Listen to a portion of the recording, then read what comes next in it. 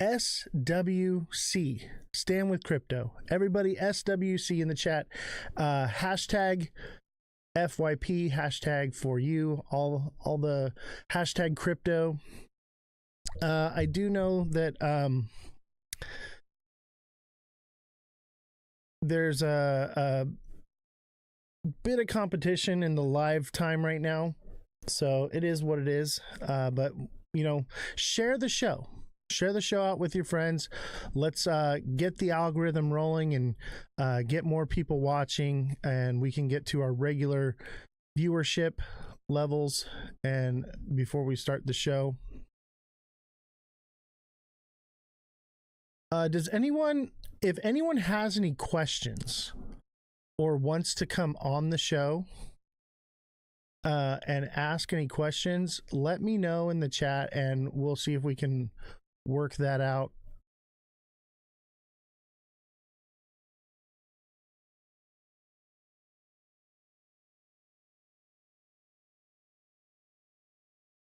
Let's see here. Competition within ourselves. LF Goat. Hey, Go Tribe. No drama, bitch.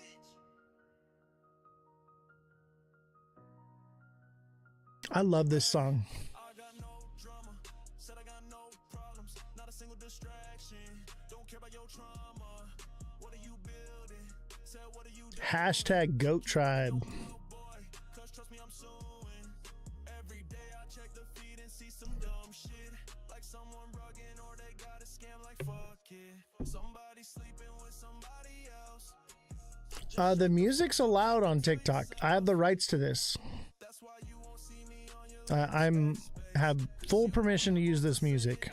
directly to my face.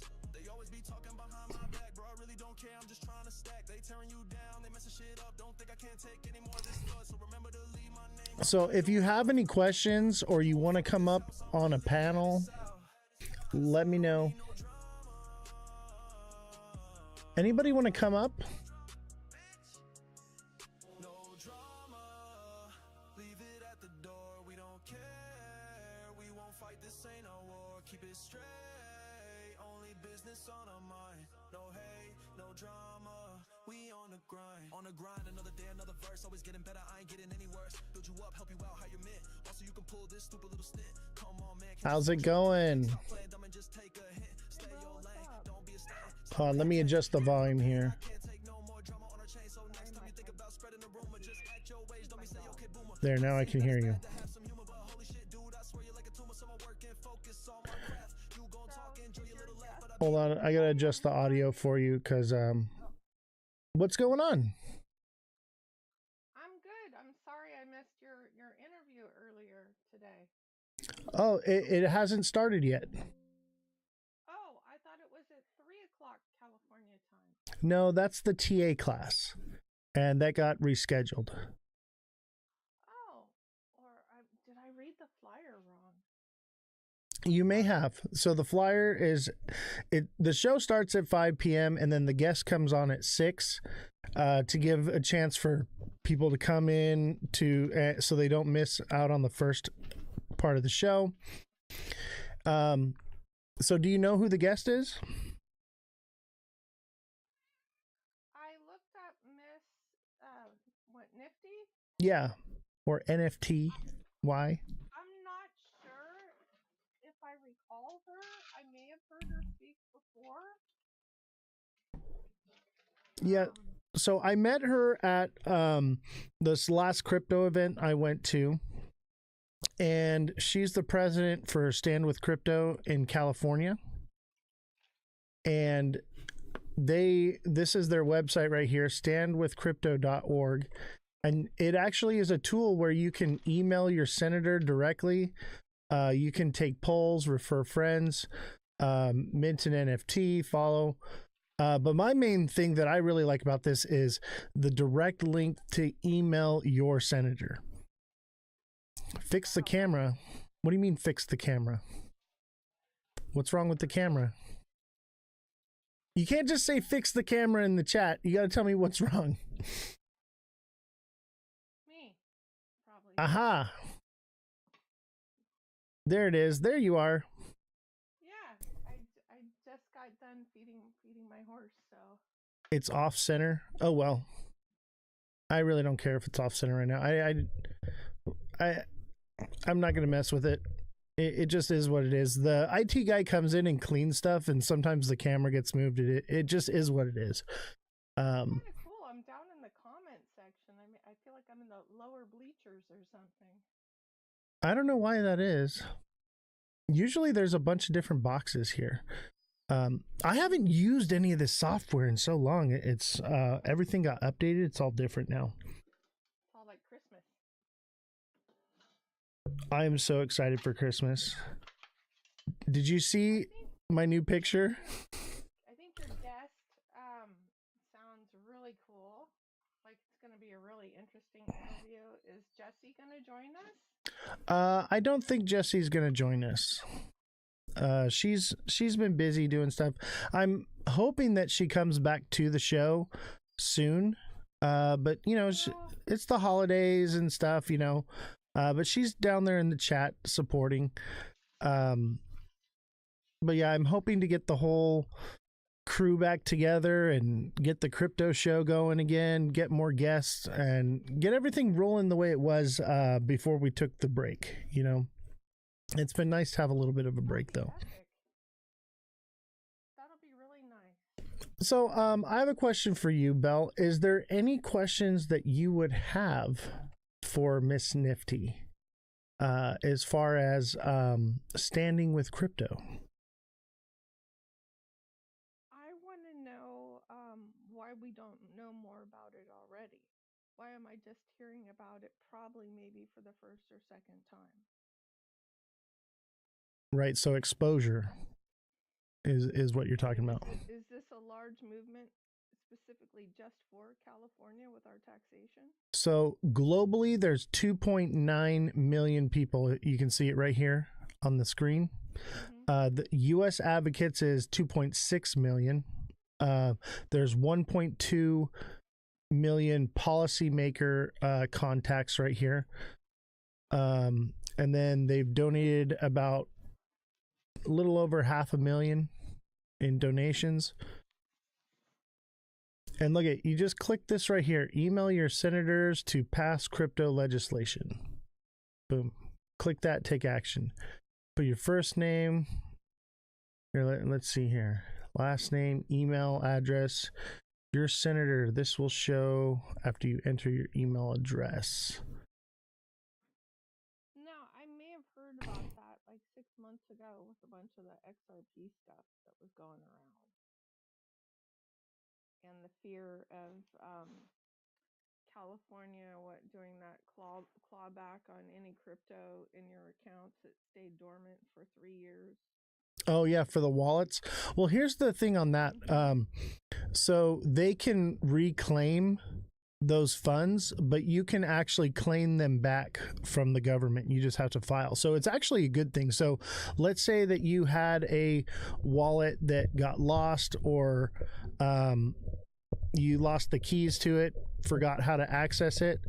The government, after 3 years of inactivity, would basically claim those funds, remove them, and then you could file to get those back. It's just, you're going to have to jump through the hoops. It sounds like something I might want to make a few posts on. And hello, Web3. Thank you so much. Web3, I did put some posts out on Stand with Crypto.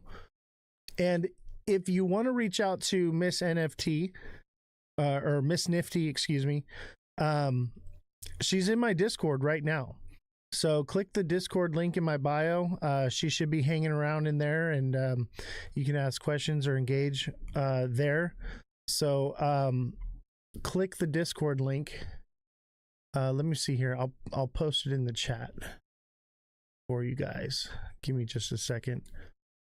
I'm really excited about this this guest today, though. I wasn't 100% sure if they were going to make it, because we actually rescheduled a couple times, but we got it. We were able to make it happen. Let's see here. All right.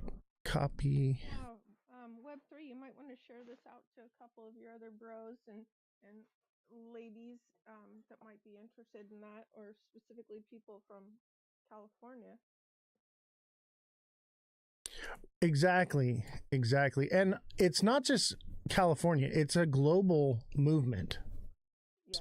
So it's more than just California. Obviously, she's the president of the California section of it, but still, hold on, I gotta fix everything. Everything moved around on me. All right, we're good. Appreciate you, Jesse. We'll see you soon.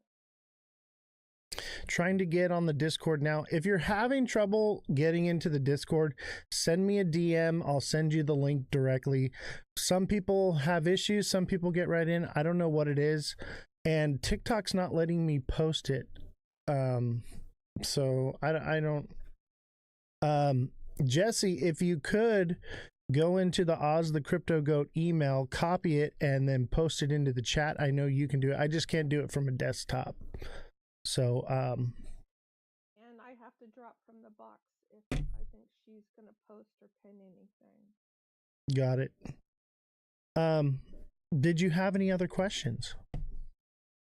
No, I just wanted to know a little bit more about her, and Right. other things she's into, and how she got started in crypto very briefly, and what are her passion projects. Absolutely. And when she comes on, that's what we're going to talk about. And then I got a few questions as well. If she has time, I'm going to open the panel back up for you guys to come on and ask questions directly. If she's willing to do that. Fantastic. Yeah, so another lady in crypto, Exactly. There's actually more women in crypto than I realized. Like, I go to these events and I see lots of women at the booths, and they're not just paid actresses. They're involved. They're doing stuff. So you guys are not alone. Josh said, "Speed me up. I'm late." That's your own fault. You're late, Josh. That's why we start an hour early. We start early so that it gives you a chance to get caught up. But we will have our guest in a little bit. I'm starting to wonder, what does she see for, AI coming online more? What changes does she see for the future kind of stuff, Well, I know that as far as the legislative side of it goes, AI is untethered now. So, which is scary. Oh, it's very scary. At the same time, you're going to see things moving a lot faster now because of that. So we'll see how it goes. Well, my little tiny business got dumped in SEO ad placement on Google and other sites since August. And AI is coming online and burying your stuff even deeper. It's like you're having to pay Google like ransom now to have your business, propped up on page 1. Yeah, it's from page 1 to page 3 overnight. If you copy the link from your link tree and paste it into join the server on Discord, it works. Got it. So you hear that, chat? Just click the link tree link and then paste it into join a server on Discord, and it should work. We can't hear her. All right. Let me turn up the audio. Sorry about that. Oops. All right, Belle, thank you for coming on, and we'll I'm gonna drop down and let you talk to a few other people, but those would be some basic questions that would be on my mind at this moment.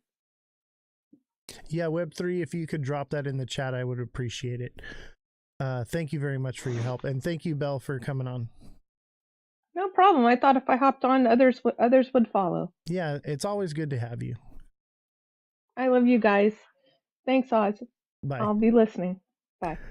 What's up, Mr. Josh TV? How you doing, buddy? What's up? It's good to have you back on the show. It's been a while. How's your show Yep. coming along? Well, I've done like 3 live streams so far. I'm not gonna lie, it gets pretty tiring. Now I know what you mean when I'm up there and like, I don't know, last time was streaming, I was up for like 12 hours and I haven't streamed since. Dude, I told you, it is tough, right? Yep. Imagine doing it just 4 or 5 hours a day, 5 to 7 times a week, like that, just like clockwork. And then having something to say every time and be right. Right. It's difficult. Exactly. So, what do you know about Stand with Crypto? Have you heard of it? Not really. I've heard of other organizations, but not this one specifically. So, if you go to standwithcrypto.org, that's this page right here. And basically it says, if you care about crypto, it's time to prove it. 52 million Americans own crypto, and yet crypto's future in America remains uncertain. Congress is writing the rules as we speak, but they won't vote yes until they've heard from you. Now, we're going to pull this up and read what it is. So you can actually email your senator. You click on this link right here and it takes you can put your name, email address, and then it'll tell you who your senator is, and you can email them directly, which is pretty goated if you ask me. Yeah, I'm gonna have to go do that. Definitely read it before you sign it. That's one thing I would say for sure. I have not read it yet. What's up, Purple Bitcoin? Haven't seen you in a while. Good to have you. Is this for the Clarity Act?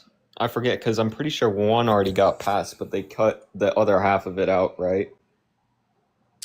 I'm not sure, and that's some of the questions that we're going to ask.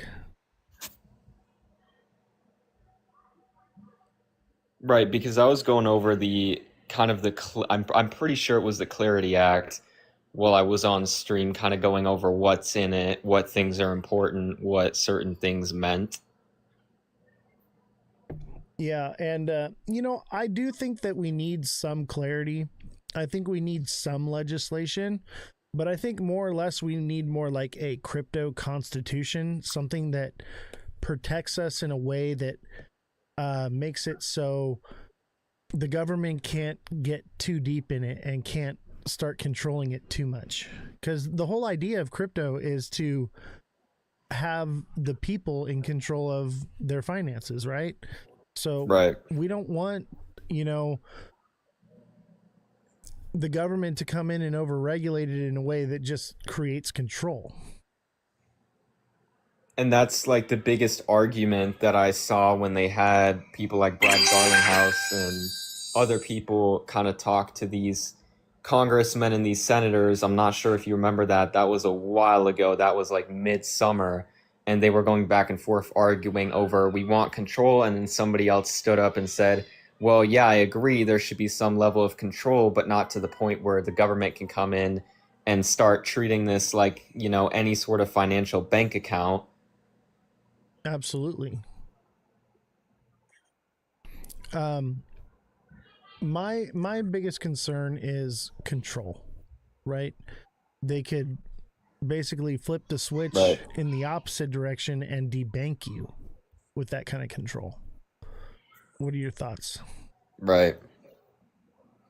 I think looking into it recently, so many people argue over the whole decentralized aspect of it, and like really looking into it in the last year or so, I've really begun to notice is that essentially everything runs on the exchanges because you're still exchanging for fiat, so everything is essentially still running on fiat.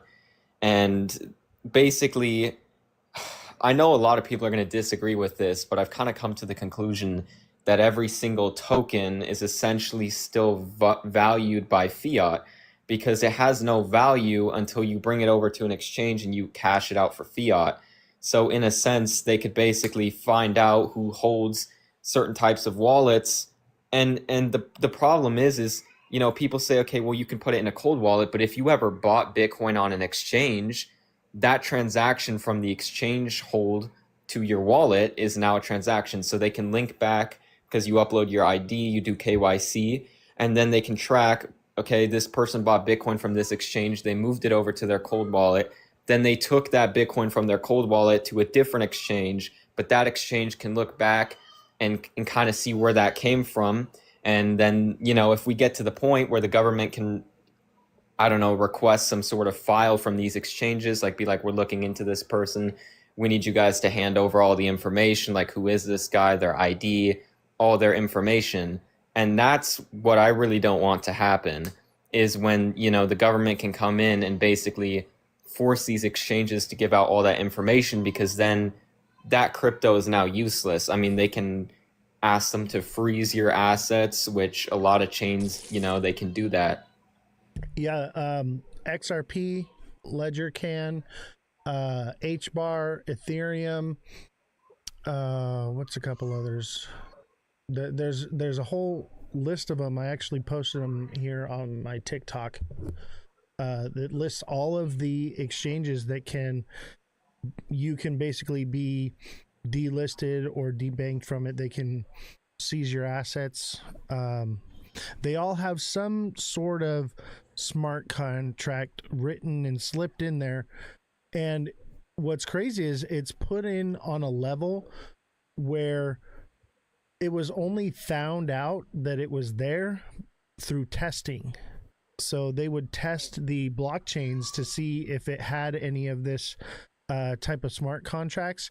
And all the big ones, man, they all have it in there. So it's a bit concerning. And it's not something that you can just look up and know that it's there.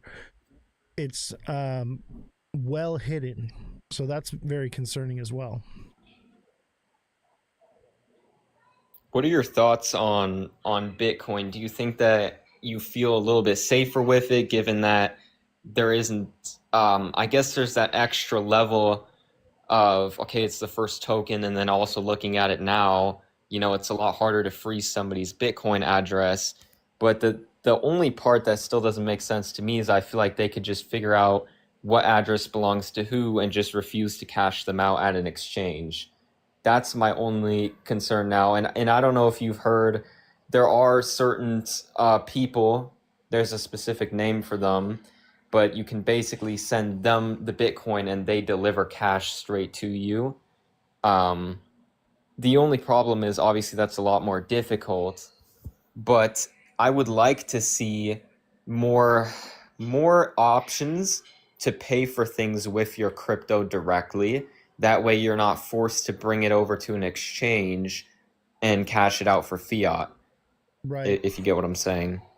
And I feel like holding stable coins, you can do that already, right? So if you're using USDC and let's say you're using Coinbase or you have like an Arculus wallet, Arculus has tap to pay.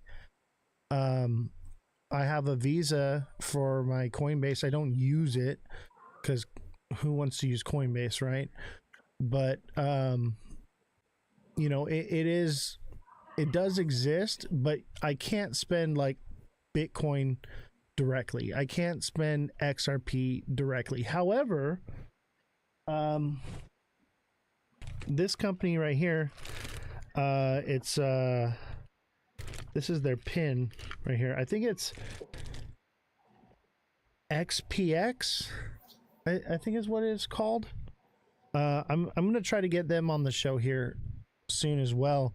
But they've only been running for about 16 months now. But it's basically a way that you can spend your XRP or your Bitcoin or your Ethereum as cash with a card.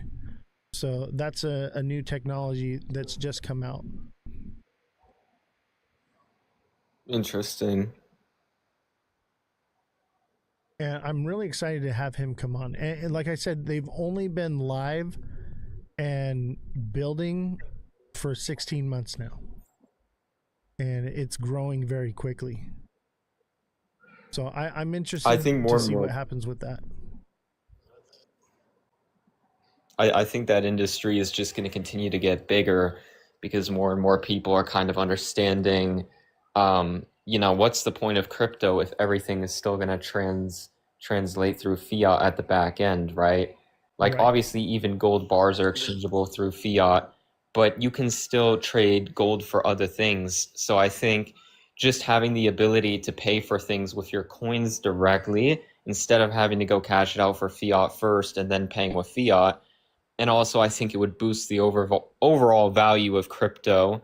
Um, and I don't know. I think we're going to start to see more of that in 2026. I'm already seeing all of these crypto influencers, especially the ones you shouldn't really trust, like the ones that are always, the orchestrated pumps of cryptocurrencies and new projects.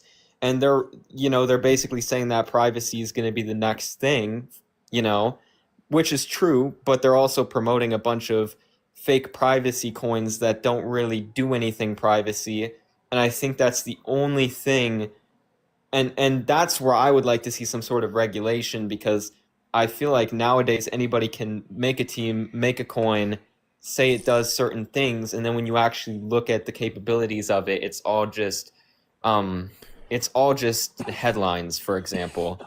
I'm more along the lines of buyer beware, right? So you should be doing your own research. Like, are you just going to pick any bank to bank with? Or are you going to look around and see, do I want to use a credit union?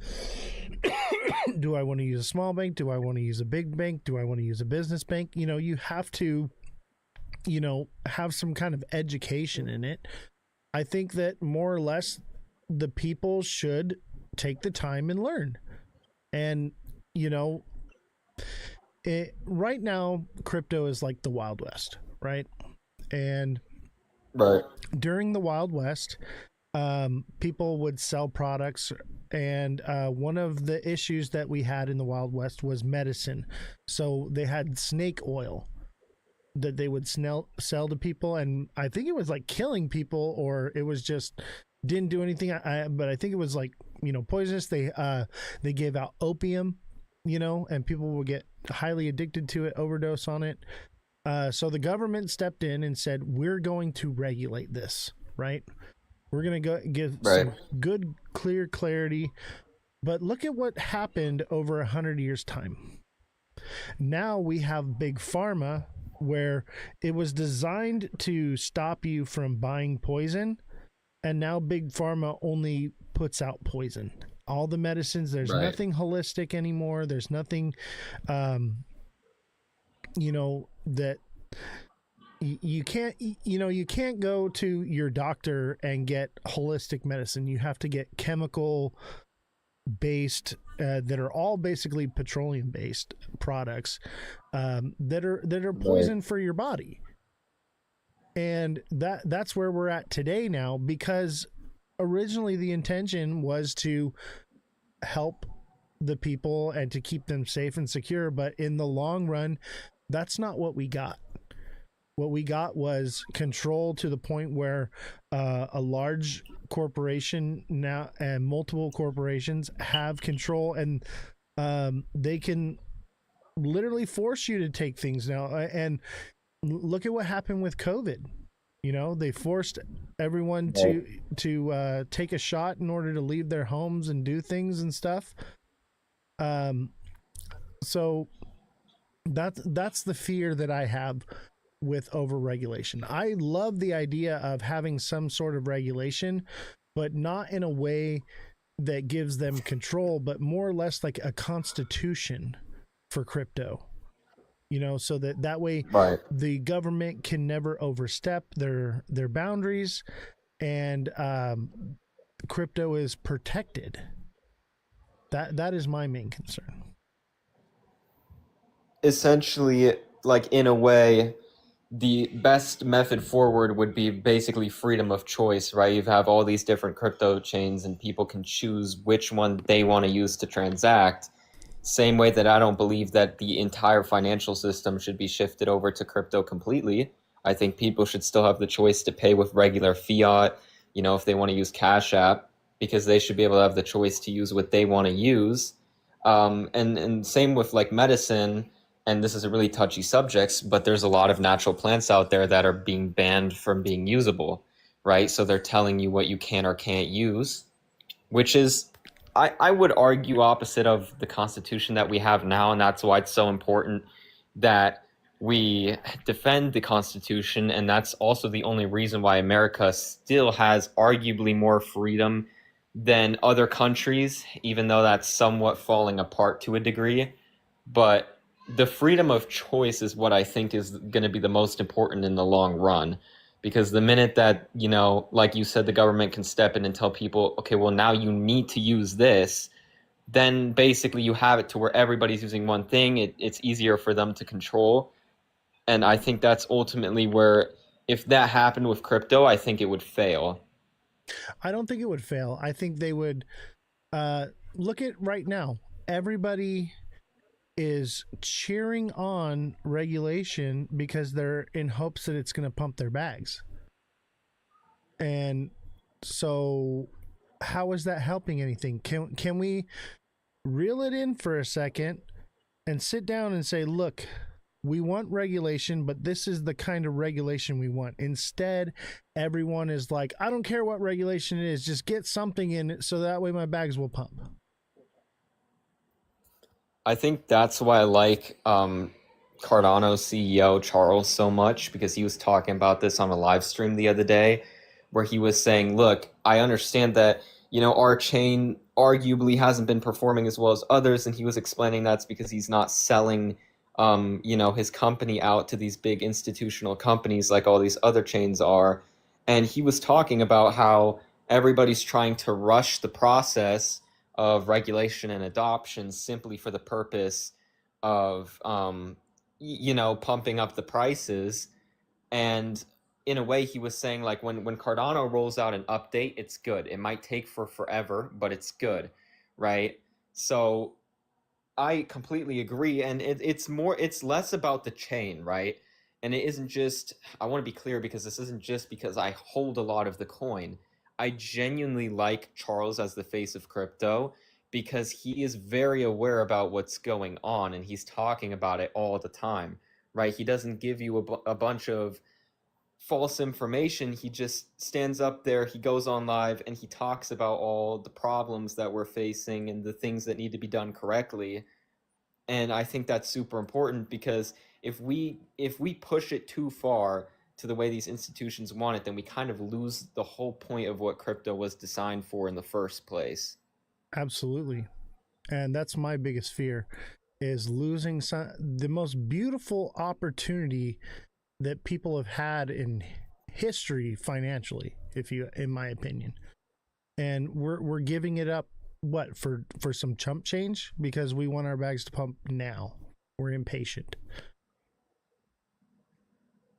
I think we need to see total, I would say organic growth would be better, because if you look past it all, the last cycles on the total market cap chart, it always comes up and then all the way back down before it goes back up. And we're never creating new floors, which tells you one thing, and that's that the overall market isn't gaining any sort of stability and growing. And that's the current issue, is whenever you push all of this adoption as news and you get all these people to front run the markets, they take it back out because there's still uncertainty, and then you're never making that new floor, and new people aren't going to come in because they don't necessarily trust it. So do you think with regulation, more people would buy it and leave their money in it? I think they would, partially because they've also, everybody's told growing up that it's important, right? Like, you need to have your money in a safe bank, this and that. I see it from social media, how people are talking, like they do want some regulation, but like you're saying, I think it's important that it doesn't overstep, because I also don't want the regulation to get to a point where we're doing all these things just because a couple people want them, and then it destroys the whole space for maybe a short-term 50% rise in the markets, right? Because you want overall sustained growth, kind of similar to the stock market. the stock market doesn't lose half of its total market cap value in the form of 2 weeks, if you know what I'm saying. Absolutely. And I think that's the issue is everyone is content with the uh, small pump now because their plan is to pull the money out. They're not looking. I mean, some people are. They're looking to hold long term. But some people are just like they think that they're going to put in $100 and come back in 6 months and be a millionaire. I think that type of mentality is also. Go ahead. No, go ahead. I forgot what I was just going to say that. I was just going to say that type of mentality is kind of what destroys the crypto space, right? Because if that's what you tell people, I mean, I would say from now that I started trading more, I like the volatility. And I think even if crypto grows, there's still going to be more volatility than the stock market, which is good because, like we were talking about earlier, people have freedom of choice. They can use the stock market, they can use the crypto market, right? They can choose if they want more volatility or less volatility. But I think overall, if you look at it, um, I don't know, just telling people that they can put a small amount of money in and that it's going to go up, it just hurts the space. Because if we were to address it a little differently, I think also more people would trust it, right? If they saw stability. I mean, why do you think more people trust Bitcoin, even though there's more gains to made elsewhere? Because it has a track record of going up every time. And we haven't seen that with these other chains, right? It's the biggest issue that Cardano is facing right now is that it made that one all-time high and people want to see it go past above because then they're seeing that original people who bought it are trusting it and they're coming back into the space.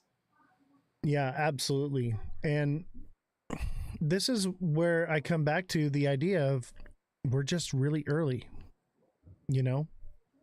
There's a lot that needs to happen as far as trust, security, privacy, insurance, knowing that if I put something here, you put money in the bank and you're FDIC insured. You don't really have that with crypto. Right. So, there has to be something that makes people feel like, okay, we're good. And I think that, government regulation is something that does lead in the right direction. And like I said before, my main concern is that we lay the proper framework for that before we're just pushing through policies just to get anything through just so that the bags pump. Right.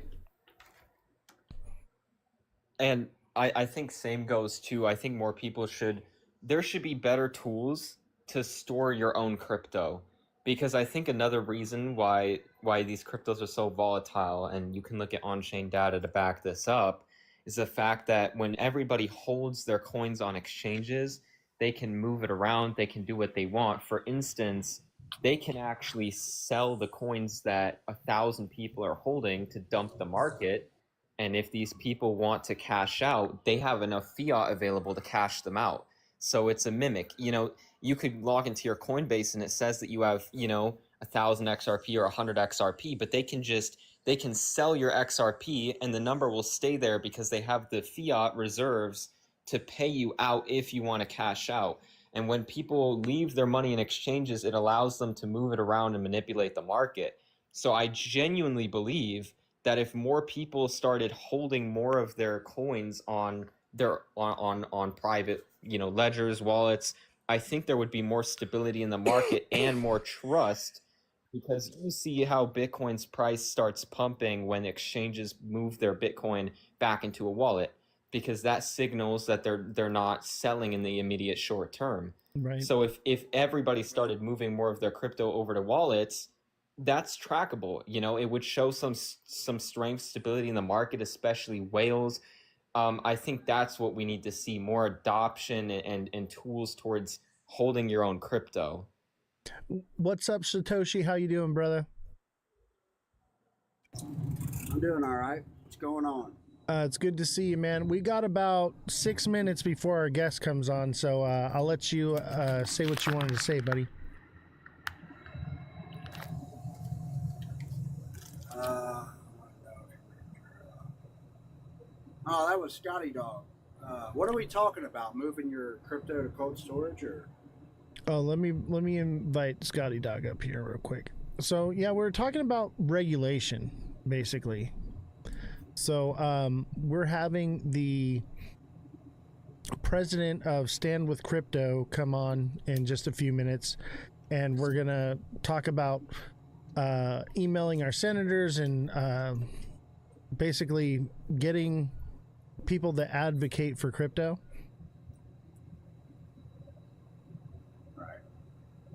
All right, Scotty Dog, what's going on, brother?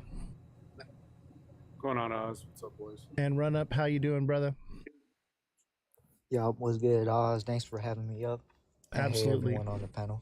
And if you guys want to stay up on the panel while we have the guest is going to be through Discord. And if you guys have questions throughout the interview, you guys are more than welcome to stay up and be a part of it. But Scotty, you want to go ahead? No, I mean, I'll just sum up kind of my thoughts on this. Recently, I think we forget that crypto's still a toddler. And being that, I just do the analogy that when you look at a toddler, sure, you can have aspirations and thoughts of what that child is going to become, but you don't know. It takes a lot of investment and a lot of effort and a lot of commitment to guide and support. And I think maybe that's something you're getting at, where it's almost like everybody's a lot of the people in crypto right now that could be doing something to make a difference are sitting back and letting the foundational part of crypto, the decentralized, the ability to try and do something and have control yourself, slip away. And that's what I meant by my comment in the chat. We're like lab rats just waiting for the players to use us to fine-tune their takeover. You know, one sentiment I've noticed when I bring up this subject is people say, well, the institutions are just going to do what they're going to do already. The big money's already got their hands in it. There's nothing we can do. And I think that that's very wrong. And that's why I'm really excited about this guest coming on, because I feel like this is an opportunity where we can have our voices heard. We can do something about it. You don't necessarily have to go and click this and use their predetermined letter. You can write a letter to your senator. You can write a letter to your congressman. You can get involved. Your voice can be heard. If 10 of us all emailed our congressman, that would create a ripple effect. You think that it doesn't matter, but it does, especially with primaries coming up. This is our opportunity to actually make a difference, because when primaries come up, they're afraid. You know, this is your one opportunity to have your voice be heard. 100%. You don't want to be the person that doesn't even give a voice and then complaining about it after. Yeah, and that's the majority of people. People want it to just be done for them. They just want it to happen for them. They don't want to literally click a website right here. It's this easy. Name, last name, email, address. Click your senator's name, and then they have a thing, and then boom, click send. It's that easy. It's that freaking easy, but you know, who's actually doing it?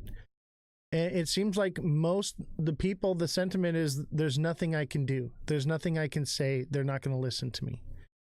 Run Up, did you have any thoughts real quick before I pull up Miss Nifty and we give her a chance to talk, and then I'll give you guys an opportunity to ask questions if you like?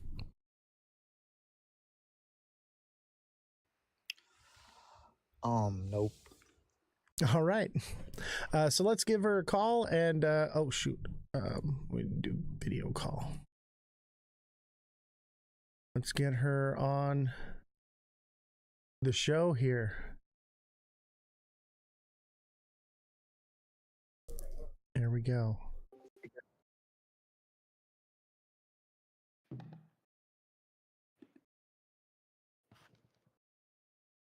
Like we're connecting.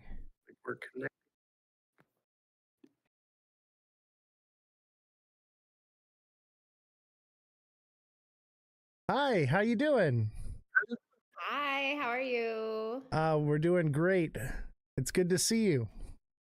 Good to see you. I've been having a great time listening to you for the last hour, chatting with the community, listening to the questions and concerns and things that they're doing and reading and seeing.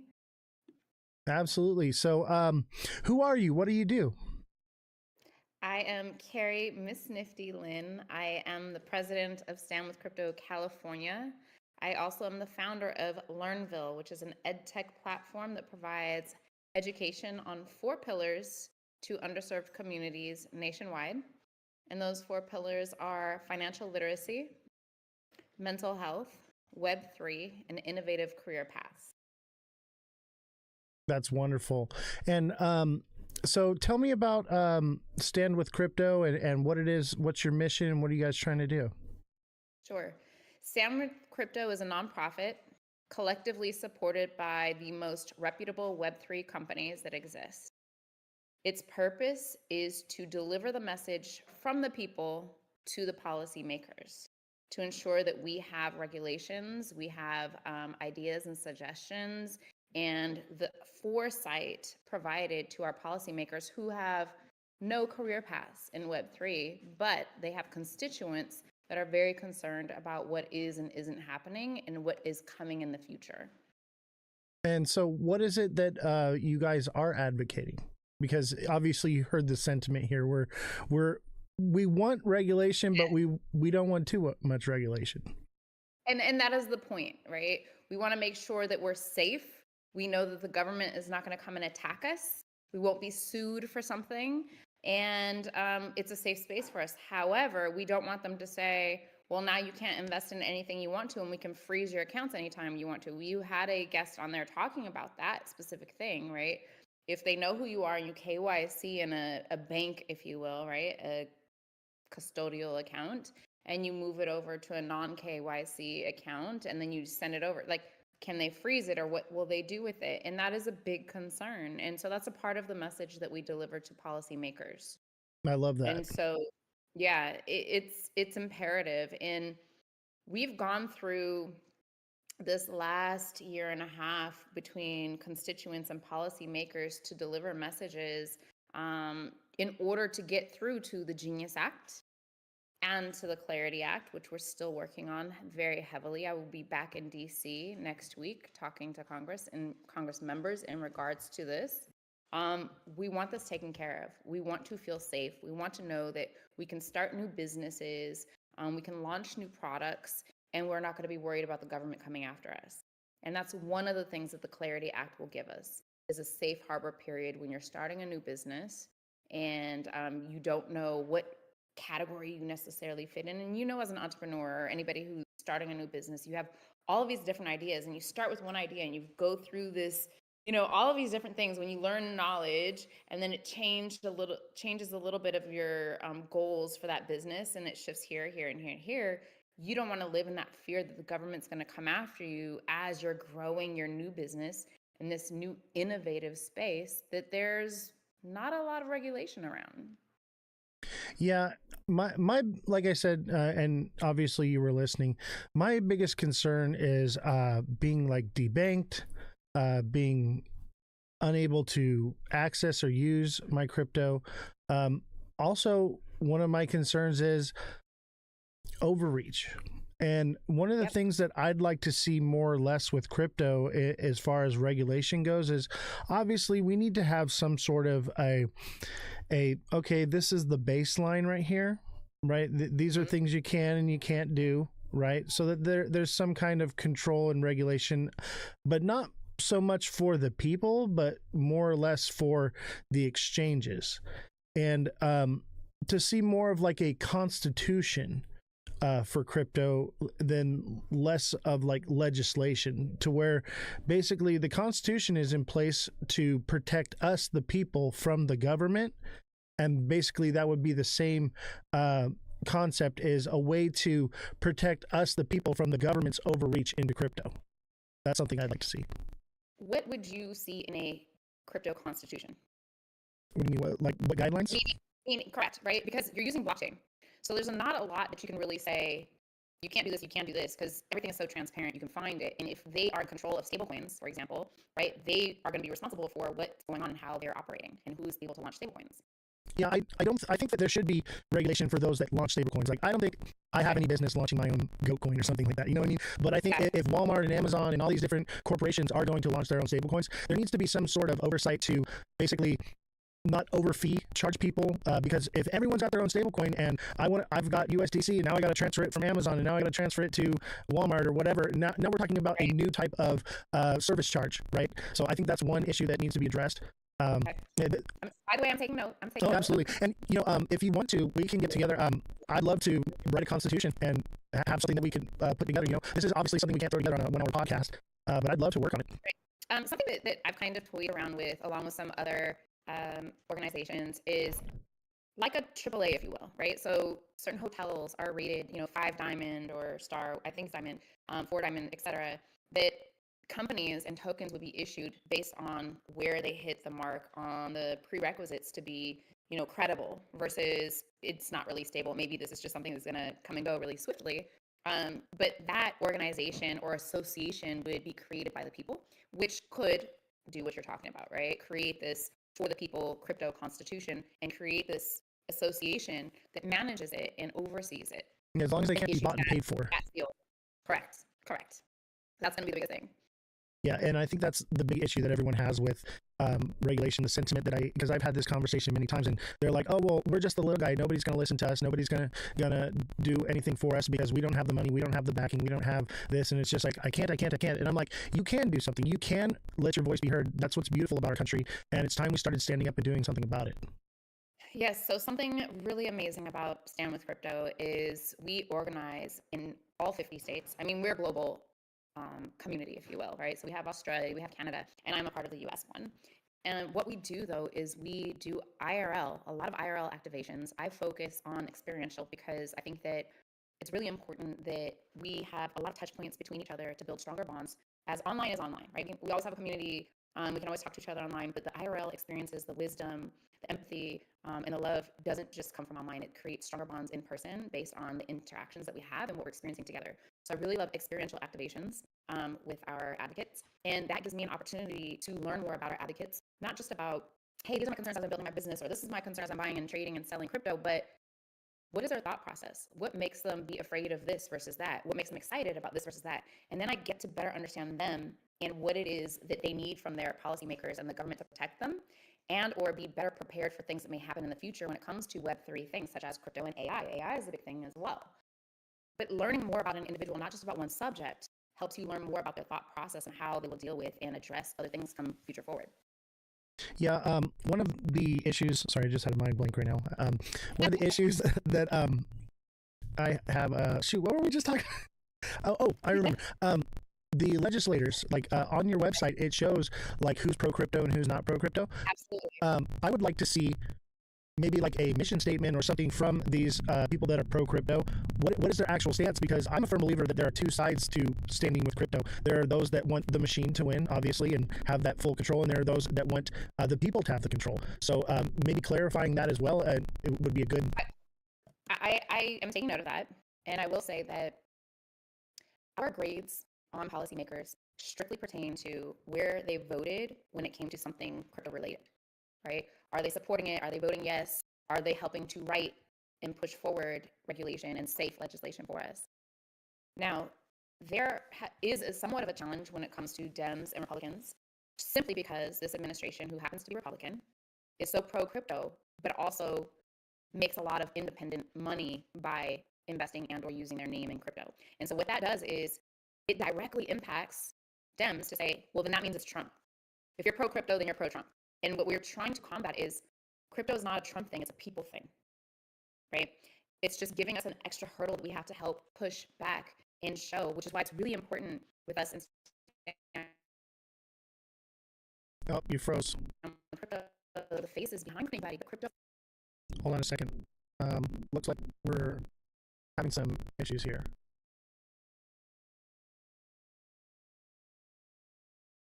Are you there? Did we lose you? We might have lost you for a second. Let me see if we check our bit rate. Did I lose you? Chat, we lost her. Everybody, W's in the chat. Smash that like button, subscribe to the channel, share the show with your friends. I'm gonna head over and see if we can get her back on the line here.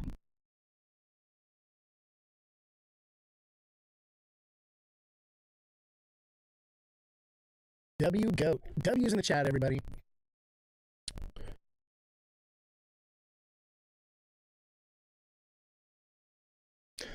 It's a people thing, not a Trump thing. Hits hard. Dude, you have no idea. When she said that, I was like, that is so spot on. We have to realize that it's not one or the other. You don't have to hate crypto because you hate Trump. You know? And I'll just take this time here. Thank you for all the gifts that have come in. Thank you for helping me reach my live goal. Let's set a new goal here.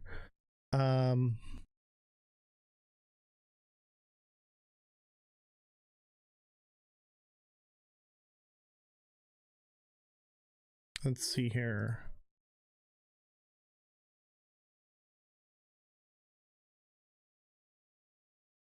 All right, I think we're set. Yeah, we're having some internet issues right now. If you don't know, there have been solar storms, and with the solar flares and the solar storms, the internet has been a bit shoddy. So that's been a problem. So that's partially why I haven't been going live every single day, because I'm like, okay, maybe we should just wait for the internet to get better.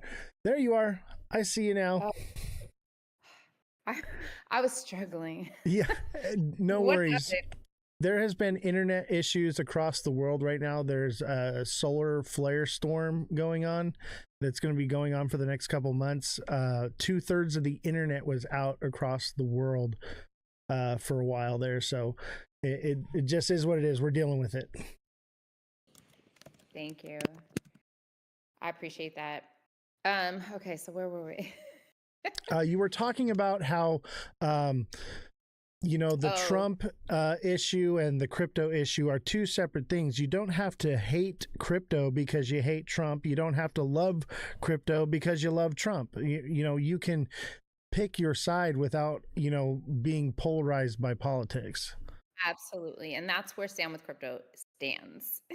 I love that. So, and that's how representatives are graded. But behind the scenes, or not necessarily behind the scenes, but that is something that we try to combat between the two parties so that they understand that this is for the people, and we explain and we fight to show the voices behind crypto. And so it's imperative that I am in tune with all of you, right? Crypto natives and people that are just simply interested in crypto that can benefit from it. Tell your story. And so sometimes we will fly out constituents to DC and participate in some of the meetings with their representatives so that they know that these are real people. I absolutely love that. I would love to fly to DC. I would love to get involved in this in any way I can. This is probably the most passionate part of crypto that I've had, as a journalist and as an influencer. Like I've been in politics. I was on the school board out here. I was in politics with my union. So I'm actually trying to run for city council where I live now. Yay, right? Because I want to make a difference. I believe that I can make a change. I believe I can do something good and useful with my life. I'm retired now because of crypto, so I have the time on my hands and the ability to do it. So I'm trying to be involved and give back to my community as best in any way as I can. That's why I have this show. You know, I don't make any money doing this. My back hurts from sitting in this chair.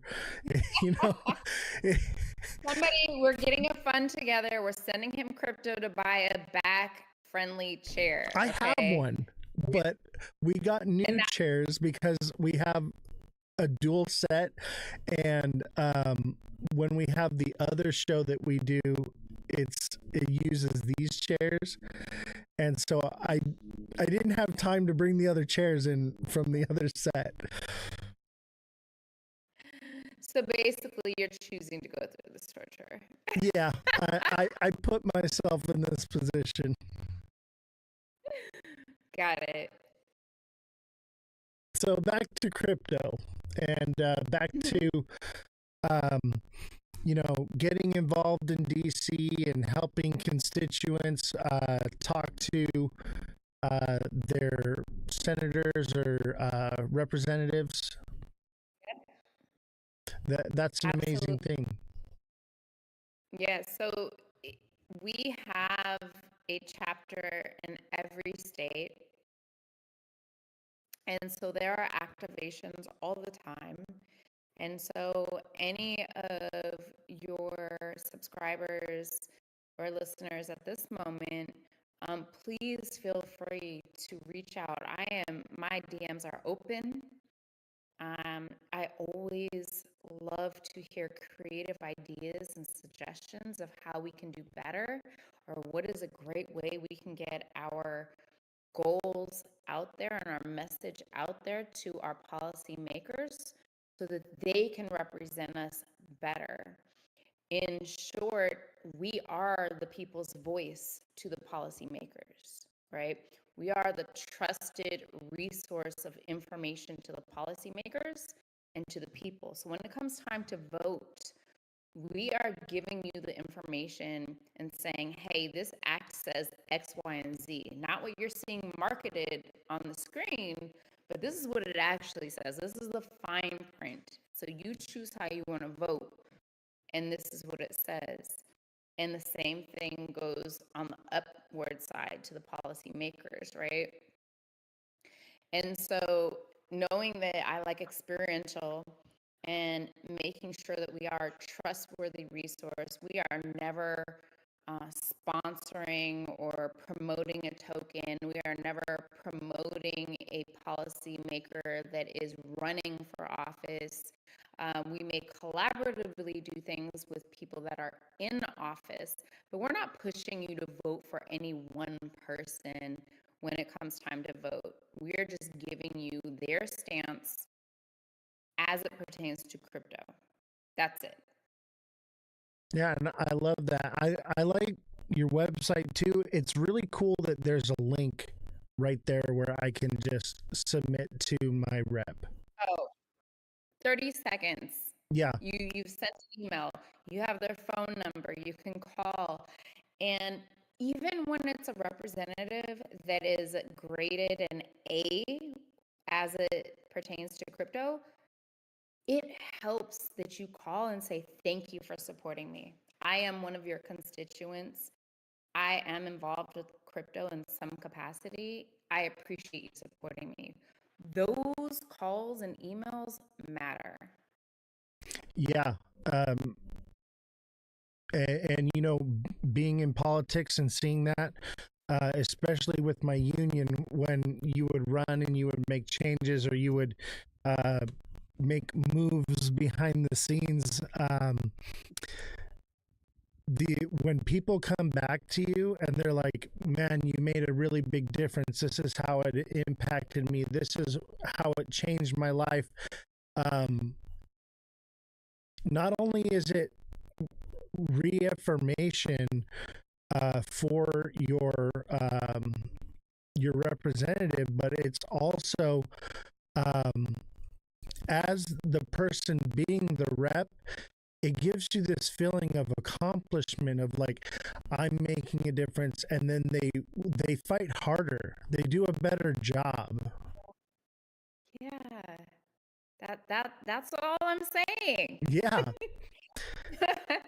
We are, there's actually something that we're hosting in a couple of weeks in LA. And I had this vision of just capturing the voices behind crypto. And so advocates, crypto natives, I want to capture your story, right? And so we're going to have a studio rented out, and I want to interview you. Who are you as a human being? And why is it that you care about crypto? And I want to tell that story, and I want to use that story and promote that story so that people and policymakers know that we're real people. Wow, that's amazing. When is that? I will be there. December 17th. I will be there. Okay, I will send you an invitation. There's also something, this is a different subject, but when I was listening, while I was listening for the last hour before I got on, a young woman asked about AI. And I just flew from Atlanta because of a conference that I was there for, which is a global conference um, about financial literacy, with where I got to speak to 40 different countries, delegates from 40 different countries. And this person, who happens to be a friend of mine, John Hope Bryant, and Sam Altman, a couple of years ago, started the AI Ethics Council. And so they just released their first AI and Ethics Council report. And so I just shared with you a link in our messages that you can share with your listeners as well. Okay. So they can read about the information that has just come out. They just released it today. And keep an eye on that, and they can participate and read up. They are focused on 8 pillars of AI.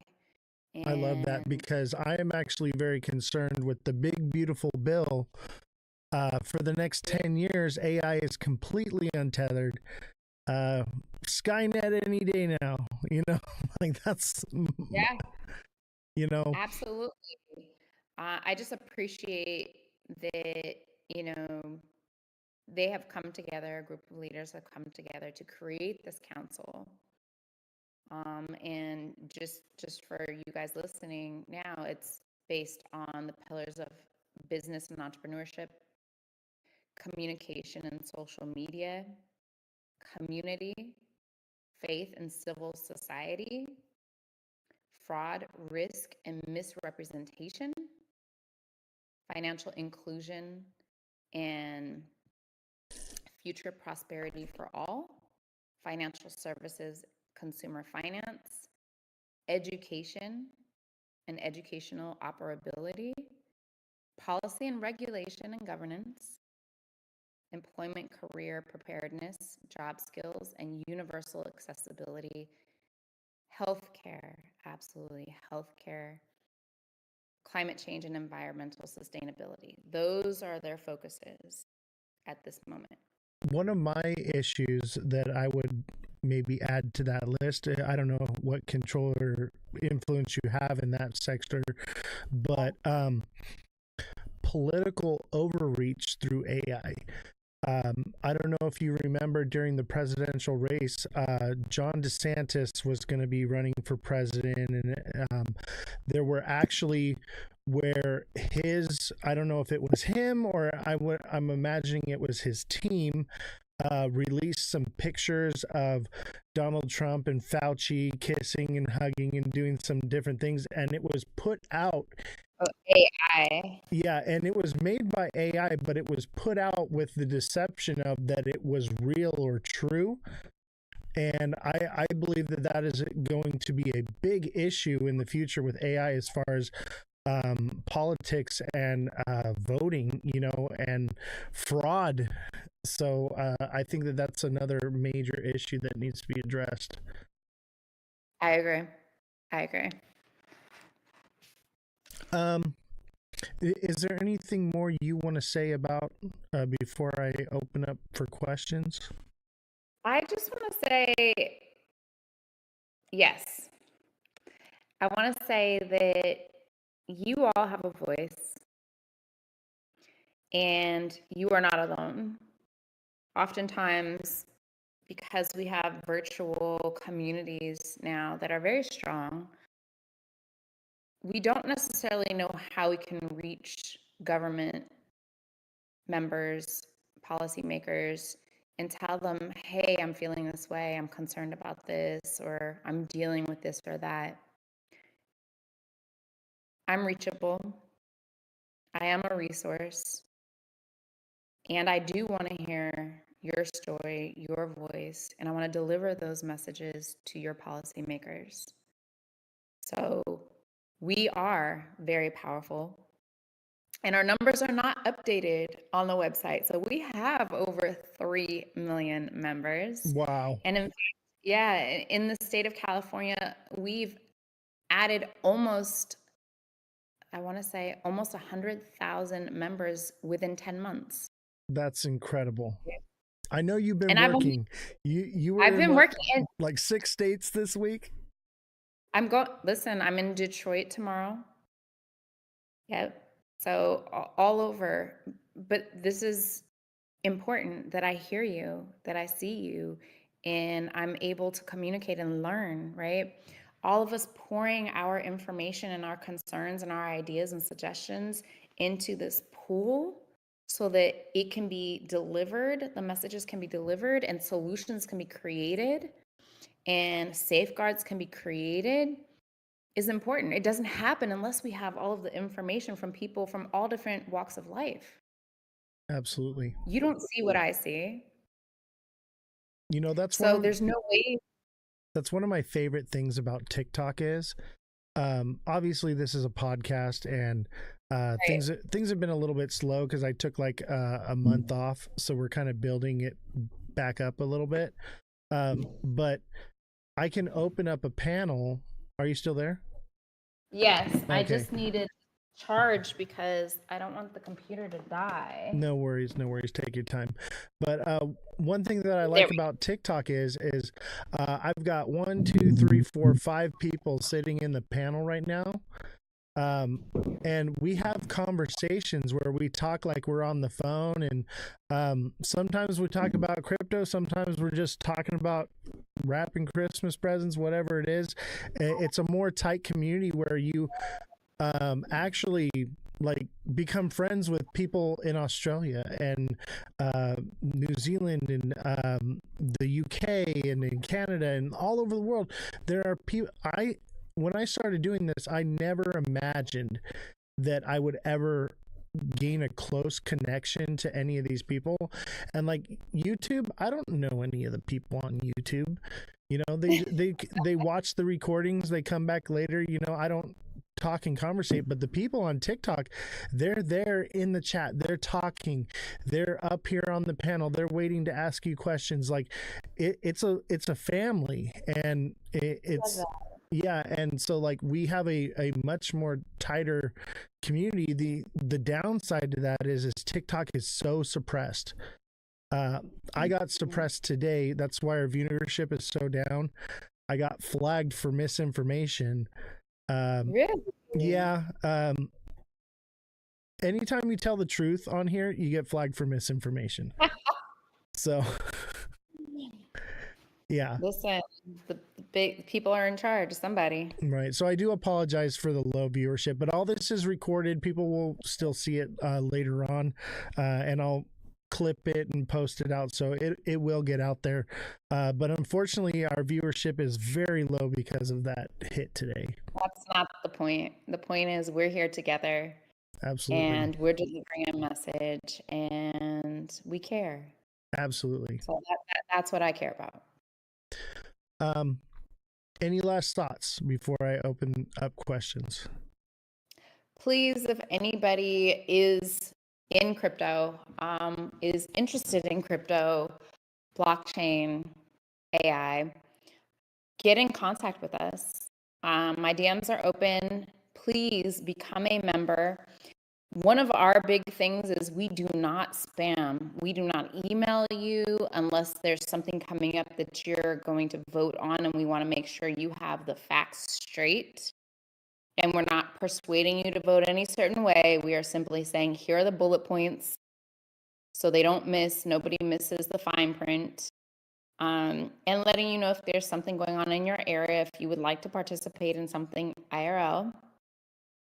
However, numbers matter, right? Numbers matter when we are able to say to representatives, hey, I have X, Y, and Z number of constituents behind me, and they're concerned about this. They're more apt to listen to us, right? And so for the state of California, which we have the most advocates out of any other state in the US, we have almost 350,000 advocates here. They want to listen. Hey, I represent all of these voters in your state. We want support. We want protection. We want to feel safe. You represent me. And so when you register at standwithcrypto.org, that's what you're contributing to, the power of your voice as we talk to representatives on your behalf. Absolutely. And I think right now, this issue is more relevant than ever with primaries coming up. We have an opportunity to really make a wave. If we have a wave of people coming in and writing, their representatives and getting involved in politics and, having their voices be heard, now is the time to speak up and have your voice heard. The window is very small. I see your little Stand with Crypto shield on. Oh, yeah, I got it on. I got it on. It's normally on my hat, but I put it on here for the show. Nice. I love it. I'll have to send you over a t-shirt. Absolutely. If you have stuff, I will wear it on the show here. You see, I got the Goat Tribe. I got Goat Tribe in the background. I saw it in the back as well. Yeah. Yeah. Anyone that supports the show and, whatever, I will, support you as well. I love it. And just like you said, on the 17th, I think you said you're having that thing. I will be there. Yeah, I would love to. And just for some more backstory about the event, this is a congratulations to all of us for the work that we put in to get to where we are this year, to be able to pass the Genius Act, to get clarity to where it is. We're still pushing for clarity to get done, right? But we have put in a lot of work this year. We have made a lot of progress this year when it comes to crypto. And I want to celebrate and I want to empower and I want to honor all of our advocates. And so we are making sure that all of our advocates attending will get new headshots. So you have a fresh social media face. And when you do any press or speaking engagements, you can utilize your new press photos.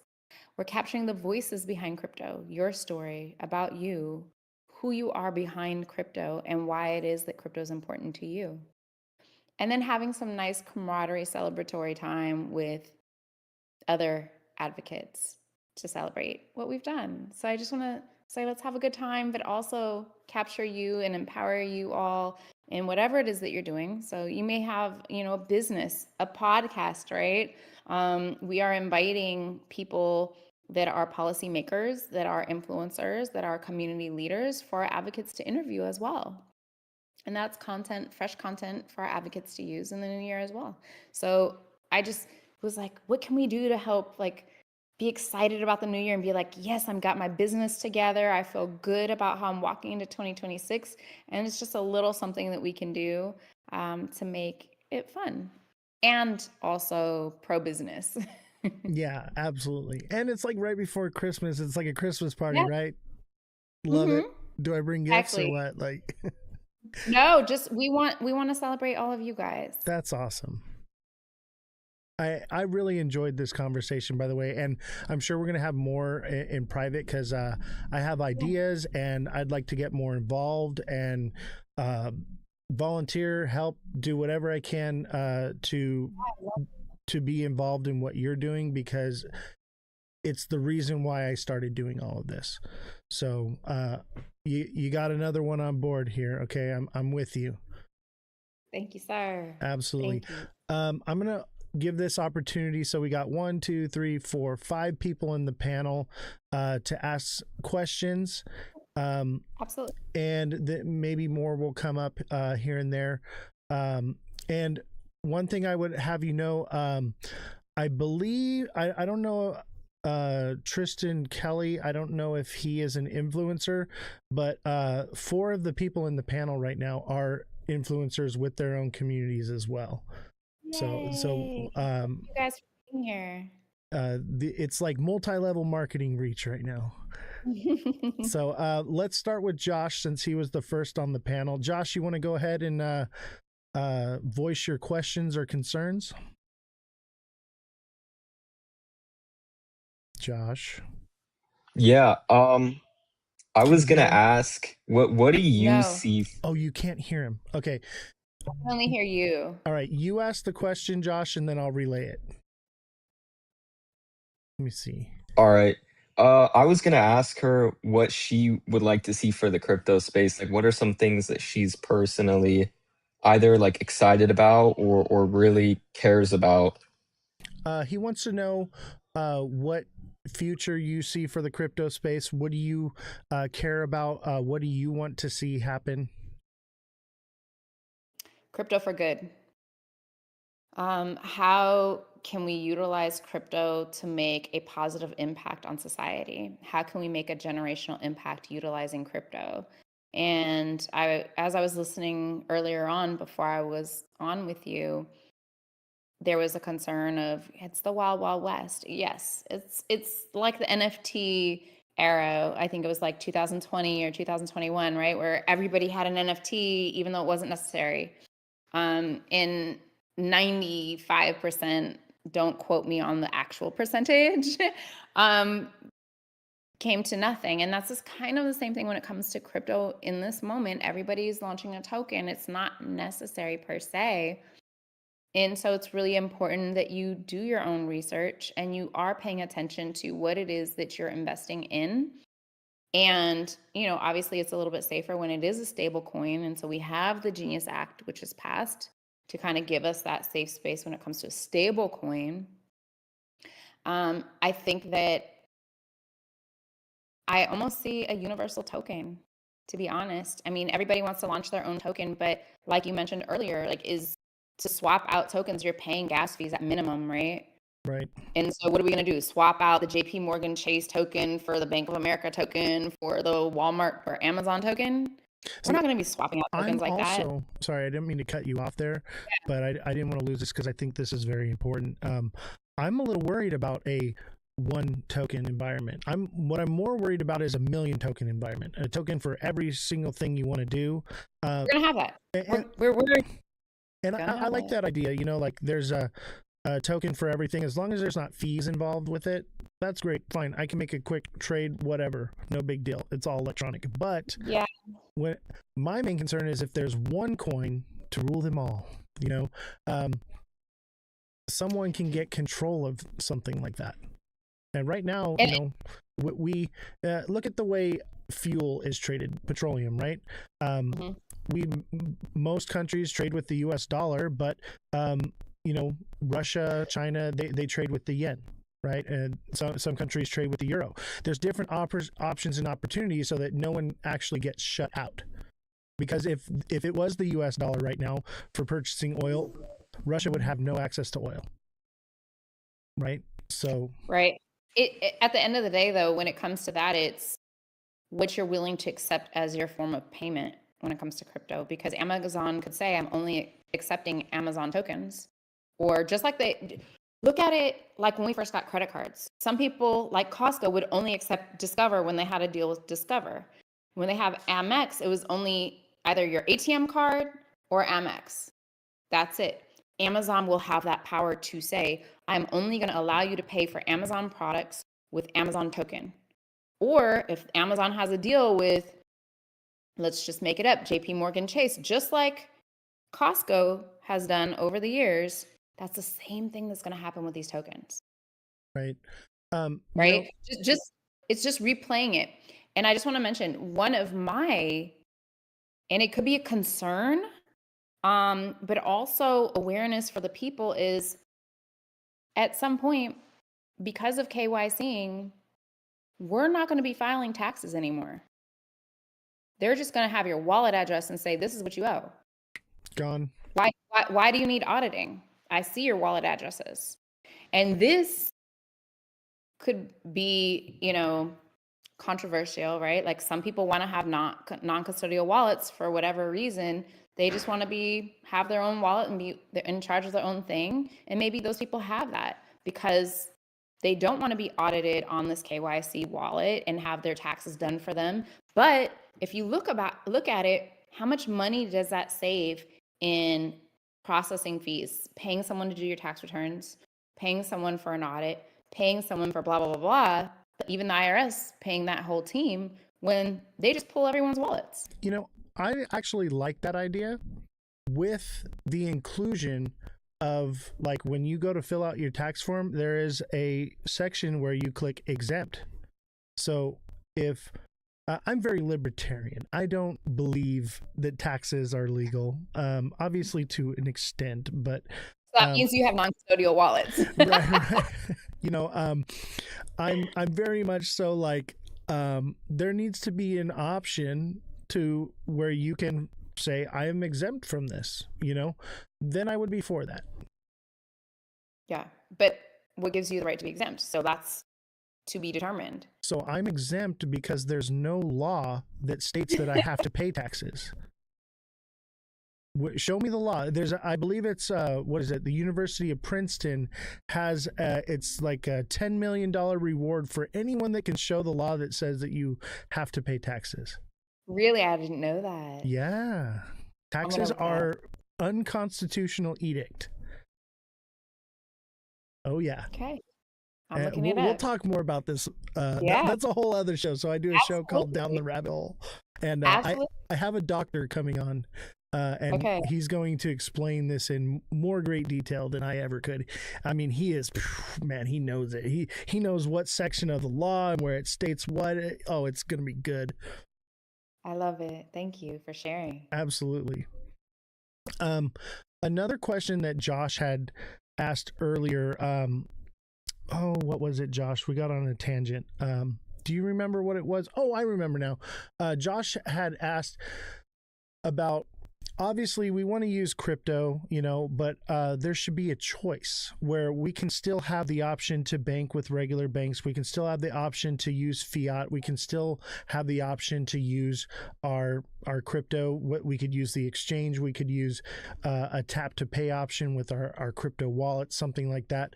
That's another concern that I have, is the freedom of choice, not being forced into it, but having the option to utilize it. That's just happening inherently because there are so many unbanked communities. And with unbanked, that means people who don't have a bank account that simply deal with cash. They're not in crypto. They don't even have a bank account. So they're not them getting into crypto is a long way out. And of course you have, and in California, there was a lawsuit saying, hey, we don't have banks. So how can you be cash only store? A lot of stores are cash only now. And so now stores have to put up signs and notices say, hey, we're cash only, because that was an issue. I think that there's going to be an option for a very long time. We, again, are far ahead of most people simply by having this conversation or even that question. Absolutely. I say this often is, those of us that are actually educated in crypto are the top 1% of crypto holders, because 99% of the people holding crypto, they're buying lottery tickets, or they're buying Bitcoin, or they're buying something they don't know what it is, what it does, or how to use it. Yep. So count yourself as the elite here, chat. You are. We are. Absolutely.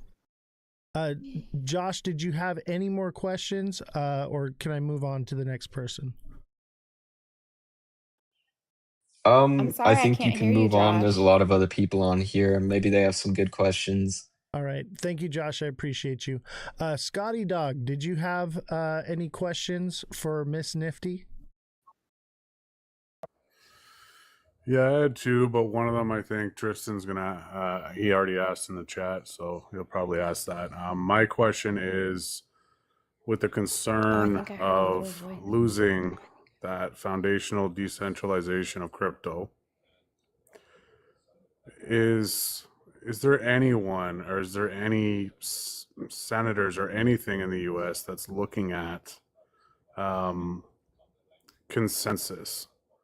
And what I mean by that, right now, proof of work and proof of stake are kind of what's looked at, but both of them are very easily manipulated by larger entities.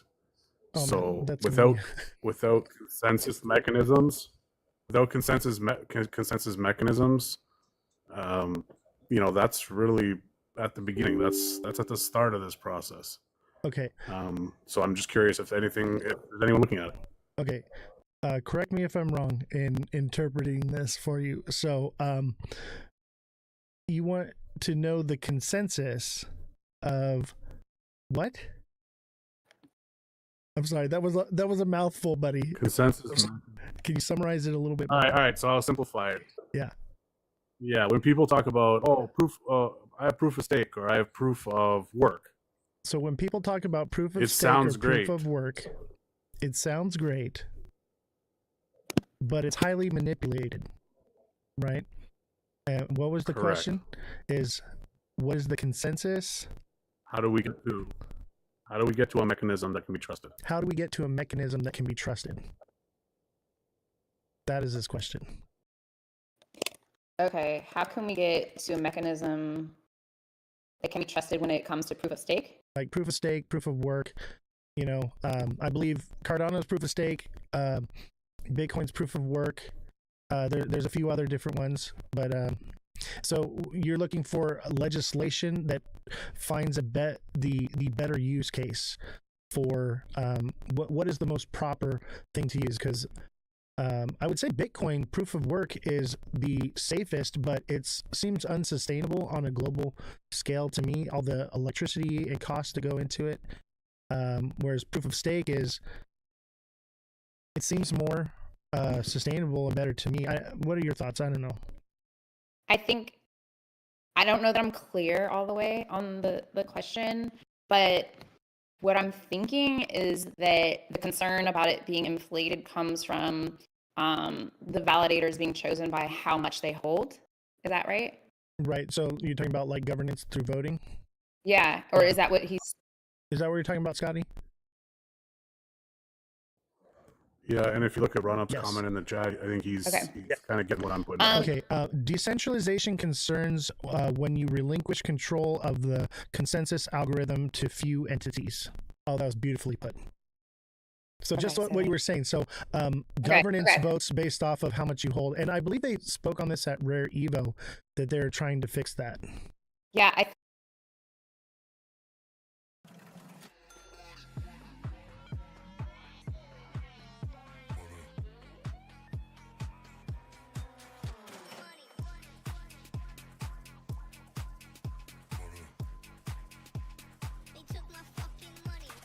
Let's get money, motherfucker, get money. Get money, motherfucker, get money. Let's get money, motherfucker, get money. Get money, motherfucker. What's going on, everybody? Welcome to the Ledger Lounge. This is Oz, the Crypto Goat, and we have a special guest today, Brooke Odyssey. She'll be up here momentarily. We're going to get started, but in the meantime, make sure you smash that like button, subscribe to the channel, share the show with your friends, and have the red light on. I have the ghost. I have the rest in peace sign for XRP. Okay, and if Brooke can convince me, I will take it all down. I will take it all down. We'll bring her up in just a few minutes. Brooke, I see you in the chat, I believe. Let's get going here just a second, and I'll bring you up. So today's going to be very special. Yeah, give me just 2 minutes to get things rolling here. Everybody hit the like button. I want to see 1 million likes today. We got close yesterday. I want to see 1 million today. All right? All right, let's don't forget to smash that like button, subscribe to the channel, share the show with your friends, send in those gifts. Make sure you gift Brooke as well. Today's gift of choice is going to be galaxies. I want to see those galaxies. I know you're making money. What's going on, Marco? All right, let's bring up Brooke here.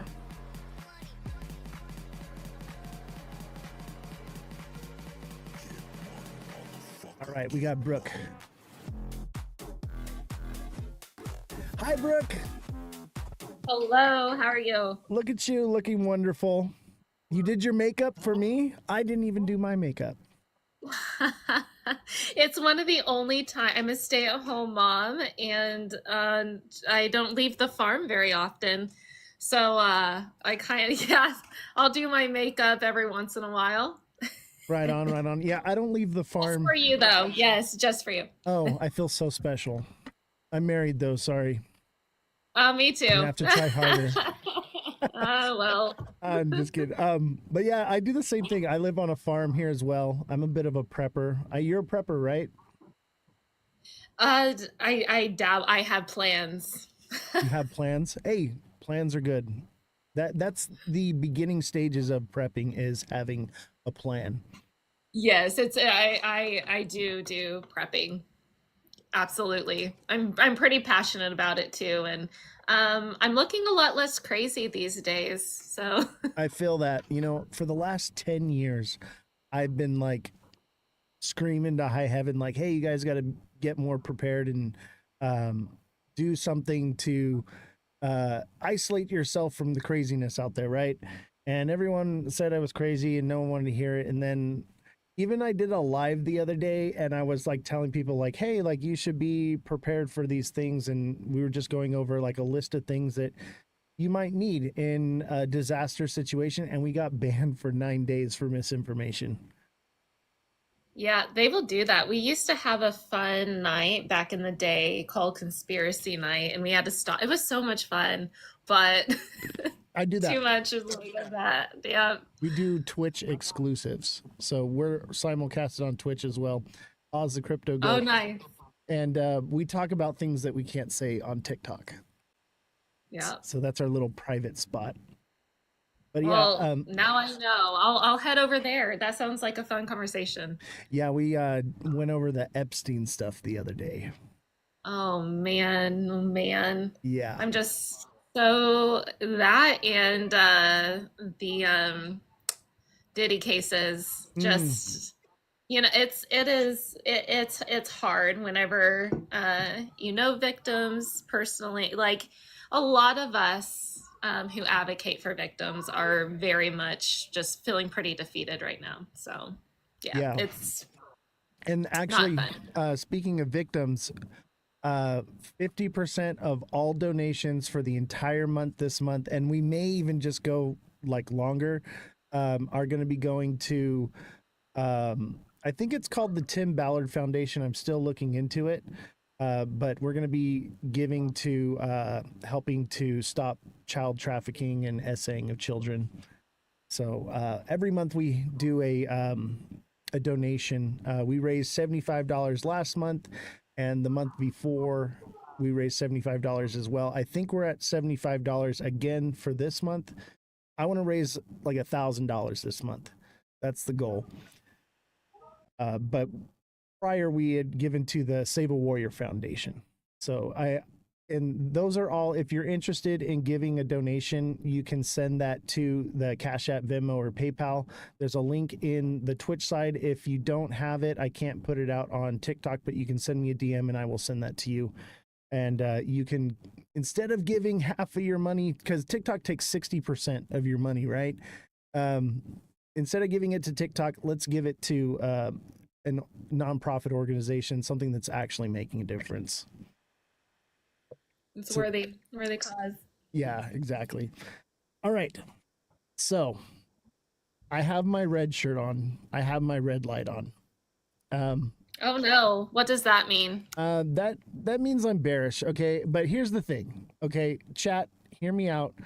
I do think we're going up. It looks like we're recovering a bit already with XRP. I do think we're going up, but I put on all the red to rage bait Brooke a little bit.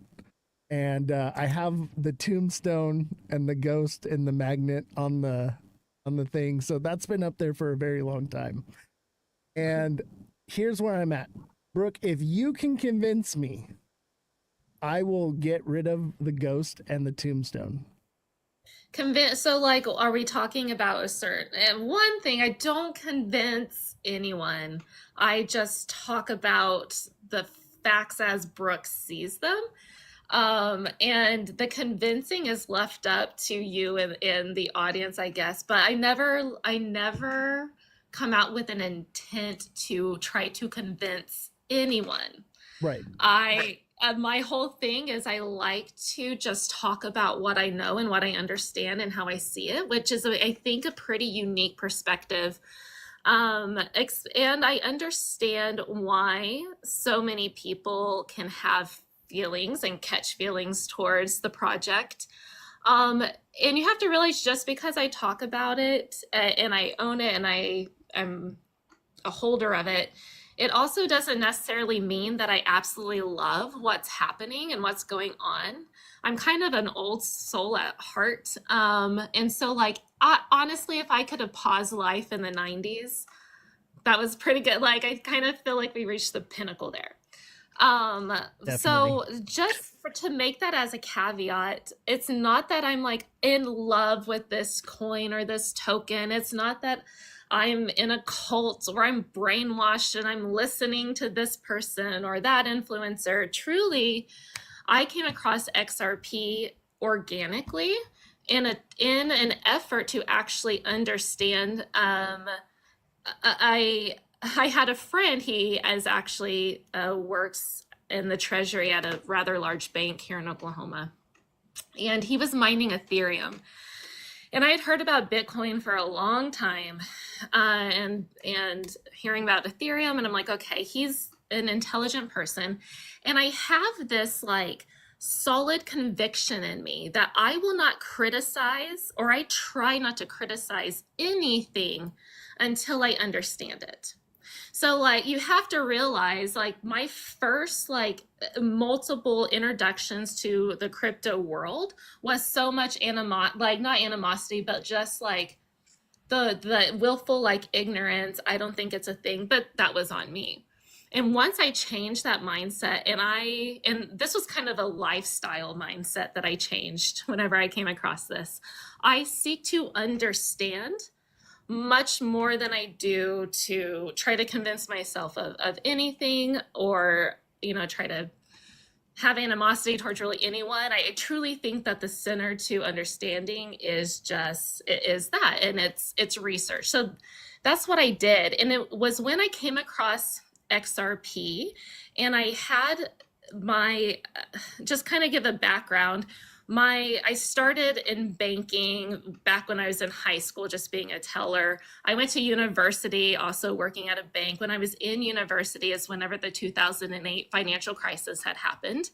And it was very interesting to me. And it kind of became an obsession to understand the financial world. And that led into geopolitical conflicts and like history.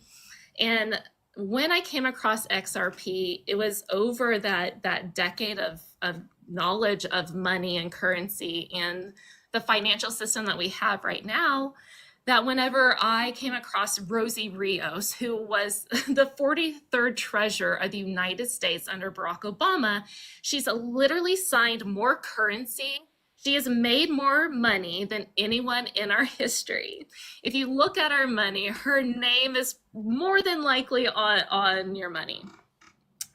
And whenever she said that she was on a board of Ripple, and whenever she said that, Thank you. Whenever she said that this changes money, that is what pricked my ears. I was like, hold on a second. I know what she knows about money. And that is a very loaded statement to make.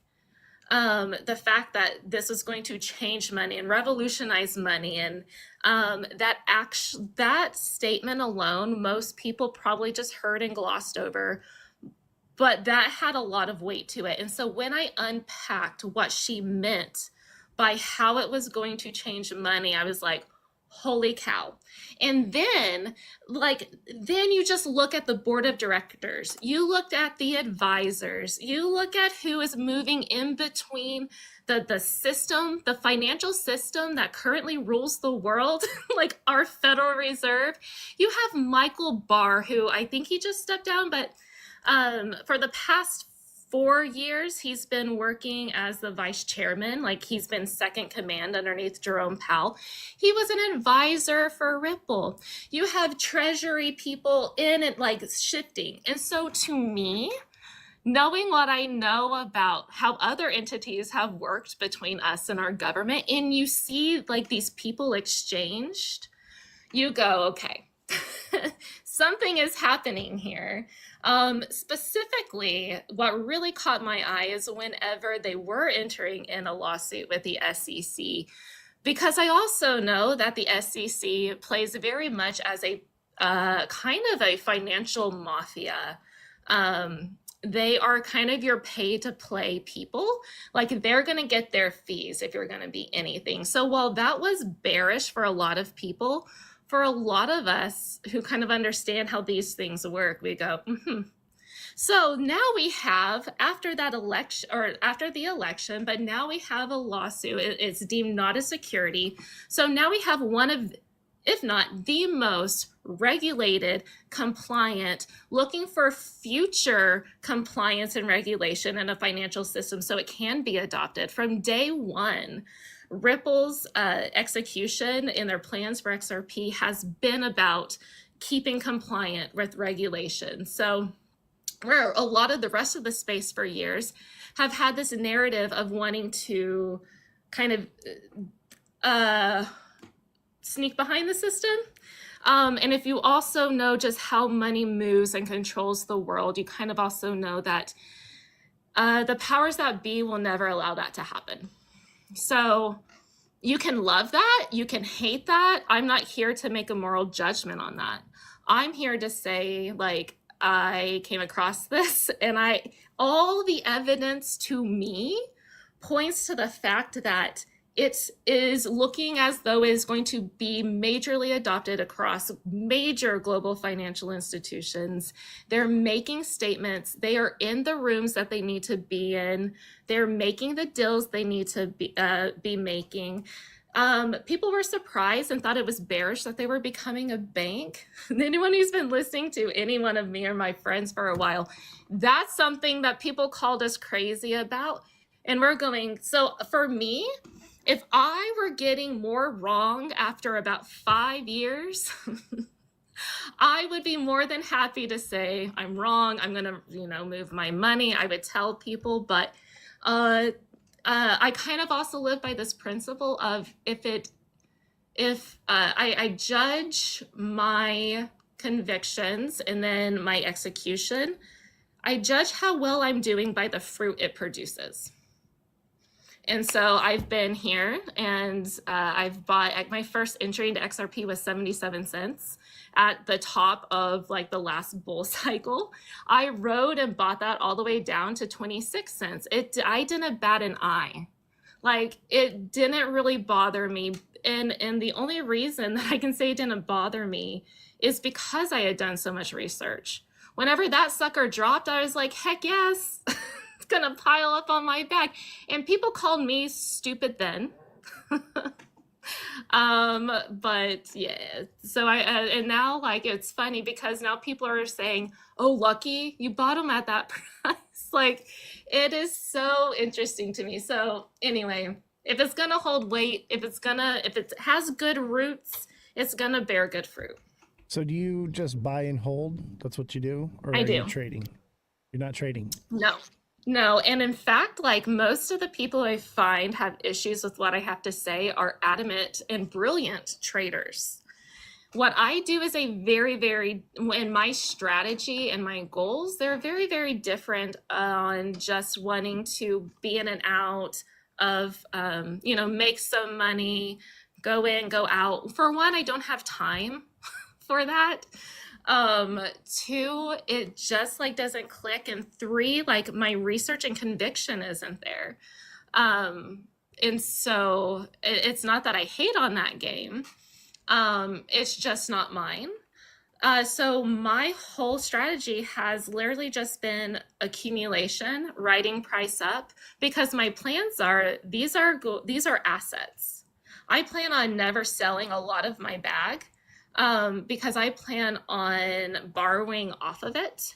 And of course I'll diversify, but I'm expecting major price appreciation, and in these assets, of which I will disperse into multiple different ventures, borrow against, and set up kind of a perpetual income making system from that. So those are more of my plans. What's your price? I wouldn't say prediction, but anticipation for this bull cycle and by 2030? This bull cycle, like I won't even touch that topic. And you want to know why? Why? Have you looked at the news recently? Have you looked at regulation? Like right now we are in uncharted territory whenever it comes to crypto and crypto markets, because regulation is about to come hot and heavy. Once we get regulation and we know the rules of the road, and institutions and kind of retail alike know how to execute this, then we can start building off of this. Then it starts its utility phase of a run, where very much of the market up until now has been extremely speculative. And it moves much like the stock market, because it is ran off of hype. It's ran off of your typical market psychology, and that is why a lot of technical analysis works much like the stock market. It's my opinion that as we get regulation, and as these utility tokens, which I specifically talk the most about, utility DeFi tokens like XRP, XDC is my largest holding, XLM, HBAR, Ondo, like that's kind of the Chainlink. Those are kind of the class of tokens I'm talking about being adopted. I'm the same way. I pretty much hold all the same ones. Yeah. So everything to me signals that is what's happening, even with those tokens. And also, to give a little caveat before we start, I'm not an XRP maximalist. I'm probably more of a utility maximalist, and my conviction is if it's utility, if it has use and it's adopted, then price go up. I agree. I agree 100%. Yeah. Let me give you a little bit of, I don't know if you know my story. Have you seen or heard anything about me?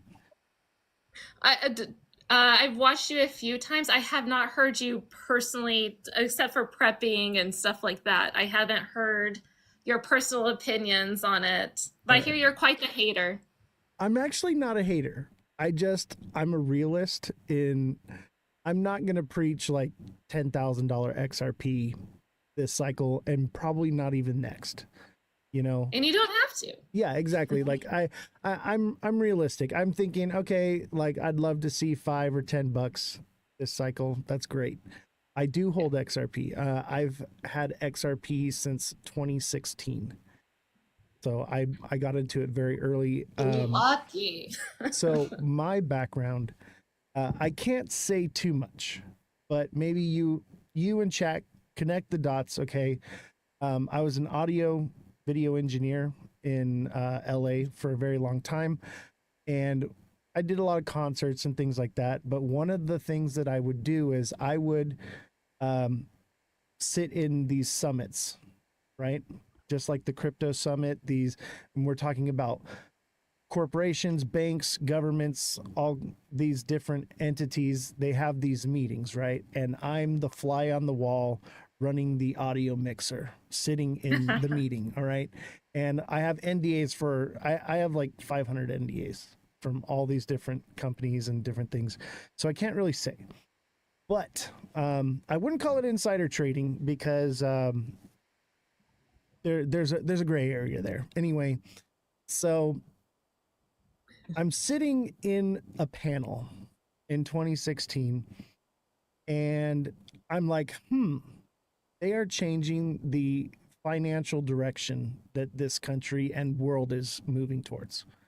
And I was like, how can I capitalize on this? And that's when I got turned on to XRP. And that's when I knew about it. I didn't even really pay Bitcoin much attention at that time. People weren't really even giving it much attention at the time as well. But XRP was the first cryptocurrency I ever bought. And Oh, nice. yeah. I was half joking about the hating. Yeah, I know. Most of this is rage bait. I found I get more people in the chat when I have this up than not, and then I kind of educate people a little bit on where I'm at with it, and that's my main thing is to not feed people what I call the moon cheese. It's the cheese that they put in the trap to make you think something's going to the moon, to keep you from taking profits as retail. And I think that that's where that $10,000, $100,000 narrative this cycle within the next couple months comes from, is to keep people from selling. It keeps them to buy and hold, and that's the rhetoric. And that's fascinating. Do you think, though, that it's weird to me that people would even do that only for clout? Because the token itself, I find it fascinating that most people don't realize that XRP really isn't meant for us. That is 100% correct. I think XLM is more meant for us. Daily transactional value. That's the main one that we'll actually probably use. But at the same time, I'm starting to change this position, but at the same time, like I said, I sat in these panels and I understand the direction they're going. They do not want decentralization. They want centralized CBDCs, and I believe that stablecoins are the new CBDC, and I believe that stablecoin transfer fees are the new overdraft fee, is what I'm seeing.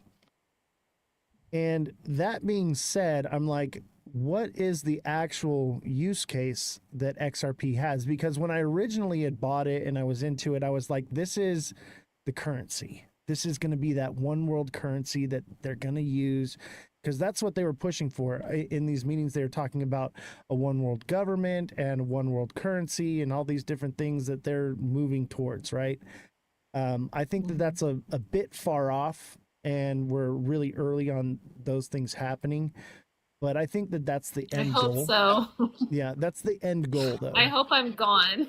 Yeah, they've made it very clear, in my opinion, from what I've heard, that is the direction they're moving towards. But at the same time, I'm like, okay, like, how do you combat this? You enrich yourself with it and you fight the system from within. You don't let the money change you, and you get into a position of power where you can actually make a difference. Right. Yeah. And yes, that's the rhetoric I'm trying to preach. And I want people to, make money off of this. And I'll tell you right now, there is plenty of money to be made off of XRP. XRP did beautifully. I did great on SXT. I don't know if you know about SXT. Okay. It just came out in May. It's off-chain data verification. And it's partnered with Microsoft and Chainlink. And it's like a $100 million market cap and low coin supply. So I was like, okay, like I don't know how I feel about XRP. It's already ran up. I took my profits in when Trump got inaugurated, and then I exited the market on January 29th, I think, right before tariffs went in.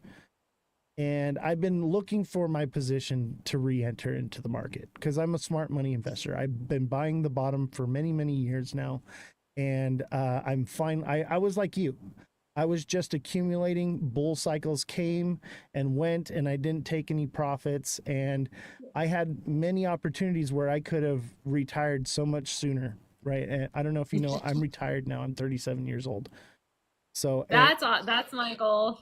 and you'll get there. That's awesome. I'll tell you right now, if you're into crypto right now and you're learning from people like me or others that have found the system of how to make it work to actually become financially free, you'll get there. But I'll warn you this: you probably got maybe 1 or 2 cycles left.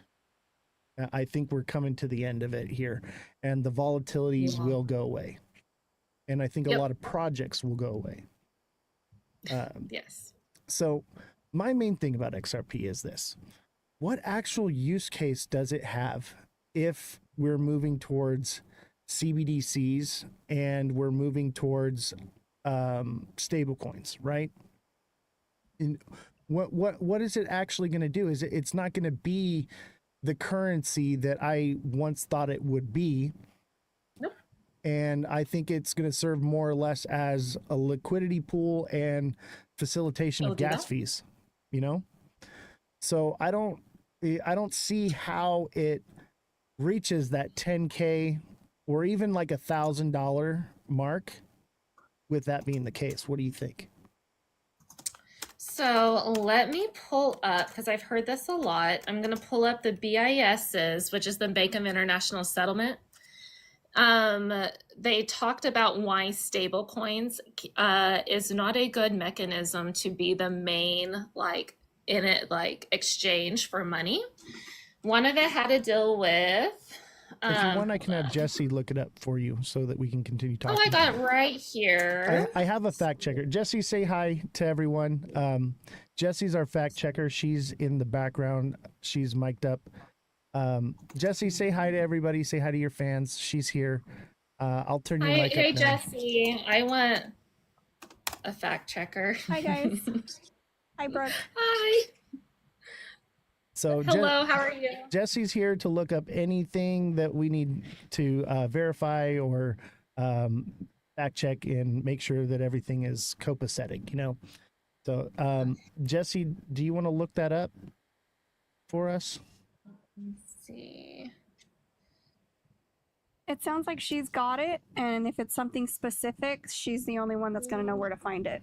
Okay. Gotcha. Yeah, so it's on the BIS. The 3 reasons why the 3 reasons they listed why stable coins will not be like the only end. It might be the main, but it doesn't facilitate everything needed for a transfer of certain transactions. Right. They're XRP is like the gas, right? The gas in the car, and the stable coins like the car, right?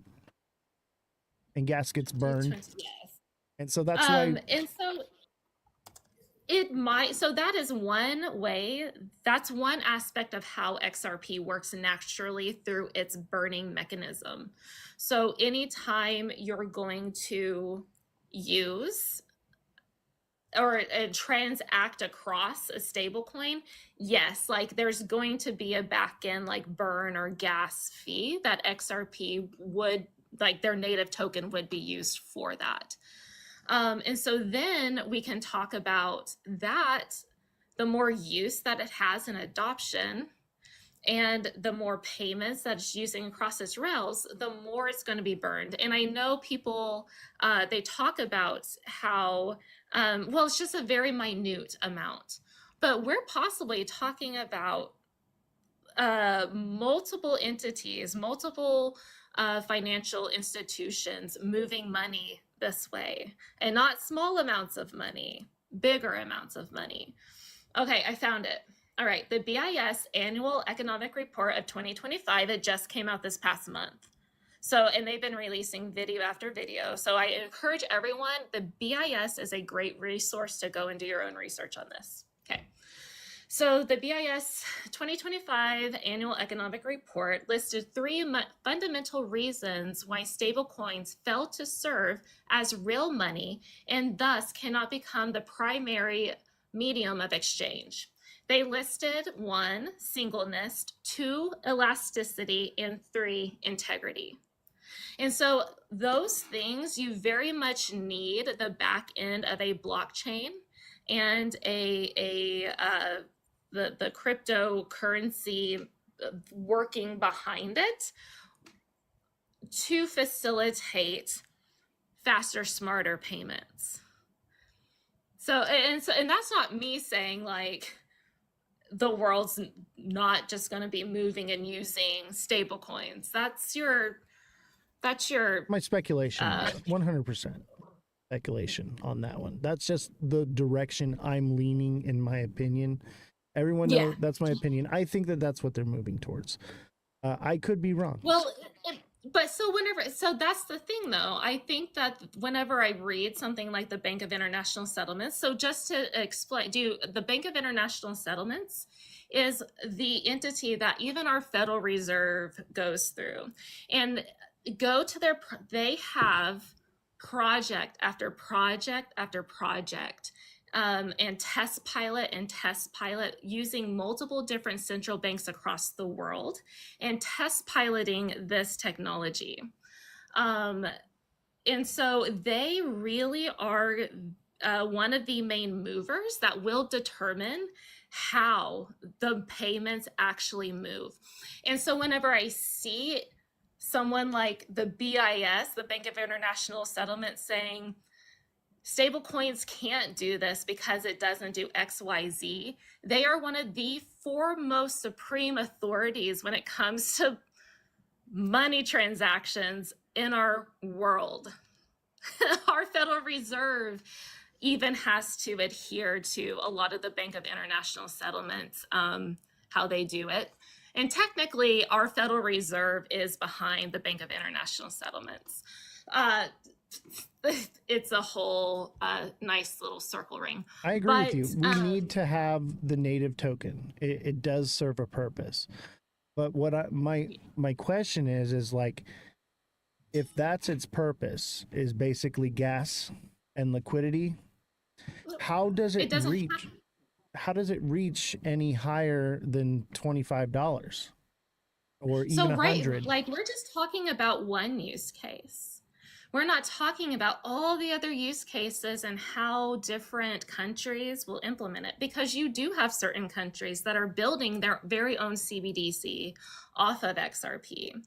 And that's another use case. You have entire countries test piloting, like Colombia, tokenizing their entire real estate on top of the XRPL. And so we're not just talking about usage of stablecoins. We're not just talking about using XRP as a gas fee. The use of XRP, when it makes sense, because they talk about it, is actually extremely profound and extremely handy and has a lot of edge in using it. And so I think a lot of people overlook the fact that XRP in and of itself, within certain types of transactions, not necessarily ones that you would facilitate a stablecoin transaction through, like RLUSD, but there are other very specific use cases and transactions that using the native token XRP period makes it more advantageous and gives it an edge really against all of its other competitors. Not only just to mention the amount of liquidity that you can tap into via this. So it's incredible. I'll tell you something. About, maybe a couple weeks ago, I didn't see what use case XRP could possibly have more than, like I said, liquidity pool and gas fees, right? Do you know how hard? Well, hold on. You just say liquidity pool. Liquidity is going to be the name of the game coming up. And that is the sauce. And that is why I just sometimes want to beat my head against the wall, because we say that. I don't see how it can do that, because it's going to be through stable coins and a liquidity pool.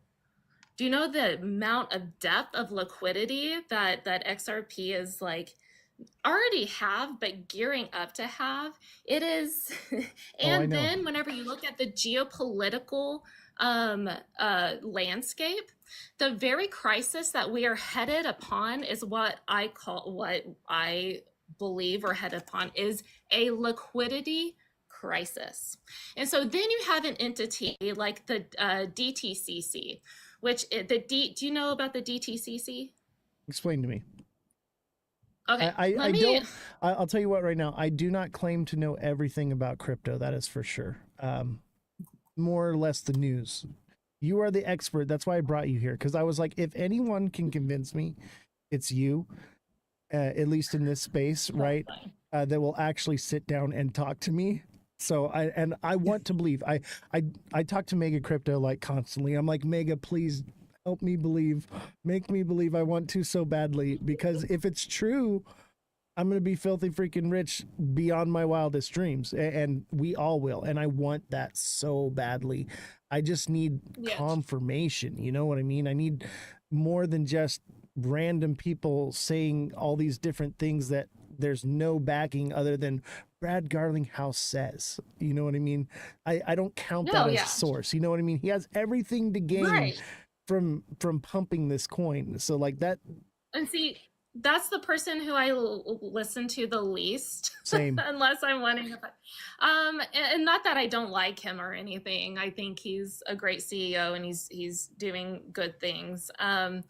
But so the DTCC is the entity behind the settlements of like BlackRock, of pretty much every major financial institutions. They, through their subsidiaries, the DTCC settles over 3 quadrillion. Okay, they settle over $3 quadrillion worth of money in a year. Okay, so then you have the DTCC running projects like Project Ion. And Project Ion, the whole project, they're trying to get the settlement time from like T3, of which they used to have it, all the way down to T0. They've made it to T1, time 1 to settle. So Project Ion facilitate or use a company called R3 Corda. R3 Corda specifically used it, like was in a lawsuit with Ripple in the buying of XRP. They settled on, I believe, $1 billion when they were wanting $5 billion. And so R3 Corda in their settlement mechanism uses XRP. They also use XDC. And so whenever I see an entity like the DTCC, who settles payments for every major financial institution, like every notable one, using R3 Corda, which facilitates XRP and XDC to do these transactions, I go, that's bullish for both of those things. And so then also, I've had this, I talked earlier, like the crisis that we're headed upon globally is a global liquidity crisis. When I came across XRP, I formed 3 different theses on how this could go. The number one conspiratorial one was, and this is layered on top of other macro and geopolitical analysis, not just crypto. But if what I thought was happening was going to happen, and this technology does what they claim it's going to do, I said, oh my goodness, we will never accept this unless we absolutely have to. That means major financial, that's a collapse. And so that was almost 5 years ago. And we've been marching up towards this debt liquidity crisis. And yeah, that's actually been a thing in history. It's called the race to the bottom. Look it up. It's an actual thing. No, yeah, I've studied the race to the bottom. Yeah, so whoever fails first wins, you know, and that's what I think we're seeing is the race to the bottom, because they are doing the switch. They are flipping things. So yeah. And we sound crazy, but they really are. Yeah. So what's interesting with this too, so then I followed the DTCC that has Project Ion, okay, facilitates R3 Corda. But then a few months ago, or about a month ago, on Block Nations Live, they were covering the DTCC's presentation called The Great Collateral Experiment. And they literally walked us through a liquidity crisis similar to 2008. And then they walked us through how they would use blockchain and crypto to mitigate or avoid the same hardships that went through. And then they listed 3 projects that they used to settle that through. They listed Ripple, they listed Stellar, and they listed Solana. They also talked about Bitcoin, but Bitcoin was being used as the collateral in some of the case studies that they were using. And so they literally had like and you can go out and watch this, I'll send it to you. They're like, the UK is having a financial crisis and they own collateral over here.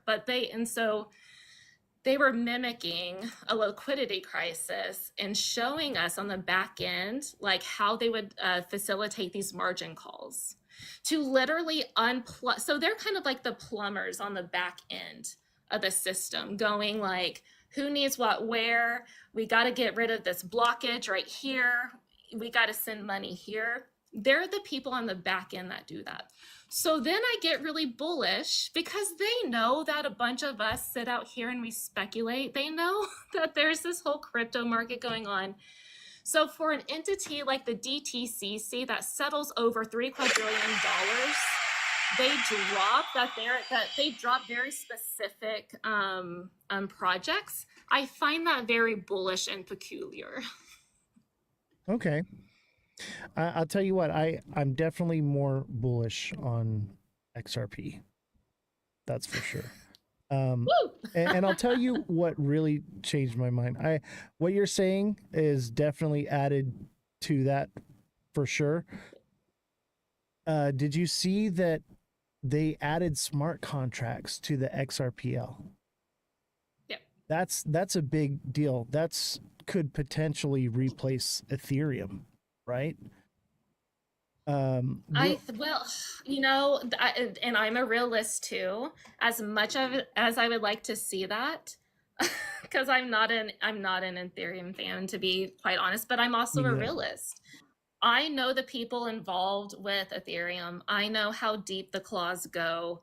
A part of this you have to realize, because people also argue there's better tech here, there's that's faster, this and that. Listen, sure, as much as that can be true, who are they friends with? Who are in the room with? Like, a lot of this, the decisions have already happened behind closed doors, regardless if there's a better technology out there or not. 100%. And if you just look at the players, there's already a plan in place. They're just marching towards it. I agree with that. Yep. And you were at the convention, right? The XRP convention? I was, yes. And so you heard it. David Schwartz himself said that it's an ecosystem, that XRP is not this, and Ripple is not the end all be all going to facilitate everything. It's going to be an ecosystem. So, and I think that's where a lot of people, you saw the SEC proposal on the sec.gov website, if I'm correct. Have you seen that? I don't think I have. Oh, see. Okay, so let me pull it up. So it's right here. sec.gov XRP proposal. All right, and look, it's highlighted. First thing at the top, right? So this is the comprehensive proposal, XRP as a strategic financial asset for the U.S., right? And it basically global Nostros accounts of 27 trillion, U.S. shares of Nostros accounts of 5 trillion, capital release using XRP 30% of 1.5 trillion, annual savings on transaction fees for 7.5 billion, potential Bitcoin purchase at 60,000 BTC at 25 million, and so on and so forth as far as the that goes. And then there's an accelerated 6 to 12 month plan, fast tracking XRP implementation. So there's regulatory clearance 3 to 6 months. 1 to 3 months accelerated presidential executive order to facilitate that. XRP testing and government payments, 6 to 12 months, 2 to 4 months accelerated treasury backed joint program. Full scale financial integration, 12 to 24 months. Federal Reserve and OCC mandates and Bitcoin reserve buildup, 24 months. And basically, it's a roadmap of how XRP could potentially become the replacement for the dollar, basically, is what people are speculating on this. I'm surprised you haven't seen her. Is this recent? Like, is this now? No, this has been out for, I want to say, like at least a year, 6 months to a year. I am okay. I'm a bad researcher if I've missed this. Don't get too bullish on it though. All right. So here's the thing: is people believe all of the crazy theories about XRP because of this piece of paper right here, right? And they're like, "Oh, it's literally I've never seen it." I'm so glad that you've never seen it. What does that say about me? Well, that actually shows intelligence, okay? Because I'm about to break this down for you, okay? Okay. This is the biggest piece of BS I've ever seen in my life. And this is part of what sparked a lot of people FOMOing into XRP at the top of the cycle when it was back at like $3.15, right? I think that's about the time this came out. And here's the thing is this is never going to happen. This is just because it's on the sec.gov website does not give it any validity whatsoever. This is a proposal that, and it says it right here. It says XRP, a strategic financial asset for the U.S. by Maximilian Strodinger. Maximilian Strodinger is a XRP maxi technical analysis pundit guy. So a random guy that wants to pump XRP wrote this thing. I could write this and post this to the website. Yeah, he write proposals. Yeah, it's a proposal. Yeah. That's all it is. But people see, oh, it's on the SEC website, and they're just like, oh, this and that. And this was the first step to turning me off to XRP because I was just like, the rhetoric behind it, like, can we just be about facts here? Can we just stop with this kind of crap and pushing this stuff out, you know? And this left such a bad taste in my mouth. And I was just like, and basically it was like, I'm so done being fed nonsense. I'm so done with Brad Garlinghouse coming out and saying the case is over and it's not. And then all these different lies and things coming out about XRP. I was just like, I'm so turned off with it. I think the moon cheese is real and the rhetoric is real, and XRP will do phenomenal because of it. Right. Look at what it did today, where it outperformed Bitcoin as far as being one of the top coins. It outperformed pretty much everything. Obviously, there were like, meme coin things that did better, but the only thing that did as well as XRP was SXT, and SXT performed first, and then I was able to move those profits last night into XRP and then catch that again. So I got a double wave on that one. So nice. Yeah, but I'm just lazy. Yeah. Well, I'm retired. I literally was like, okay, I'm going to retire and I'm going to day trade for the rest of my life. That's what I'm going to do now, because I'm like, I finally made it. Here I am, right? So it's what I do, and I have horrible insomnia, so I sleep like 1 to 4 hours a night. So I'm up all night. Not good. Yeah, I'm up all night watching the charts and doing all this anyway. So I'm trading. Yeah, I have the time for it, I have that ability. Yeah. Not everybody does, and that's why I do the show, because that way I can put out my price point videos for people, and people can set their limit orders and not have to watch the charts all day. Because I understand that most people, they got kids, they got jobs, they got soccer practice and kung fu and everything. You know what I mean? They can't do it. So like that's why I do this. Because I'll tell you what, right now, Brooke, I don't have to do this. I could literally be on vacation right now. I'm going on vacation actually on Monday. Big Baller in the chat here. He's sending me on vacation as a thank you because I made people a lot of money, you know. So I'm excited for that. We're actually going to hang out and he's going to buy me dinner and we're talking about a affiliate thing. So he invented something and I'm going to have it here on the set and use it and whatnot and promote it. That's fun. So it's a bit of a That's business fun. meeting too, but we're going to go and we're going to have a little vacation together and hang out and talk business. But that's what I'm going to do with my people whenever on the other side of this. That's exactly. We're going to go talk business on a beach. That's the plan. So. I'll tell you what, like if XRP reaches 100K, I'm buying a fleet of yachts for everyone in the chat, and I will be the admiral, and we will go sail the seven seas like a bunch of pirates. All right, but it's like I better have a bigger. I went deep sea fishing on my vacation just a few weeks ago, and I don't know if I'm cut out for the boat life. My head was hanging out seaboard. Oh my god. Dramamine. I'm a boat guy. Like my favorite vacation is to go on a cruise because they have the casino on there and like I can be at the casino with my room and I can travel everywhere. I'm not stuck at a casino, you know, because I like to play poker, right? So and I'm not really a gambler, okay?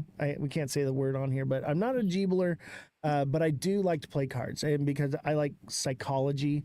I actually look on my desk right here. This is one of my favorite books. This is actually a textbook on psychology from 1969 from Harvard University. Who wrote it? This is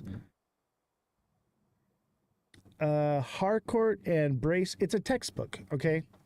So it's a textbook, but the textbook, it's Jerome Kagan from Harvard University and Ernest Haveman. So, but the thing is they don't write the textbooks like they used to. This was written when they were doing MK Ultra. So this is one of my prized possessions right here. It's very saucy. It's mostly science experiments, right?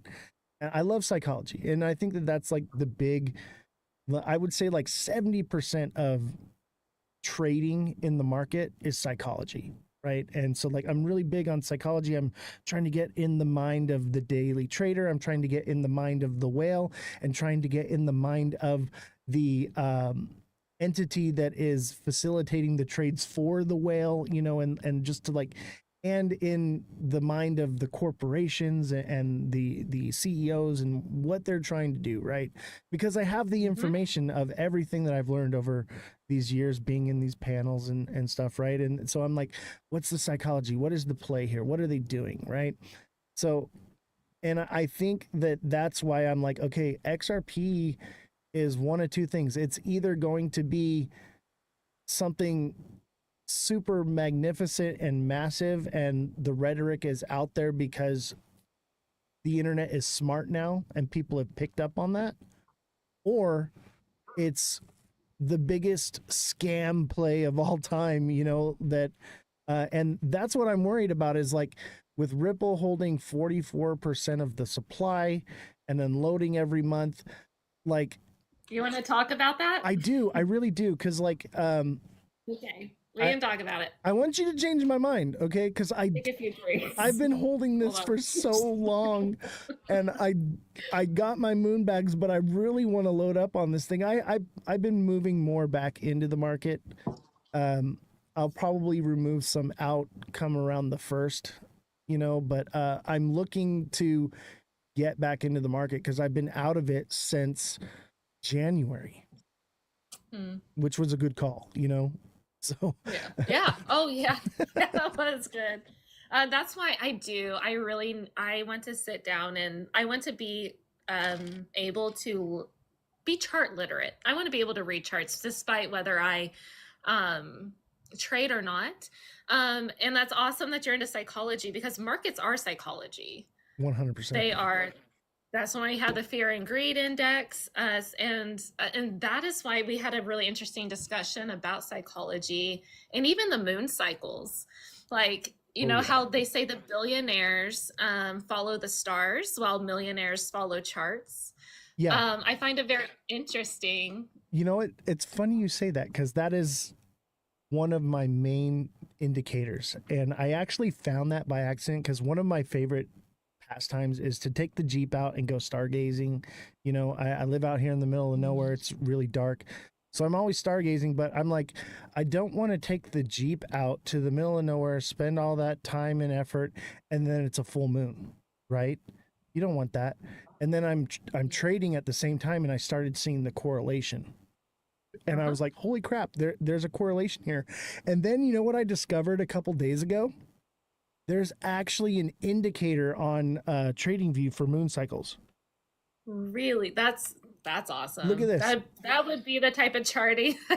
I'd be the weirdest charter. Look at the chart. So full moon, boom. Full moon, boom.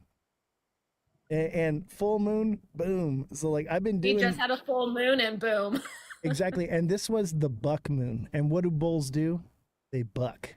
And look at the crazy push we got from that full moon. But I do think and that's part of why I got the red light on. And so basically a full moon after the full moon is a bearish signal, right? Yep. So we're looking at a reversal. Are we going back down to, you know, $1.63? No. Right. Maybe potentially if tariffs just throw a crazy wrench in the gear.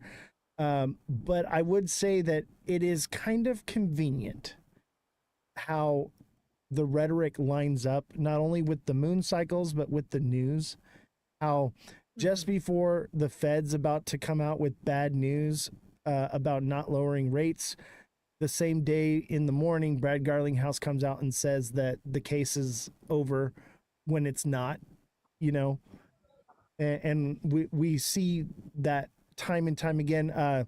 We had the big God candle here, up to $3 again. This was March 2nd when Trump puts out on a Sunday on True Social that they're making the Bitcoin reserve, and then it completely canceled out the next day because of tariffs. It seems like it's all too convenient, right?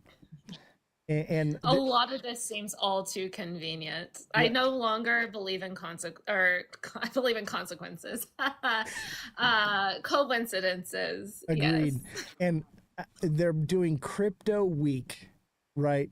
Just right before the tariffs are about to roll out. And I have a feeling that it's going to be a gnarly downward movement from whatever news we get, because I've been following the whole tariff thing. There's going to be a lot of tariffs coming in on the 1st, and there's going to be a lot of reciprocal tariffs. It's going to be full-blown trade war like it was back in January, February.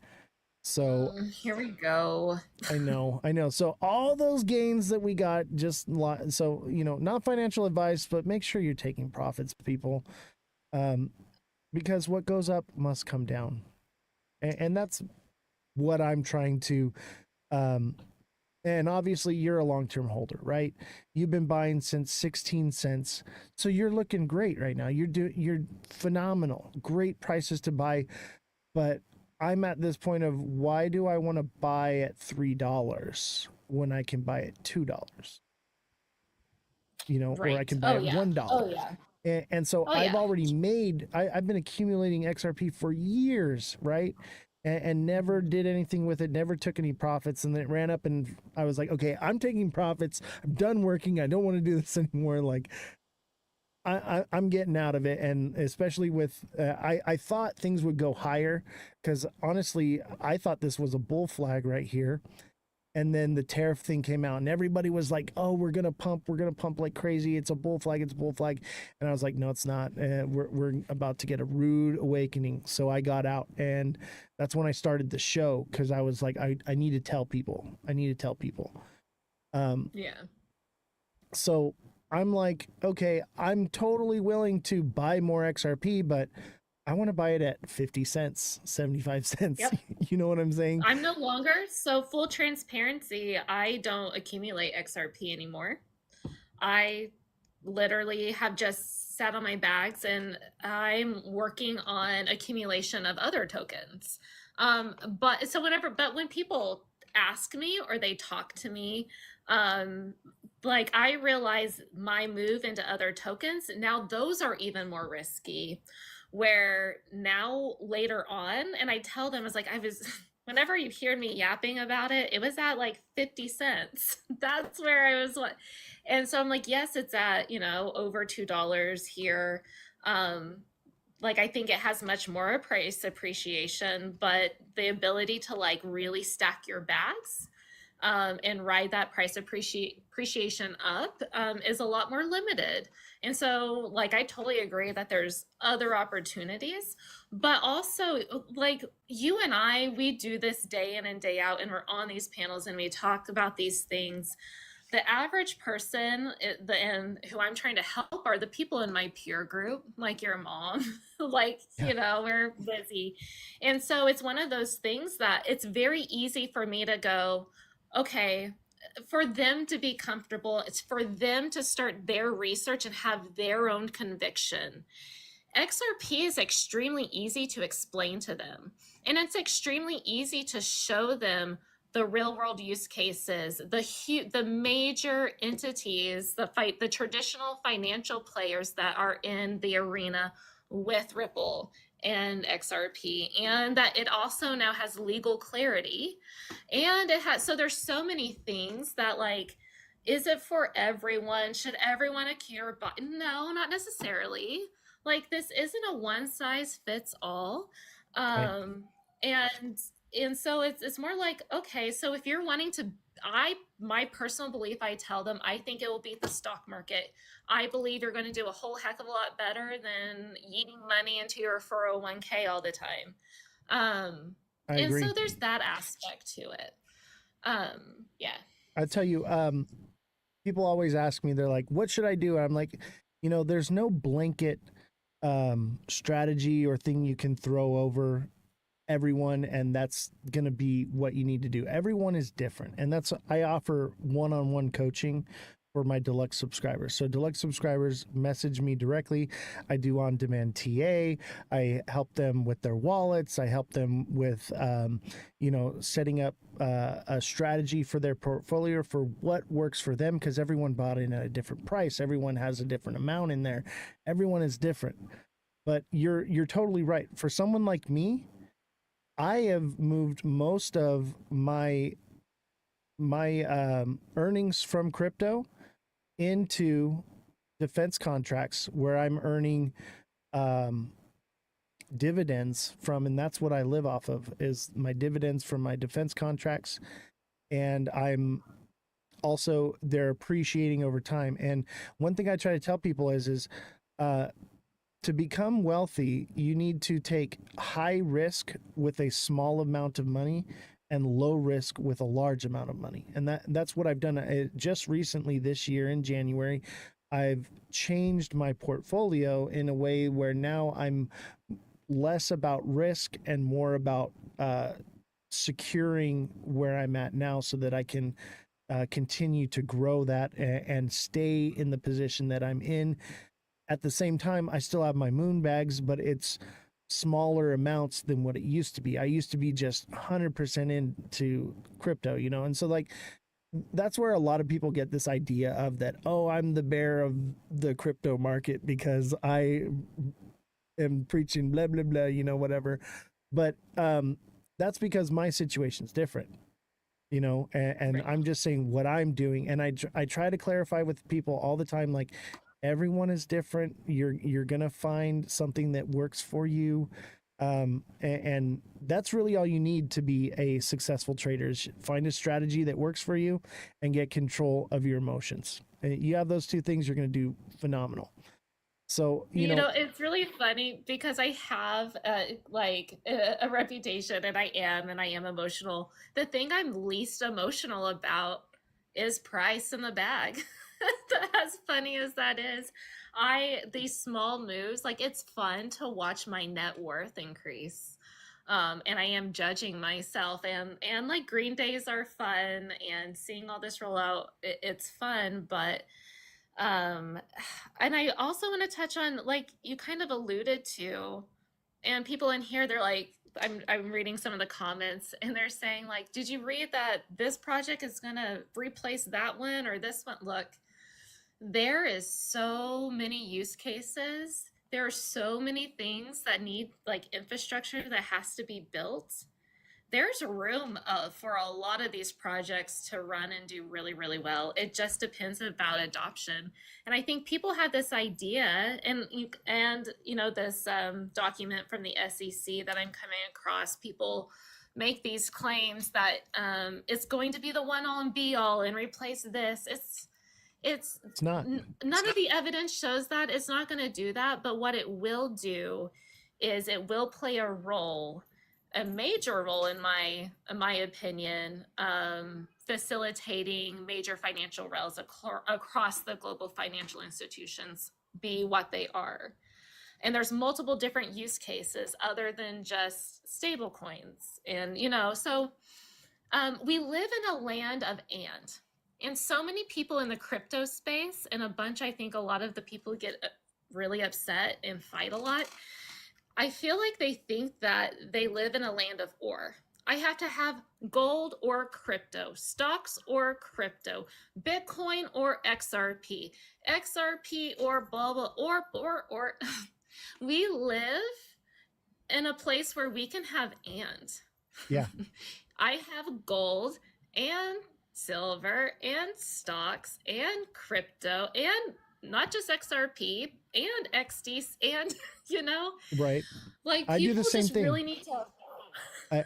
I'm like, I want to have crypto and gold and silver and businesses and land and all these different things, so yeah, that's totally 100%. You can have it all. And that's why I try to tell people, I'm like, yeah, you made a bunch of money in crypto. Crypto's very volatile. If you're making, serious amount of money, make it real and turn it into real estate. Turn it into something that you can actually use and turn into a second income. Now, because if you're owning real estate and you own like a quadruplex or something, you can rent that out, and that can be more income to go in to fill your bags. And people, I think you're right. They get stuck on this idea that they can only do one thing, or they're very tunnel visioned on things. Right. And tribalistic and yeah. Oh yeah. And that's what I try to tell people is like, first of all, this show is about normalizing not hating each other because we have different opinions. That's the whole focus and goal of this show, is to have a platform where we can come together and we can debate these things without calling each other names, without raising our voices, and just talk about it and get the information and let the chat decide. I never actually take like a stance on things, especially like politically. Like, I have my places where I stand, but I never will tell you this is what I think. I will give you both sides of the coin, and I will also look at the edge of the coin to look for validity in things. And I don't know if you know about the show, so we have I do the show, and then we have Jessie. She fact checks everything, and then I have 3 journalists that work remotely. So I have a far right journalist, I have a leftist journalist, and I have a centrist journalist. And so because of that, it's about breaking echo chambers and breaking out of the bubble and trying to hear what everyone's hearing. Because I noticed, like, when even in crypto, if I just go in and try to pull up the news, because I've been an XRP maxi for so long, all I'm ever going to see is XRP news.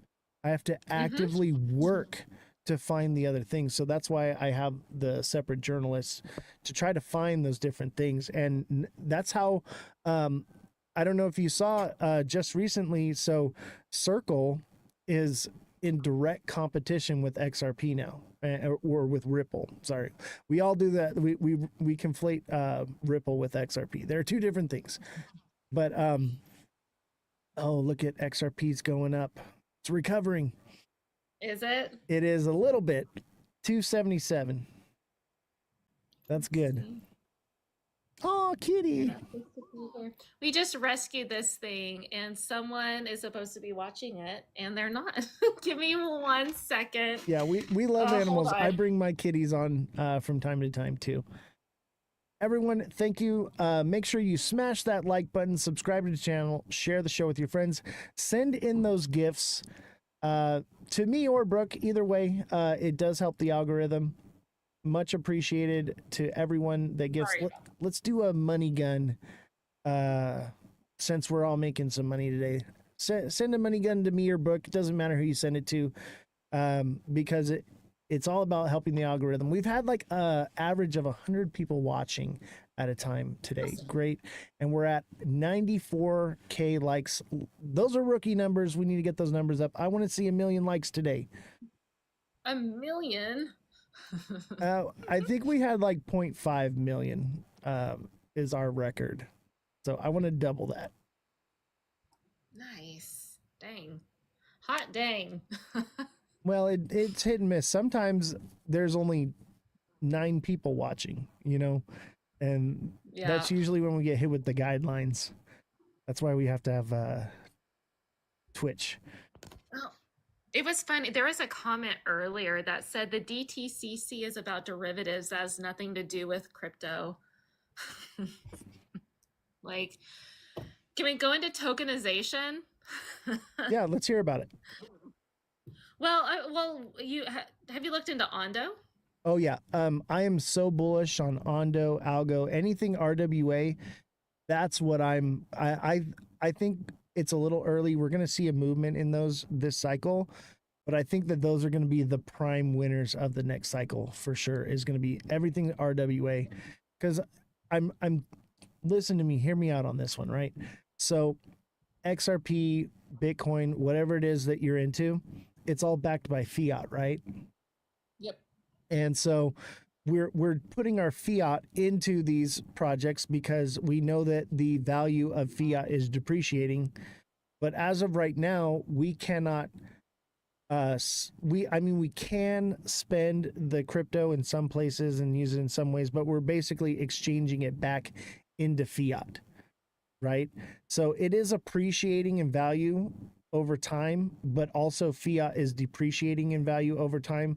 So because of that, we are getting more money out of it over the long run, but the value of the dollar is depreciating. So when I'm looking at real world assets, I'm like, we're buying into tokenization of something that is appreciating in value over time, as well as, the token appreciating, the assets are appreciating. So I see it as a compounded appreciation, whereas when you're invested into these tokens that are just liquidity pools, basically, it's just trading fiat for fiat, whereas now we have the ability to buy something that is appreciating over time. Because that's one of my biggest things is I try not to spend money unless it makes money. So I've never had like a car payment in my life, but when I buy a car, I drive a classic car because it appreciates in value and I have something nice. And some people would see that as a liability, but because I own a business restoring classic cars, it's not a liability because I have the ability to maintain it. So it's an asset to me. So that quadrant, that Kiyosaki quadrant, you're in that square, aren't you? Do you know about the quadrant? No, tell me. That's awesome. Oh, he just has a Rich Dad Poor Dad. He talks about how you want to get into what you just explained, is how your money and what you buy makes money for you constantly. And so, most people work in the liabilities, cash and debt and depreciating assets in those quadrants. And He talks about working and getting into that setting up that quadrant the way you just talked about. And that's what I plan on doing. A lot of people talk about an exit strategy, and right, I really don't have an exit strategy as much as I have an implementation strategy, because for me, I'm treating this much like a Warren Buffett type of play, long term price appreciation, and I'm going to borrow off of them and then go into other assets to buy. So like fractionalized real estate. So in my mind's eye, kind of how I one of the strategies, and if it changes, I'll pivot. But I also think that there's a major housing correction coming. Oh yeah. So in a time that now we have fractionalized real estate and platforms that I can buy into and use my crypto as collateral, and I believe that that is going to become a more regulated space within the next probably 12 to 18 months, to where I'll feel more comfortable executing and deploying funds into these things. But regardless, I'm going to be waiting for a market crash in the housing markets. And it's my opinion, because the bullish case for the cryptos I buy is a crash liquidity crisis, and use case, I believe, will take price up. So at the time that I think real estate will be on sale, I think that my crypto assets will possibly be at a higher price, of which I can then borrow against them and then start my real estate portfolio via fractionalized real estate. Yeah, I'm actually waiting for the crash too, because it's actually already started on the East Coast. So because of the Doge cuts, the housing market in like West Virginia and DC has just crashed dramatically, because all the people are selling their homes, moving out. And that was like some of the highest real estate on the East Coast was in that area. Obviously New York as well, but we're seeing the effects of that already starting to happen over there, and it's only going to get worse. And like we said, this is the race to the bottom. That's part of it, is that bubble popping. So when that bubble pops, I'm definitely going to be swooping in and getting me some hunting land out in West Virginia and living my life out there. I love the East Coast. East Coast is so beautiful. It is beautiful. You have to realize, people are saying not the West Coast, not this market. The customer no longer has money to spend. Americans are in the most amount of debt, credit card wise, that they've ever been in. Housing is the most unaffordable, even surpassing the Great Depression era. It is. The only difference between now and the Great Depression is we have access to credit. That's the only difference. It's actually worse. Right. It makes it so much worse, right? Because now we're talking about a bubble within a bubble within a bubble within a bubble. The entire world is so intertwined and wrapped up that I have my eye on Japan right now, big time, following the yen, following their bond market, following their treasuries. I think it's going to start in Japan. And this is something very interesting. I 100%. Think, look at the relationship between SBI, Japan's SBI, and look at their relationship with Ripple. You want to talk about a use case and a need for those deep liquidity pools. Just wait till Japan really has their crisis. And the world, it's like a deck of cards, or like a house of cards, or a Jenga game. As you pull these out, it comes crashing down. Or if that doesn't happen, the other part takes off. We get hyperinflation, and very few people understand the fork in the road that especially the American economy and monetarily where we are at. We go one or two ways, or both, possibly. We get hyperinflation, and then we get a big crash, or we get a massive like crash and then we rebuild. There's a possibility that this technology that we're talking about here actually might allow us to kick that debt can down the road faster. I hope not. Like, but at the same time, you're looking, which one do you want? Do you want hyperinflation or massive deflation? Woohoo! Yeah. What do you think? Where do you see it going? Well, I feel like we're in stagflation right now. Definitely. And, technically, we are. If we get rate cuts, I see hyperinflation. Yep. If we get rate hikes, then we have deflation. So it's basically all lies on the Fed right now. And that's why it is. Everyone is like, oh, they're screaming. Even Trump is screaming, rate cuts, rate cuts, rate cuts. And people just don't understand. Be careful what you wish for, be careful what you wish for, because things are very rocky right now. And everyone keeps saying like, oh, they're gonna fire Jerome Powell and they're gonna bring someone else in there and all this stuff. And I'm like, you do realize that they voted unanimously? The Fed has been voting unanimously on keeping rates the same every single month, or every time they vote. It's been unanimous. And so removing Jerome Powell isn't going to change anything. And I swear, the Federal Reserve has the most PhD economist in there, and they don't know whether to scratch their watch or to wind their butt. Like they know absolutely nothing of what's going on, because they're all modern monetary theorists. Yeah. They don't understand.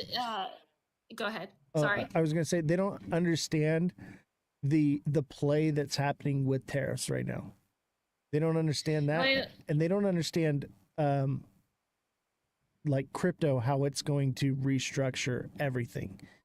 Like they just have no clue. Your boy, what's his name? I mentioned him. Michael Barr knows quite a bit, which I find that I read a lot of Michael Barr's papers back in his day, but a lot of them don't. And with Trump wanting to cut rates, he's wanting that for a massive market incline. Plus, we have, I think it's around $8 trillion that we have to refinance within the next 2 months. Right. But they raised the debt ceiling, though. So do we even really need the rate cut? Do we need the rate cut anymore? But here's the thing. Did you look at the 10-year bond rate, yields? No. All right. We have the 10-year bond was heading back up. Or I think it was around 9.5. It might have broke 5% again. Whenever you see bond yields, especially the 10-year. Like treasury bonds? The 10-year treasury bond writing like that. It would be very odd to cut. And so they are at a catch-22.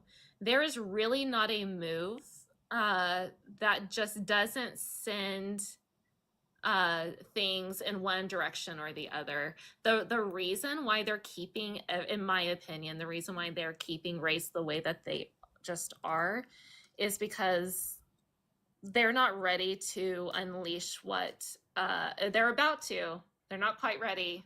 Once you see the Fed make a rate move, I'll know the next move. Does that make sense? Exactly. That's where I'm at with it. Yeah. I'll tell you what right now. July, no rate cuts. Ain't happening. Maybe September, they're kind of playing with the idea, but I think that is just to keep the market afloat, to keep that idea, that rhetoric that rate cuts will come, but they're probably not coming this year. Yeah. And having said all of that, and here's my little tinfoil crown I'm gonna put on. I will be the conspiracy princess. And we've alluded to it. I think there is a plan Whichever way, whichever crisis I see goes, then it's kind of like, okay, then this is going to happen. That's kind of how I see it. So I don't even really stick to this is what I think is going to happen. It's the only way I think it's going to happen. I kind of view this journey and my thesis and how we're going of like, okay, now they did this, and so my maps are like, if they do this, we'll do this, but if they do this, this will happen. And those have been tracking, like once I structured my theories and theses that way, it's been interesting to see what direction they've taken. And oddly enough, it's been the most conspiratorial one. Yeah. I don't even think it's a conspiracy. I think it, 1 + 1 = 2, like it's not that hard to figure it out. And then when you know the history of how these things happen, I encourage everyone to read The Creature of Jekyll Island by G. Edward Griffin. And then my friend Maya, she's been in the chat. Her and her husband are a producer. And they produced the documentary XRP Unleashed that turned into Right from the Start that I was in. Caveman told me about that. I want to watch that.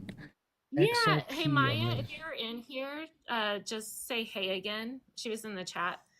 Her and her husband have a new documentary, and they interviewed J. Edward Griffin and a few other like monetary legends that we would all know. But understanding how our financial system got to where it is today, and you realize that it was literally colluded upon a secret island off the coast of Georgia called Jekyll Island. And the people who went down there were bankers and politicians, and they went in disguise to plan the next financial system. And then Titanic went down with all the people that didn't like the Federal Reserve idea. And so then in 1913, we ratified our Constitution, which a central bank was unconstitutional up until that point. And so literally the financial system, the Federal Reserve that we have right now, was conspired in secret. Yeah. So these things, there's even historical prefaces for this, like what makes us think that these things aren't happening right now. So it perplexes me saying all of that, and for people that have an understanding, to look at a company like Ripple and the people who they exchange between them and these other people, what rooms they're in, even their connection, like their developer, my goodness, David Schwartz, he helped patent blockchain technology. He worked for NSA. Like how many more things? Didn't he work on Bitcoin as well? He helped develop Bitcoin, right? He was a developer on Bitcoin, and it's speculation that he is possibly one of the Satoshis or a Satoshi. That's what I think too. I think there's a wallet that became active recently. I think that's David Schwartz's wallet, and there's a potential that he may be moving that Bitcoin into XRP. Did you hear about Arthur Brito? No, tell me. Arthur Brito. Oh wait, yeah, the smiley face, right? With no. Yeah, he like woke up out of nowhere. Years. Yeah. Okay. Yeah.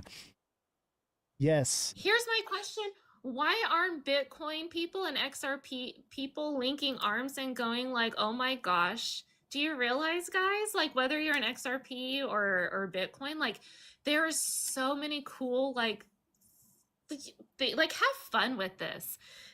There's so much allure and mystery and almost folklore to something now that is becoming mainstream, and you're investing in it. You're talking, like, how fun is that? Yeah. Like, sit back for a little bit and kind of like narrate what is happening right now. We're arguing over Bitcoin with a guy who like Satoshi. And that like think about Satoshi released the Bitcoin white paper on Halloween.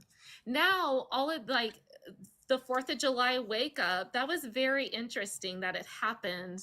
Right. That Arthur Brito became live 4th of July. Like just Yeah, it's a deep rabbit hole for sure. I'll give you that. You know what else I'm concerned about Bitcoin though is Satoshi's wallet still has all that coins, and everyone just has this idea that they're never going to touch it. I just don't believe that. And there's I believe that Bitcoin stands for beta test coin, you know. I do too. And and I'm sure you know that Satoshi Nakamoto means Central Intelligence Agency. I have not heard that, but that makes sense. Satoshi Nakamoto, Central Intelligence Agency. So it's actually yeah. So like it's the translation in Japanese. It reads backwards, but when you read it forwards, it's basically I don't know what the Jesse. Can you fact check that what the actual translation for Satoshi Nakamoto is in the English language? But basically, it means Central Intelligence Agency. And so that is alarming.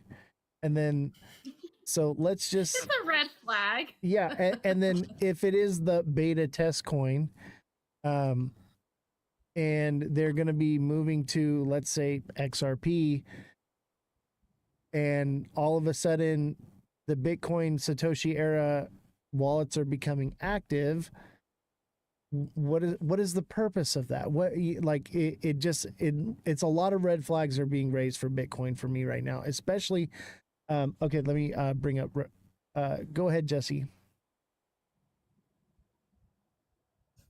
Satoshi Nakamoto translates to clear thinking and central intelligence. So clear thinking is basically agency. The translation is not exact, but an agent is something like it's like it basically allures to the word agency, because there is no actual word for it in Japanese. Clear, but okay, that would make sense. Agency. Oh, Spend some time in go Japan. ahead. Sorry, I muted you. Go ahead.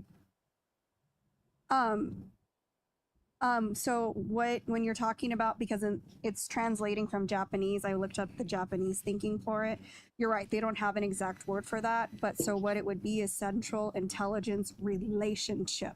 They would use the word relationship here. We would use agency if you converted it into English, but I wanted to stick with the Japanese because that's where it originated from. Right.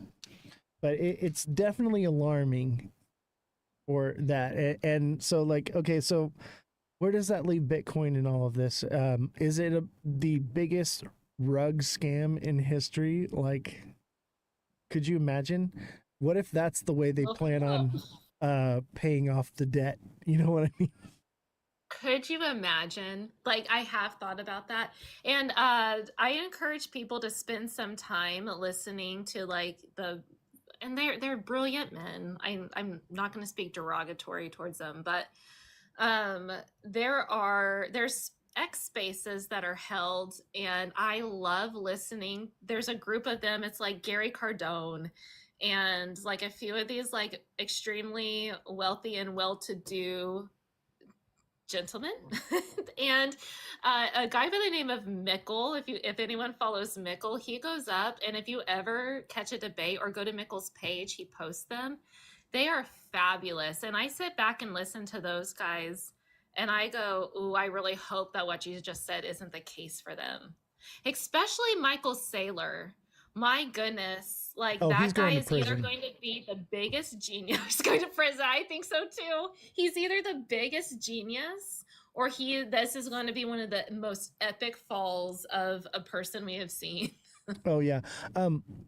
Jesse, what was the name of the guy from the .com bubble that went to prison for basically the same thing that Michael Saylor's doing right now? I can't remember his name. You said it in the chat yesterday, I think. If you can, Bernie Madoff. Yeah, look into Bernie Yeah, Madoff. Bernie. Okay, that's Michael Saylor right there. So You know, Bernie Madoff, he was using back in he got his start in the 70s whenever there was a financial technical revolution. And that's kind of what started his whole, as you're right. yeah, But Michael Saylor isn't like his strategy. I'm looking at it and I go, technically, is this a carry trade against the dollar? Because in essence, what he's saying is we're making a 100% bet against the dollar and he's not wrong that the dollar is going down, deflationary because of the money printing we have in this, and then he is leveraging debt to then buy Bitcoin. So it's technically a carry trade.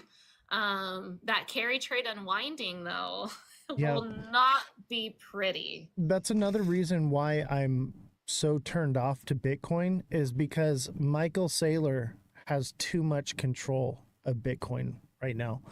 He can literally crash the market overnight just because his loans get called. That's a major red flag right there. Obviously, we're into crypto because I don't think the end game is decentralization, but we like, and a lot of people like Bitcoin because it's decentralization, but it's not when Michael Saylor has control of the entire thing.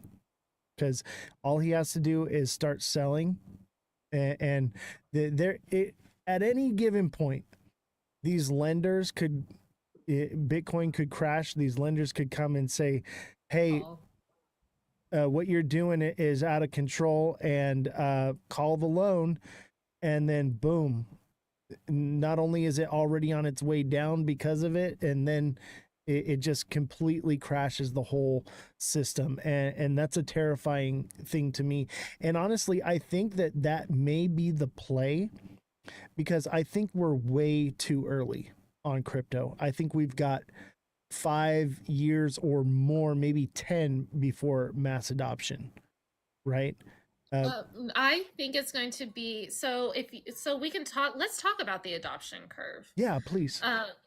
Yeah. So have you looked at a chart at how fast it has taken technological innovations to be adopted? Yeah. So I know with the whole AT&T era, it took 20 years, and we're at what, 17, 18 years right now with crypto. Let me see if there was a really good chart about, yes. So each chart and innovation, so it took so long for cars to be mass adopted, so long for internet to be adopted. We are looking, until AI came along, we were looking at the fastest adoption rate in crypto than we have ever seen with a technological revolution.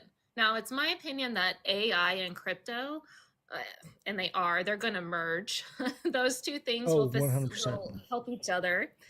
And so I kind of whenever I see those charts, I'm like, AI, I think will actually help even more rapidly facilitate the adoption of this technology. So I think that we see an adoption curve happen so much faster, and it's tracking that way than we have ever seen. So my viewpoint has always been 2030. That's where I'm at. Just yeah. Agenda 31. You know about Agenda 31, right? I know about 2030. I don't know about 31. Okay, so Agenda 31, it used to be Agenda 21, and it refers to the year 2021, 2031. And basically that is the move towards a one world government, one world currency, all these different things, right? And so the agenda is now Agenda 31.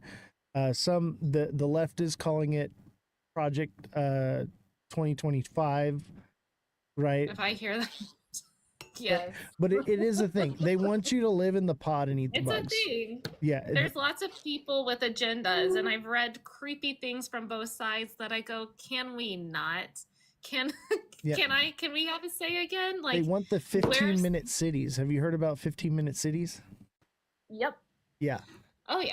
So Oh yeah. yeah. No, so I was on when I first got my start here, I had a whole band of people that would come on and try to tell me how great CBDCs are, and we already live in technically 15-minute cities, so what's the big deal? Oh, I had debates up and down. You wouldn't believe the people.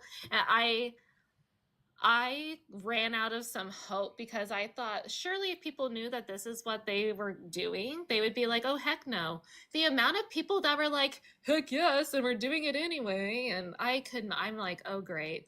So that is why it's important that if we do head in that direction, we have options. Like I'm not joking when I say I'll go in on an island with a few trusted people and make our own constitution and rules. Right.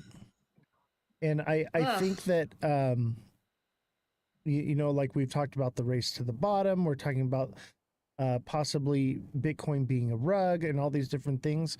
What I'm seeing is a trend here. What I'm seeing is I think that they want retail to FOMO into crypto and all this stuff and get burnt. They want to turn people off to it.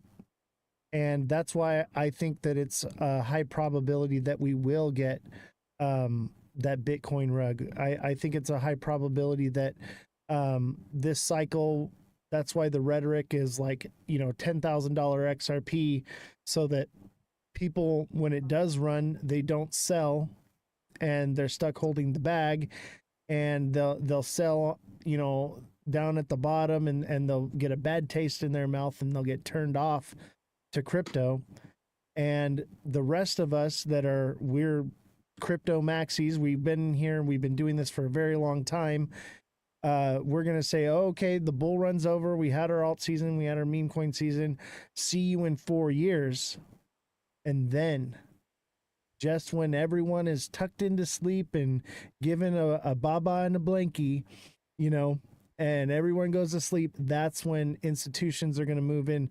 That's when it's going to be more quiet. You won't hear about it buzzing on social media like it is now. It'll be calm. It'll be calm. I personally think that that's what they've been doing, and I think that the revelation of the dark pools, yeah, and how that all happened, like right now we're talking about when institutions are ready. I think you might be surprised. I'm not sure we have another 4-year cycle. This truly could be the last one. It could be, with regulation coming out, like stable coins, especially now that the BIS put out, for me, indicatively, that, again, because I've heard this argument so many times, I'm like, have you read the BIS report? There's 3 reasons why it's just not a stable coin game. And they list them, like, so for me, it's just, this is the play. Because, and they have been, and that's a possibility that Bitcoin, because of its there's not a person to pin down, right? There's not a person to blame. So that's why I feel like the scenario you just set up, that's more of a possibility with Bitcoin because of this anonymous figure. Now with Ripple, I see that rug pull a lot less likely, just because there's been so many testing for years on this. There's been, again, the maneuvers of actual players in between it, very, very quietly as well.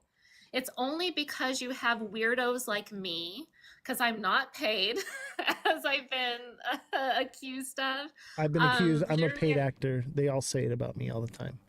You know, but for me, I'm just like, oh my gosh, no, if it wasn't for like sleuths and weirdos like me, it would be extremely quiet. Some of the interactions also, just in meeting some of these people, because I've met a lot of the people working with them and asking certain questions. Like, I watch body language, I watch like how they react when I ask certain things, and so I like, my research, it's my conviction, right? Because I'm the only one that can say, like, I stood in front of this person, asked this question, the response and the nonverbal response was this, and that told me this. I can't convince anyone else of that. But just, there's just, I just see it less likely because of all of the testing that real world institutions, the traditional institutions that play the game now, have used and utilized in XRP. I just see that as a lot less likely scenario. What institutions are using XRP right now, though? So whenever I say, like, I'm talking about test piloting. Oh, okay. Like, so the private ledger. No, not just the private ledger, just the maneuvering of. So like I said, you had the DTCC with Project Ion via R3 Corda, using which R3 Corda using XRP and XDC. You have the DTCC also talking about utilizing Ripple's protocol and Stellar and Solana for a global liquidity crisis. You have the Bank of International Settlements, and you have even the Fed task force. If you look at the Fed task force, you have Ripple on Fed task force. Then you also have Ripple as the American Banking Association, a platinum member. Then you have, and then you have BYN Mellon, who's a 250 or 215-year-old financial institution now custodying RLUSD and making partnership with Ripple. And then you have Visa, like partnering, and there's patents with Visa via Ripple. And so there was an interview with a CEO in the space, and I'll try to find it and send it to you. He talks about how we have not seen crypto's utility. And this is a guy who doesn't even really talk about utility or XRP or any of it. He has said that DeFi has been in a sandbox, and very, very soon it is going to be out of the sandbox and in the real world. That's not me saying it. And I believe that. Do you know about the release of suppressed technologies bill from 2020? So a lot of people don't. Oh, the patents, because they want to open up all those patents, right? So Donald Trump signed the release of suppressed technology bill, which states that all suppressed technology is to be released and implemented into society in 2025. So we're in it. It's happening right now. I wanted. Well, then you saw South Korea. Did you see the buy that South Korea had today? I was on the phone with Caveman. No. And he was like, "What's the deal with Korea buy?" I can't remember how many. it was a boat ton. South Korea is all up in XRP, and they have been for a very long time. A lot of your Asian countries, Singapore's one, Japan, right? I was going to bring that up. Mike and Nee says South Korea and Japan are using it fully. I just want to do a fact check on that one. Okay, they are not. They haven't adopted and are using it yet. Okay, they are starting to, but the banks that are actually using XRP and the XRPL, they're very small banks. They have like less than 100 employees. It's not as big as people think it is, but that doesn't mean that that's not the direction they're headed. But I just want to give a little bit of a fact check for that one. But yeah, Mike and Nee says South Korea is fully using Ripple. No, they are not. Okay. They are using it, but fully, no, that's a bit of an overstatement. But I do think that eventually that will. Sometimes we play so much semantics, and I understand why. And so like when someone says fully, it could be like their culture, South Korea's culture could fully be integrated into, XRP and that payment system. Fully could mean it's not the only one thing like using it, but you can fully make a transaction, I believe, over there to use it. And so like for them, whenever you say like, well, then who's using Ripple? They would be like, well, we are. and there's this whole idea too. So as things are adopted, and I talk about Metcalfe's law, they're in the math of network effects and limited, like a layer of scarcity there comes a tipping point in the math that it actually makes sense to start, like, entities to start holding this and accumulating it, which also Right. plays on the supply side. It's called critical mass in exponentials, or in what is it? Not quantitative. Your quadratics. You reach that, like, tipping point where the math gets parabolic. And very few people talk about that aspect, because we're not just talking about, we are, so like using it as liquidity pools, using it as a gas token, using it whenever you start talking about the ecosystem and network effect, there comes a tipping point in the math that it will start to make sense for these things to start to be held in reserve and price, and it gets parabolic fast. I think a lot of people might be surprised with what happens. I definitely think that there is a possibility that does happen. I'm not completely turned off to it. I want to believe. I always say this. I'm like, I want to believe. Make me believe. And my main thing is that most of what we're talking about is still just speculation. We don't really know what is going to happen, and that's kind of just where I lean on, is like, let's not be blinded to the fact that a lot of it is speculative and we could be being played. And so that's why I'm like, take profits. It's very hard to play against institutions, though. Like, if it, and so that's why that's why I like harp on research so much. It's like, go and read the DTCCs, go and look to R3 Corda, go and look into the BIS. Like, it comes to a certain point that it is speculation, but it's backed up by the evidence of, you have something like the DTCC settles over $3 quadrillion. They are not messing around. They want to get their settlement times to, they are working towards very specific goals. And like I said, they're very careful. So the fact that they would even list 3 crypto projects within their presentation, that's not speculation from there. That's, it is in terms of, it's a big if a liquidity crisis happens, but it shows me they're simulating this stuff. And so when you talk about a sandbox, that's as close as a sandbox simulation you can. I agree with you. And I think that even if XRP took on 1% of those quadrillions, that could send the price to crazy numbers, right? I'm thinking, I don't even know what it could possibly go to, and I think that's where a lot of the speculation comes from. But my concern is Ripple's holding 44% of the supply and dumping on it, and they've come out and said themselves that the reason for that is to reduce volatility. Yeah. So, and that's, to me, that's strategic. So you have to see, like, if you look at Ripple and what they're trying to do in the world as a company and facilitate, and how far behind legal is, law, so you can call it manipulation and strategy. Like, those things get very, very, very fuzzy.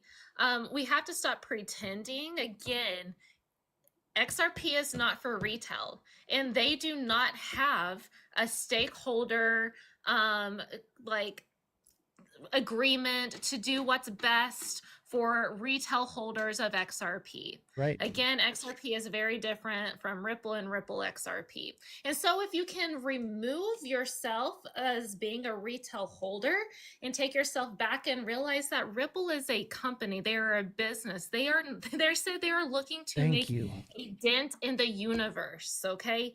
They are not concerned about retail. they're not dumping on our ass on purpose to make retail they're a company. Yeah. They're, I just go, people, what do you think they're doing? It's not about retail. It's about institutional and global remittances, deep liquidity, a faster, smarter payment program, and institutional payment rails. Right. And this that's why isn't about retail. that's why I'm like, Brad Garlinghouse has everything to gain from saying that they're going to take over 14% of Swift, and people take that on face value. Is it possible that they could? Obviously, yes.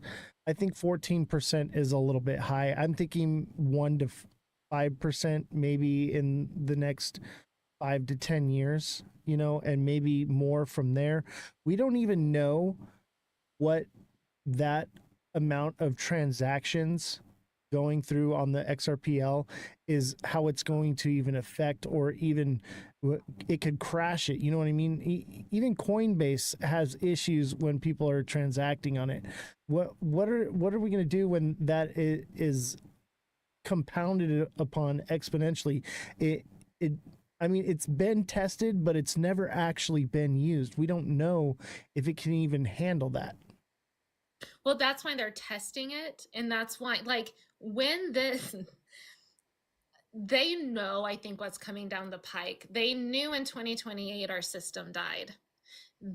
Like, to think that all this, like, now after regulation, they're gonna like implement something. 2008, sorry, the system died.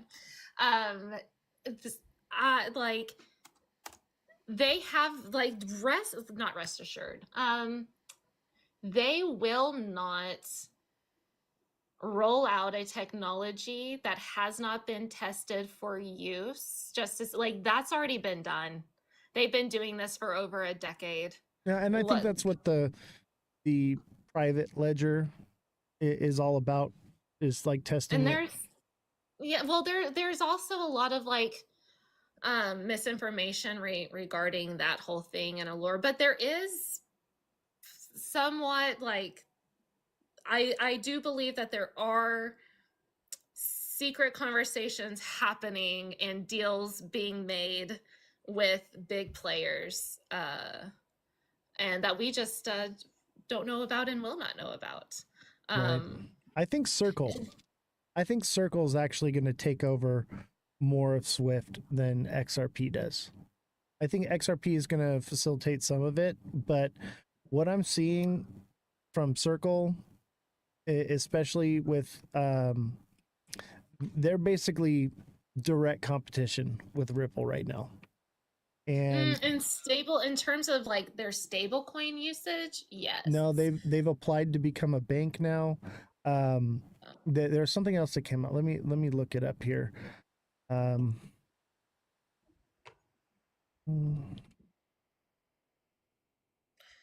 It just happened a couple days ago. Yeah, no, and no, I saw that. But there again, USDC isn't being tested, like, for other use cases, for other, like, for eons, if that makes sense. Yeah, I just eons in terms of crypto eons. What I'm saying is that and like you said it too, is like XRP is not going to be this end all be all to take over Swift. I believe that it's more likely that Circle, here it is, that Circle sees that adoption. Here's the article. It says Circle launches payments network to compete with Ripple. Circle has rolled out its Circle Payments Network designed to challenge the landscape for cross-border transaction. The new offering attempts to snag the market for Ripple payments, putting both heavyweights in a scramble for dominance. Stablecoin issuer payments. Let me see. Where's the meat and potatoes of this? It's here. I think it's right here. Running on the XRPL, Ripple payments allows banks to process international transactions at a lower cost than traditional alternatives. However, CPN is poised to be a direct competitor to Ripple's payment given the slew of initial partnerships. Ripple has a trove of partnerships under its belt, but the integration with Swift is tipped to be the icing on the cake for adoption metrics and XRP price. Both Ripple and XRP are mulling over the prospects of an IPO. Circle and Ripple are currently jostling for positions following the intentions of the U.S. leaning on stablecoins to preserve the dollar dominance. Circle argues that USDC is the largest regulated stablecoin with market capitalization of 60.91 billion. On the flip side, Ripple says its RLUSD is the fastest growing US dollar dominated stablecoin in the ecosystem, recording a 100% spike in trading volume. The tailwind, but mainly the thing is that I'm not sure where it was at, but they believe that Circle will take over because it doesn't have that legal uncertainty that XRP has. And so long as the injunction is in place, they're probably going to be on the back burner. You know what I mean? And if things are happening quickly, like we've been talking, like a year or two, this all getting implemented, it could potentially hold Ripple back from taking that position. What do you think? All right, I'm putting this is conspiratorial hat. this is Brooke being conspiratorial, not factual or evidence based. I think that the lawsuit was in effect an attempt to stifle and create a narrative to fake a bunch of people out, if you want to talk.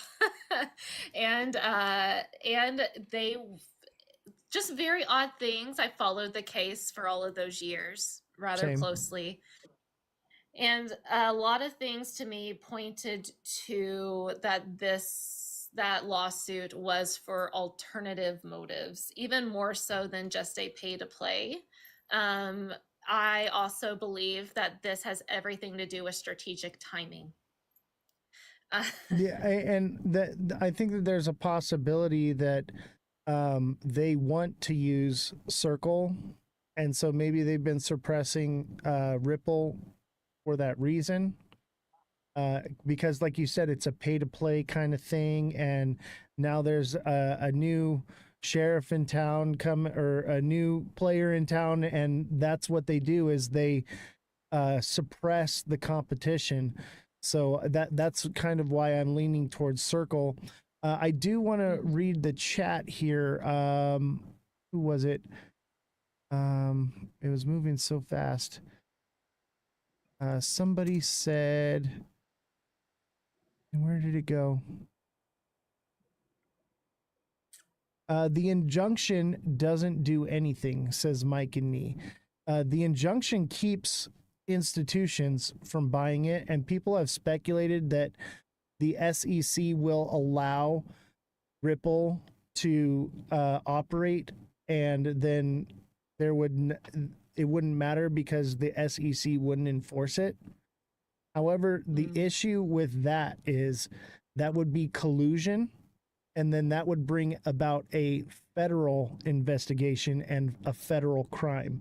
So yes, theoretically they could just do whatever they want, but now we're talking about criminal charges, not just civil charges. So I don't think that is going to happen. Institutions will not be able to buy XRP until that injunction is gone. And interesting. With the legal process, there is a potential that with new legal clarity coming, I believe it's the Clarity Act that they're talking about. It hasn't even been voted on yet. They're going to be talking about it on the 14th. But if that came along and that defined and that gave clear clarity to securities and commodities as far as crypto goes, that could change the law. Therefore, the injunction could be removed, but I would see minimum 1 year out before that happens. Okay. Maybe longer, because that's just the way the legal process works. The legislation has to get passed, and then the law has to change, and then they have to appeal it, and then the injunction could be lifted because the laws have changed. So as far as things go right now, institutions can't buy it. And so minimum 1 to 2 years before that institutional money comes in. And then when that happens, okay, I'll tell you guys $100 XRP 2030 if that's the case. But as long as that injunction's in place, I don't see it going higher than $10 because it's only retail. So are you reading somewhere where the injunction will take around 2 years to settle? So I was studying. We need to go into that. Here's the thing: is I was studying for the bar before I decided to do this. I've been I practice as a paralegal. I understand how the system works as far as the courts. It's very slow moving, and usually it's and we saw this already, it's continuance after continuance, and it's not a quick thing where you go in and you state your case and it's all done that day. It takes years for this stuff to happen, and that we've already seen. What's it been, like 4-7 years now that they've been going through this legal battle, and it's flip-floppy back and forth. And I'll tell you what, right now, judges do not like when you appeal their decisions, because an appeal is not that I don't like this, I'm not going to agree with it, I'm going to take it to a higher court. An appeal is basically saying the judge broke the law, so we need another judge to rule on it. Judges do not like that. That's why you see Annalisa Torres like claws out on this thing, because basically the SEC and Ripple are undermining her authority, saying that she's doing something wrong when she clearly did not. Ripple broke the law, period. And that's why they're going to have to pay a fine. Oh yeah. Which then if the SEC, and whenever you start a company, if they want to get you on a law, like they'll get you. And the same goes for U.S. citizens. If they want to find something on, they will find, like, you're gonna, yeah. That's interesting. I have not seen that about institutions not being able to buy XRP until after the injunction, because that's what the injunction states. You could read the injunction, and the injunction. Okay. Jesse, you want to do a fact check on that? What the injunction against Ripple entails, what its parameters are. So basically, it's my understanding, and we'll get a fact check on this, that retail is allowed to buy it. And as far as retail goes, it's defined as a commodity, not a security. But if institutions purchase it, then it's considered a security.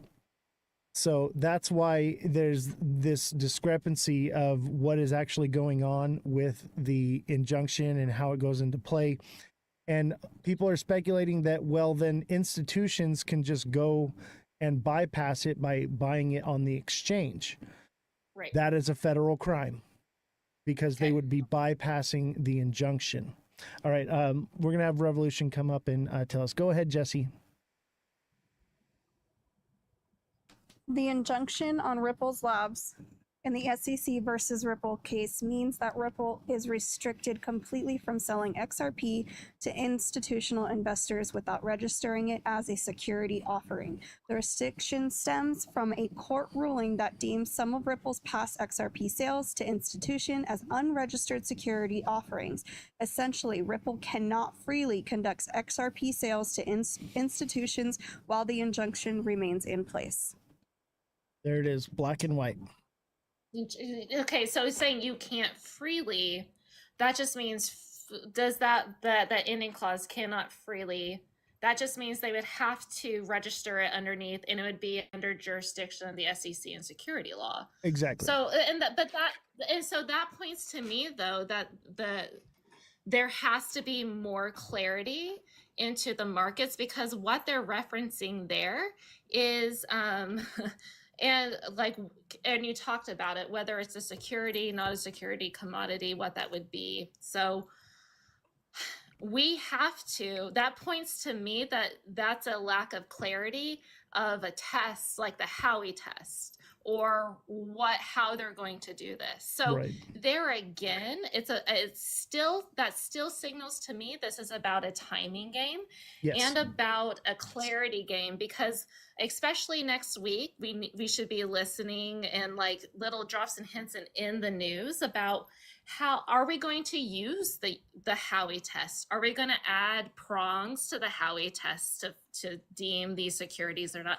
Or are we going to come up with a completely different test or rubric to determine whether or how you bundle these as securities, when you do, when you don't? So to me, that injunction has more to do with the fact that the whole space doesn't have still clear rules of the road as to what is a commodity, what's a security. Yeah, and so that's not too bearish for me. Yeah, and that's what I'm saying is that so before, like last couple weeks ago, I was like, I was kind of hands off on XRP. I'm coming back around. Okay, I really am. The thing is I was saying, if they were really going to be using Ripple for Swift, wouldn't they want to classify whether or not these are securities or commodities? But then the first thing they came out with was a stablecoin bill. And so that put a bad taste in my mouth. I'm like, oh man, they're moving towards CBDCs, right? But now they're, I think I have the article right here.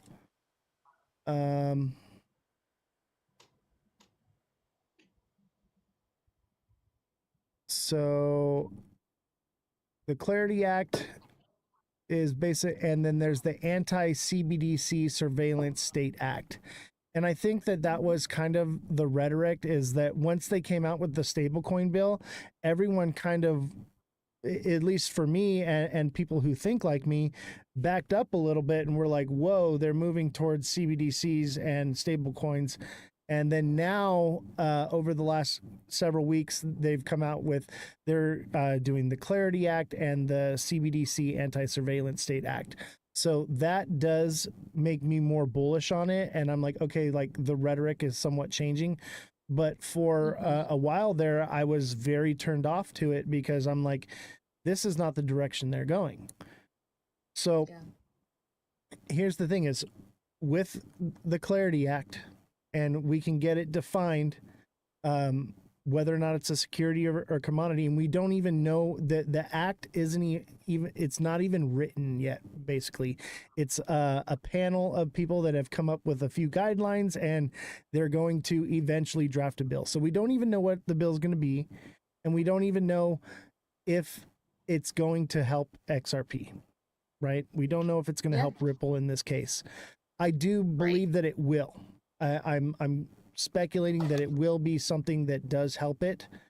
And then we have to go through the process of getting it voted upon, right? Hopefully it's bipartisan and it gets passed, but it's got to be passed in Senate, House, all the steps, right?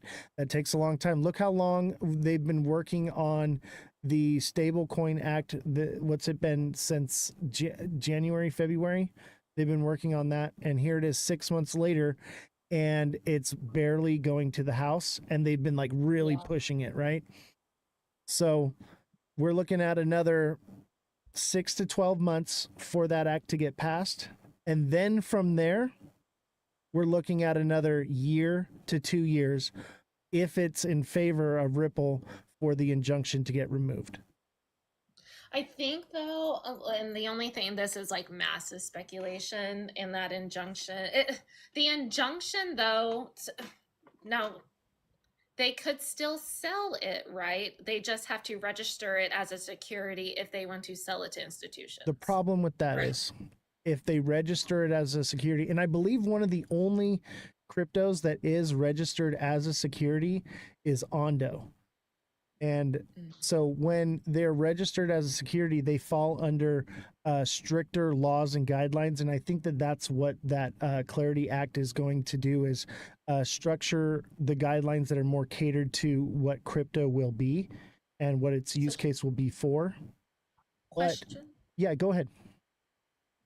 Sorry, before I forget it, because I will.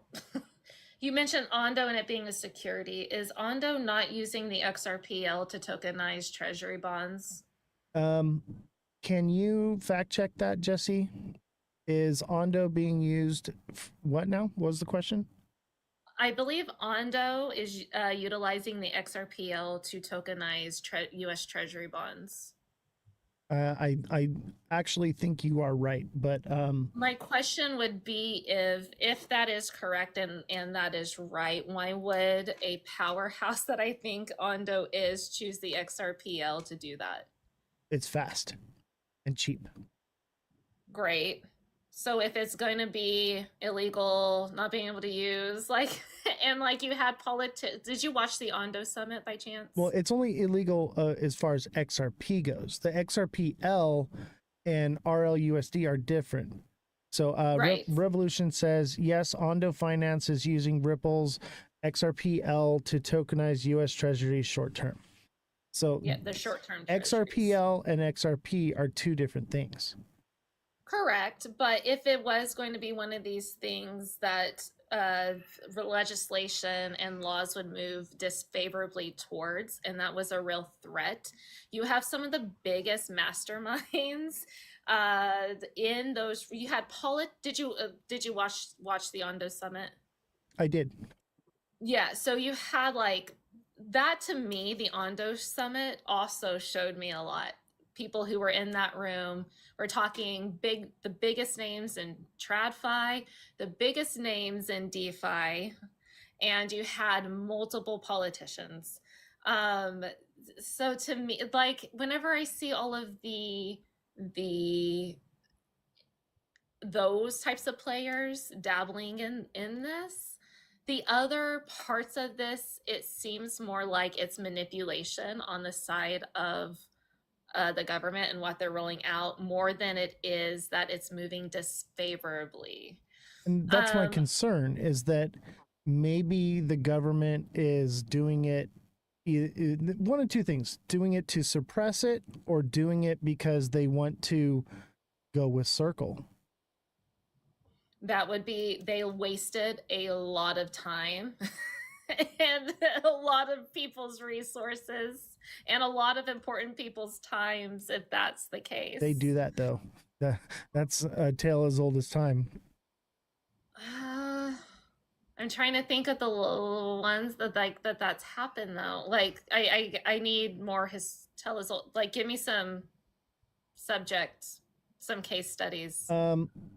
Jesse, can you look up what's the words I'm looking for?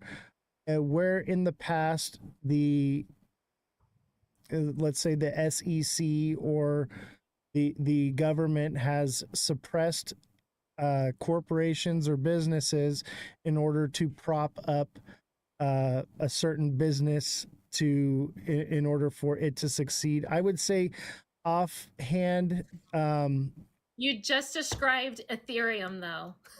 Yeah, sorry. That was Ethereum. Yeah, and that's just in the crypto space. And it goes even bigger than that. Like think about Tesla's energy, free energy, and then they went with Edison instead, right? They're looking at where they can make the most money and what benefits them. So Ripple, I believe, is more, it's in the way, if you ask me. It's in the way. Mm-hmm. They were ahead of their time, and if you know anything about Edison stole his ideas. Tesla. Right, and we still use Edison to this day. We have disgusting looking wires on poles everywhere you go for the last hundreds of years now. And we've But then had better technology. But that would fit more into the play of Bitcoin was the straw man facade, the narrative of the government rolling out, possibly the fall boy. And then you had, I mean, I was in rig from the start. I know way too much about Ethereum and those connections and how they propped Ethereum up for, I think, the reasons. Like I see that, and then I see like XRP being that one that they have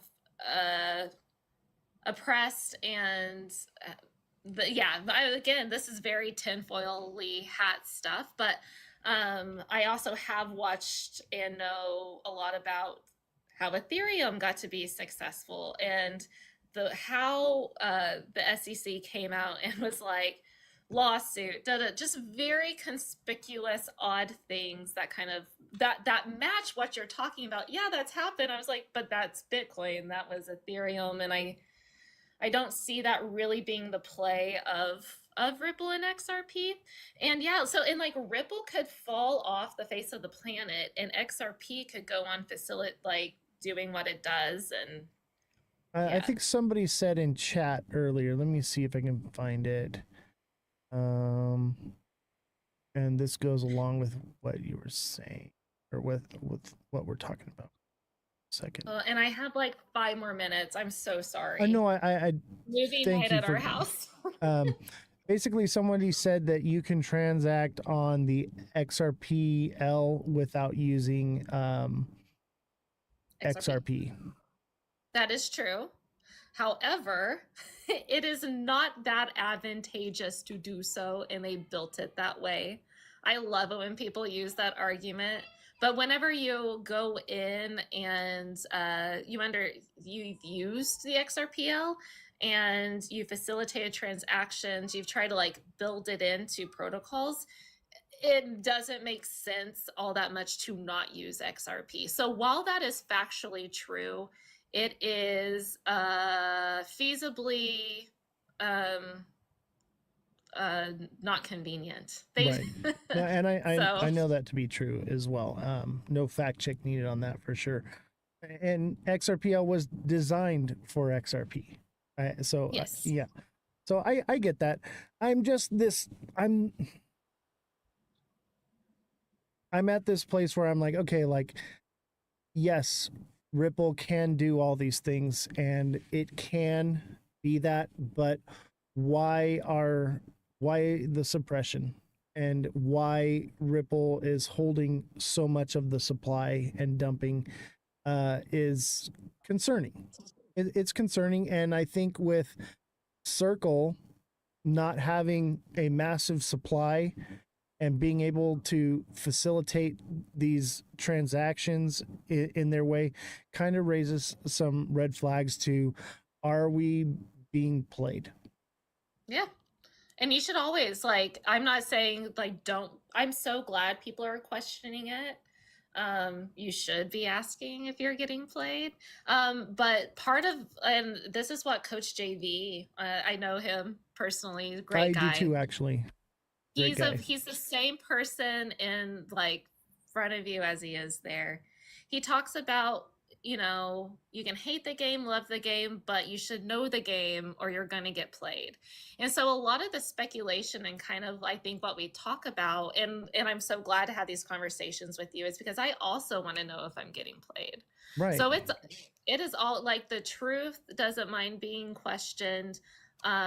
You should like have one of the reasons why I came on to TikTok was to find, and I found it, the antithesis. I didn't want to be in an echo chamber, and so be careful of echo chambers, and it's good to question, and I'm glad. So like what I find that you do is you are still intellectually honest. What I have found is in a lot of the conversations I've been involved with is that people start to get extremely intellectually dishonest. Yes. And and then I get kind of aggravated at that, because when intelligent people can start to become intellectually dishonest and you have viewers that are like seeing that, that's not doing a service to your people. You're being, Right. or to the audience watching. And so it's one of those things. I'm so glad that you have a fact checker that you can in real time, and we can talk about the facts. We can talk about, well, this is speculation, this is my tinfoil. And that's all kind of, again, like, but there is a part of this where the audience, like if you're a person that does get played, like take the responsibility on yourself. Right. That's probably showing more of a lack of like you went wrong somewhere. Do your own research. Yes. And don't just listen to what creators say. And that's why I created this show, Brooke, is because I saw a need that needed to be filled, and I felt like I had this moral responsibility to help people because I've been blessed in my situation, and I want to give back to the community. That's why we give to charity. That's why I do all the things I do. I'm supplying jobs to people. You know, we have all these people employed, but the idea is to, like, you know, break those echo chambers and bring a sense of integrity to a den of thieves, you know, because yes. And yes. You know, I hope to one day be the Joe Rogan of the crypto space, because that's kind of what I modeled this show after. And I was like, that's what we need. We need somewhere where we can sit down, have these debates, and talk about these things without hating each other over it. And a place where we can come and not just look at the charts, but also get the news about what's going on, and then have things fact checked so that way we're not feeding into the moon cheese. And that's my goal here. And I feel like we're doing a pretty good job at it. And like I said, I just want to help people. Yeah, absolutely. Well, I appreciate it. This was a fun conversation. Yes, it was. And you know what?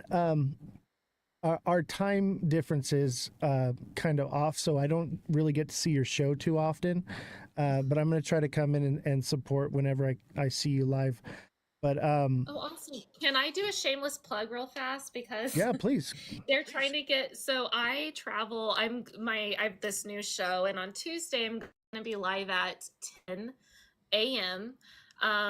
Down at the Bank Social offices, and I'm going to put it in the chat, they just started back up their TikTok channel, and they're wanting to go live during that time along with me. Nice. So that is their handle down there. They're trying to get, enough followers so they can go live and utilize that. So if you could go and follow banksocial.io. I'm going to be interviewing a man by the name of John Wingate. He is the CEO of banksocial.io, and what they do is they are implementing their payment protocol into and facilitating blockchain and crypto into credit unions. He develops on Hedera, and he was at the World Economic Forum back in January with Hedera. Really interesting project, really interesting developer. He even announced that he is implementing XRP into his protocol, his XRP Pay. So in with Hedera. So that will be a fun conversation about, how multiple ones of these projects can do multiple things for different projects. And it's going to be a multi-chain world. That's awesome. And that's the truth. That's the truth. Yeah. Multi-chain ecosystem, multiple ecosystems. Yes. So thank you for letting me plug that real fast. Yeah, of course, of course. And if you guys don't follow Brooke Odyssey already, make sure you send her a follow. And if you don't follow Revolution Starts Now, make sure you send her a follow as well. She's doing a new show. We're actually starting several new shows that are going to be coming out of the studio here.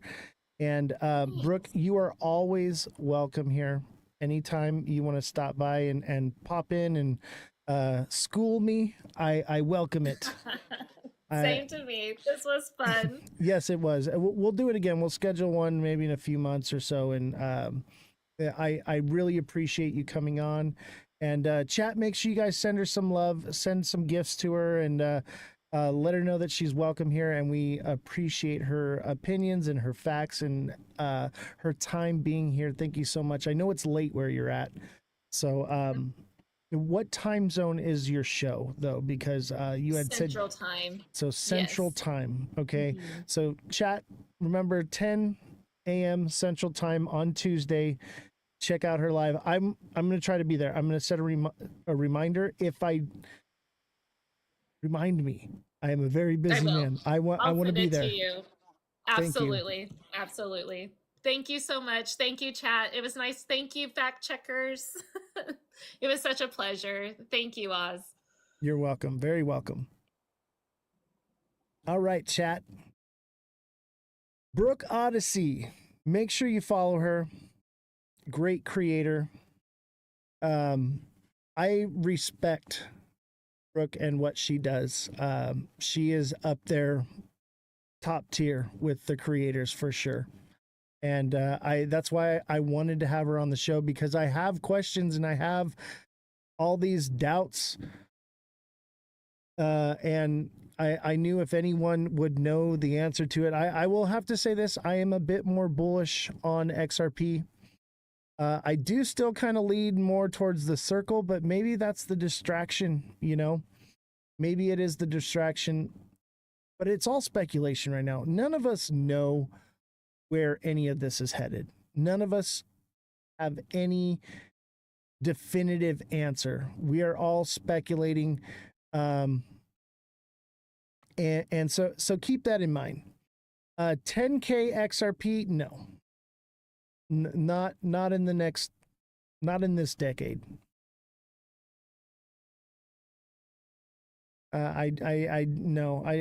Let's be realistic. XRP is not going to go past $10, $15, $25 without institutions. Okay. And right now institutions just can't buy it. All right. And that's more why I'm kind of turned off to it. Maybe if you're going to hold it long term and then that rhetoric changes, then yes, you're looking at an opportunity. But why would you buy at $2.81 when by the time that could potentially happen, the price should be down to $1 or under? So if you're looking to hold something long term, if you're trading it, obviously there's money to be made, but why buy the top with the potential of it only going to $5 or $10, buying it at $3 when you can get it at $1 or less?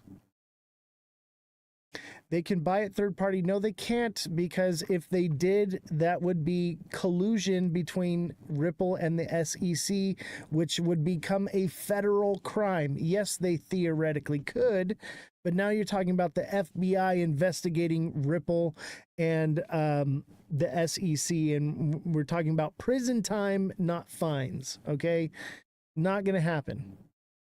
Not gonna happen. All right, everybody, don't forget to smash that like button, subscribe to the channel, share the show with your friends. We're at 0.1 million likes, which is freaking phenomenal. They can't buy off exchanges. No, they cannot. That would mean that those institutions would be looking at criminal charges, not civil charges, criminal. Okay? They have to abide by the law. What a great live, though, right? My job. Oh, I know, right? She is so smart. She is so smart. We didn't really need Jesse to fact check so much. Simon, thank you for the money gun. We have just a slew of gifts. Danny Gibson to Brooke sent Tiny Dinos and just so many heart me's and gifts. I couldn't read them all out. Thank you, everyone, for your support.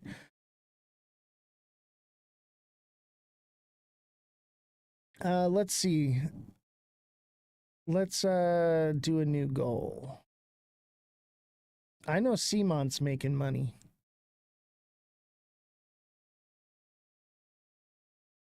do a galaxy because we're going to get into the news and stuff, and I don't have time to keep putting up things. So if you send a galaxy, great. If not, smash the like button. Liking, sharing the show. If you can't afford to give, you can do it that way. Remember, 50% of all donations that are sent this month will go towards I believe it's the Tim. I didn't get a chance to look it up. Okay, I'll have that by Monday. All right. The organization we're actually going to be giving the money to, but I want to do the research. And I want to make sure that the money goes to where it's going to do the most help, because we don't want children to be trafficked. Simon, thank you for the galaxy. Appreciate you. That was fast for a galaxy. Not bad. And viewership was amazing, man. We had like over 100 people watching. So we've got some more stuff to go over here. Let's get into the news.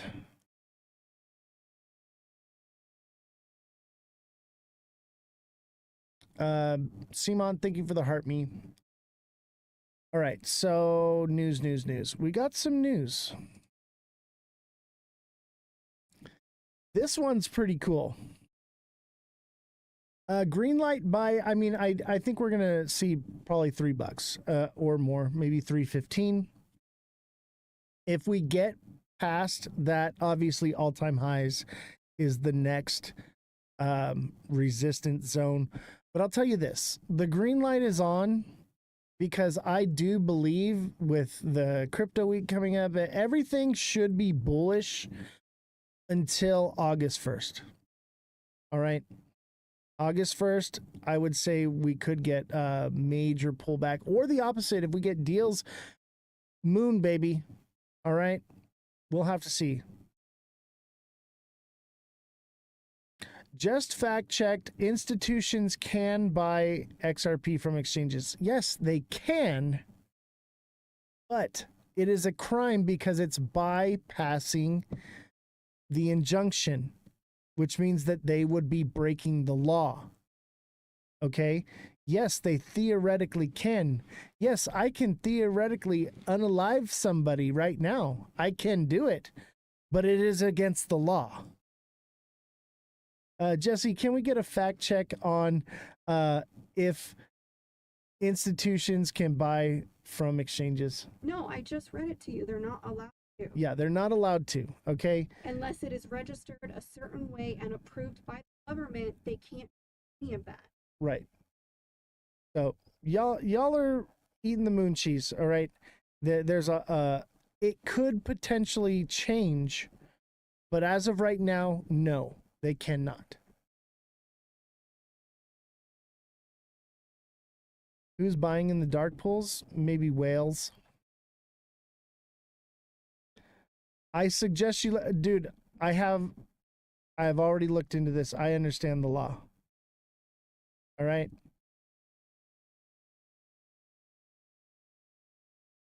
Simon says the fact checker has spoken. She said no.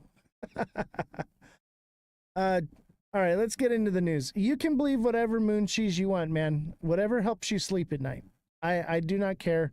What matters is the facts, okay? You can go online and you can Google and find any answer to fit your narrative, all right?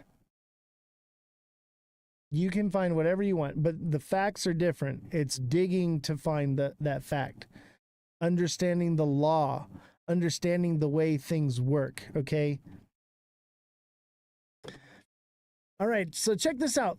Stellar surges 14% before sharp reversal as network upgrade fuels volatility.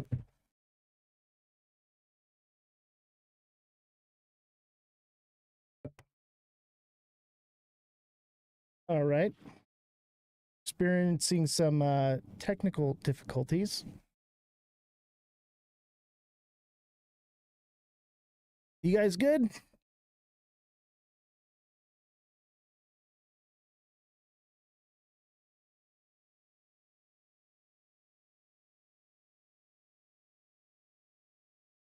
We just had a collision backstage. Collision in the catwalk. Call Elon and have him on speed dial. You want me to call Elon right now? I will call Elon. Let me get him on the phone. What is your question you have for Elon? I'll call him right now. If you have a question for Elon, what would it be? I will call him right now. It is the question that we're asking whether or not institutions can buy it? Is that the question we want to ask Elon right now?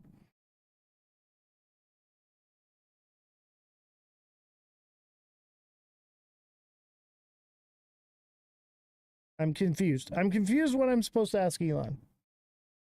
Release the Epstein list? Yeah, should we call Elon about the Epstein list? I don't know. Simon says to call Elon. I don't know what he wants me to call him for, though. I'm not going to bother the great Elon just to say hi. All right, so you guys got to have a real question if you want me to message Elon.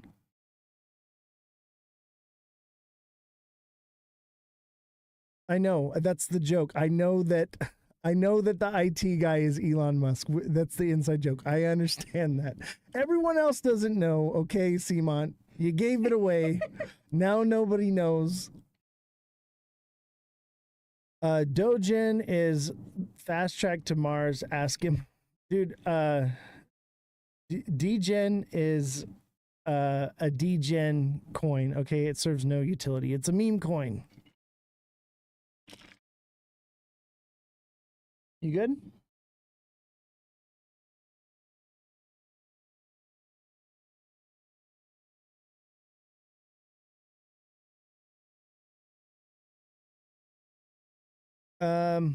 This is for Stellar that I'm talking about here.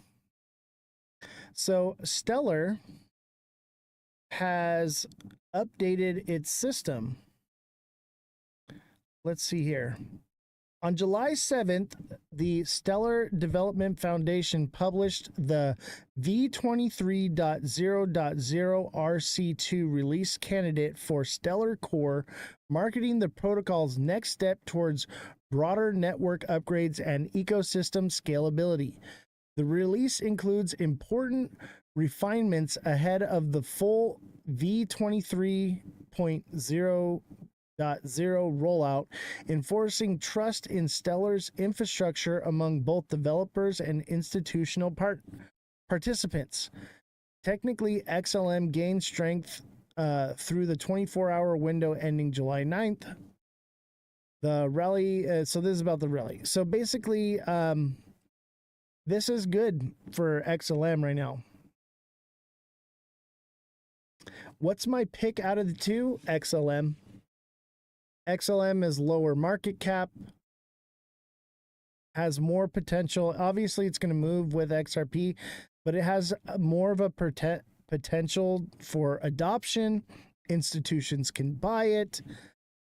I'm leaning on XLM. That's kind of where I'm at. XLM's pumping. Yeah, I know, man. XLM is my star child now. Coinbase accuses Oregon of secret shift in crypto regulation. Coinbase sues Oregon over secretive crypto lawsuit and policy reversal. Oregon faces backlash from Coinbase for abrupt crypto regulation shift. Coinbase demands transparency in Oregon. Sudden crypto crackdown. Oregon also sues Coinbase after the SEC drops federal crypto case. Coinbase fights Oregon hidden agenda in the new crypto legal battle. So Coinbase and Oregon are having it out right now. And Jesse, are you there? I want to talk about what happened with you and Coinbase, and I'll tell you this right now, Coinbase is looking at a lawsuit right now, and I'm sure that Jesse's not the only one. And I have a question for you. If you are using Coinbase and you've had this happen to you, or if it happens to you in the future, make sure you screenshot it. Make sure you screenshot when you put in your limit orders and stuff. And let's build a case against them, and let's do a class action lawsuit against Circle. Because, or not against Circle, against Coinbase. Because this is definitely an issue that needs to be resolved. I do think that Coinbase will resolve it, and Coinbase will become better, but until regulation and things like that change, that's another thing that we need with regulation is we need stricter regulation on the way these exchanges operate and their functionality and the things that they're doing. Hi Francesca, how you doing? Jesse, I'm gonna bring you up on mic. Can you just tell everyone what happened with your trades with Coinbase, because I know you use Coinbase as an exchange. Just tell the chat what happened, and obviously I believe it's happened more than once. If you could tell your story, let me know when you're ready and I'll mic you. Are you there, Jesse? All right, go ahead.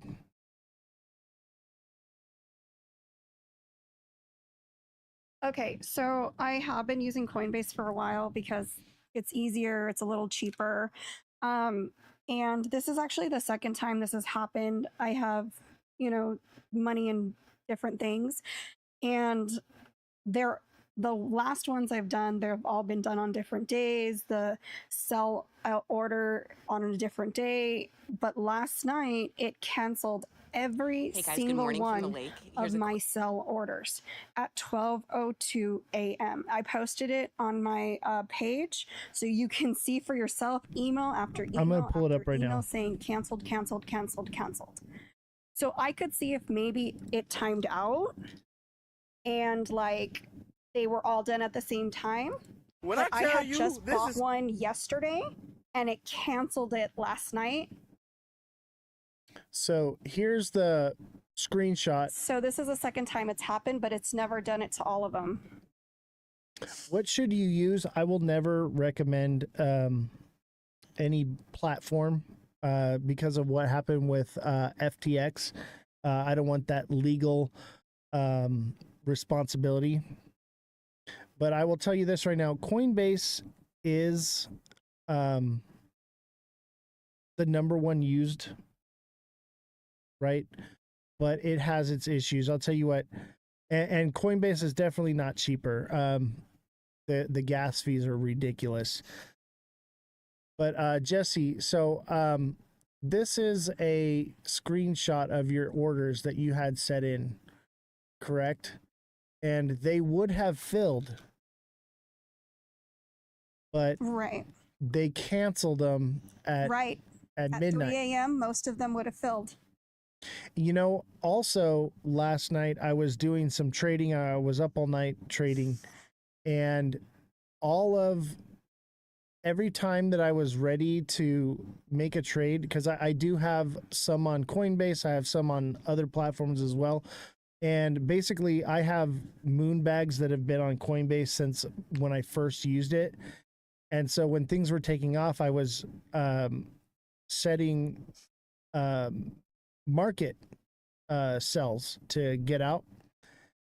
And what had happened is every time it would spike up and I was trying to withdraw, I would get signed out.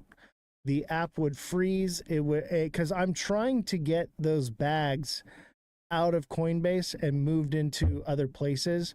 But I've been holding those moon bags for a very long time. I've had that wallet for a very long time. So, and I didn't want to transfer it because of the fees. So I've been waiting for this to happen, right? And I had issues last night as well. Anyone in the chat, have you had issues with Coinbase being signed out when you're trying to make transactions, it freezing up? Have you ever had your limit orders canceled right before they should fill? Things like that. If anyone has, please let me know in the chat, and then send me a DM, because I think we could be looking at a class action lawsuit here. I'm sure most of you crypto bros don't use Coinbase, but if you do and you've had issues, I'd like to know.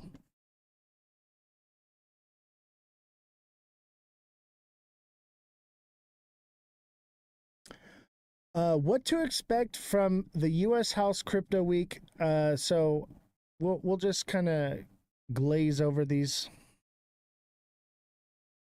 Yeah, run up Coinbase, man. Nothing but issues with Coinbase. Oh, I didn't pull it up. I'm an idiot. So here's the screenshot of Jesse's limit orders that were canceled right at 12:02. I'm a newbie. That was the only one I knew. Yeah. Coinbase is trash, at least right now. I think it's going to get better. But for right now, if you're trading with this, and you have to trade with limit orders on Coinbase, because anytime you try to market trade when things are volatile and moving, you'll get signed out, you'll get frozen out of it. Neo says, I watched one blow right past my stop limit and had to cancel the market sell. That's crazy. That's what I'm talking about. And if that happens to you, I would recommend, if you're using Coinbase, screenshot your limit orders, screenshot everything you're doing on there, because I would imagine that there is a class action lawsuit available, and it should be somewhat recorded on the blockchain. Maybe somebody that knows how to access that information, reach out to me, because we need to get to the bottom of this. And I think it could be very lucrative for all parties involved. It's set for Coinbase. I think we could be looking at a major payout on this one. So if you're interested in getting in on a class action lawsuit against Coinbase, let me know. Here's the screenshot. And make sure you follow at Jessie the Fact Checker. That's Revolution Starts Now. This is her page right here. And she is starting her new show. And it's going to be awesome. I believe the show starts next week. Please, anyone can vouch for one that you trust. I'm not going to say, but Revolution, I'll talk to you later. There's a few, and there's some that are like really good on fees. I'll tell you that right now. There are some that are really good, the lowest fees in the market. But I'll tell you this right now, you could chat GPT it. I know you're mad. You lost a lot of money. Who knows? Maybe you get it back. Problem is, we got to be able to prove it. We need to prove that this has happened to multiple people. So key takeaways from Crypto Week. The House of Representatives has dubbed July 14th through the 18th Crypto Week. Members are expected to vote on the Genius Act, which would enable private companies to issue stablecoins. A successful House vote would send the bill to the desk of President Donald Trump, who is expected to support the potential proposal on social media. The House is also expected to consider the Digital Asset Market Clarity Act, which would establish a framework for cryptocurrency regulation. And then as well, there is talks about the CBDC Anti-Surveillance State Act would prevent the Federal Reserve from using a central bank digital currency is also expected to be discussed. So this would be the one that I really want to see go through. But it's funny because the key takeaways, they don't even list this thing, but there is no bill yet. And I think that's part of it. It's just talks. Right now we have an executive order. It's only good for like a year. They may not even draft this bill or push it. I think there's a possibility that the rhetoric is to put it out there to just keep fueling the bull run, because people like me are like, hey, like they're pushing for CBDCs with the stablecoin shit. So we'll have to see.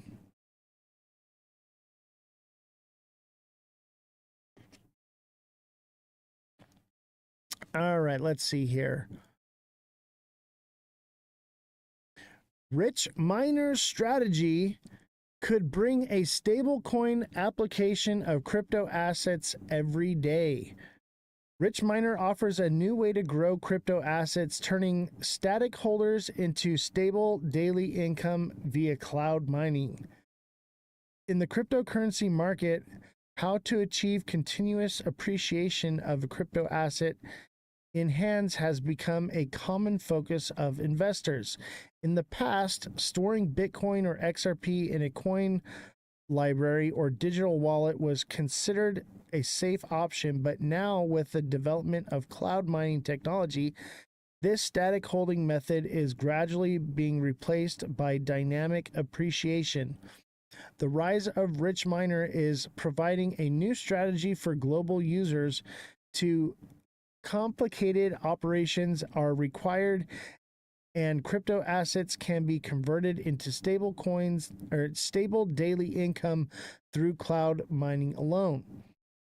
Storage and appreciation, the limitations of traditional coin-based strategies. Many investors choose to store their cryptocurrencies on centralized exchanges such as Binance, Coinbase, and decentralized wallets such as MetaMask, SafePal. This frozen asset method ensures security but lacks the ability to increase value. In a bull market, price increases may bring profits, but in a consolidation period or a bear market, assets not only cannot appreciate but may even depreciate. Simple storage means missing the opportunity for active returns. The rise of cloud mining, a passive income tool that breaks the technical threshold. Traditionally, mining used to be the patent of technology geeks and large mining farms. Ordinary people who want to participate are often limited by high hardware cost, electricity costs, and technical maintenance barriers.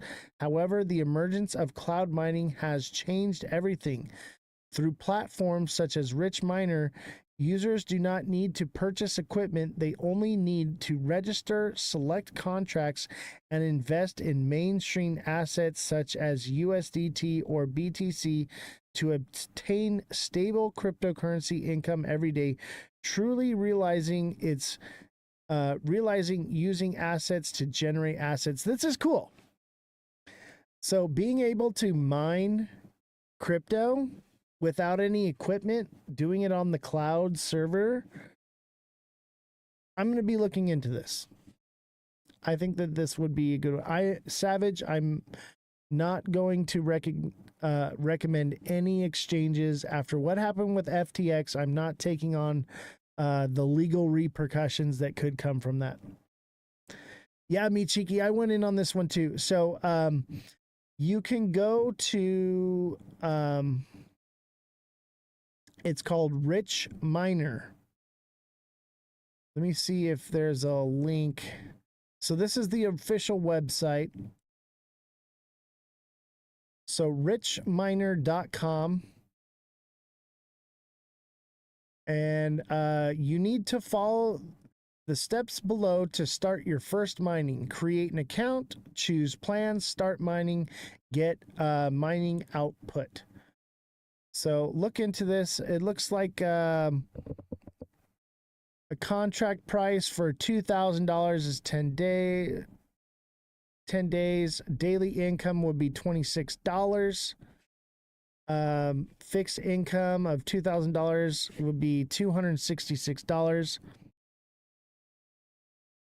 Yeah, I think we're going digging, man.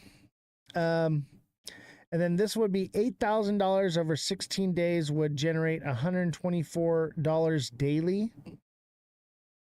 That's not bad. And the question is does it still appreciate or depreciate? But this is, so these are products. Interesting.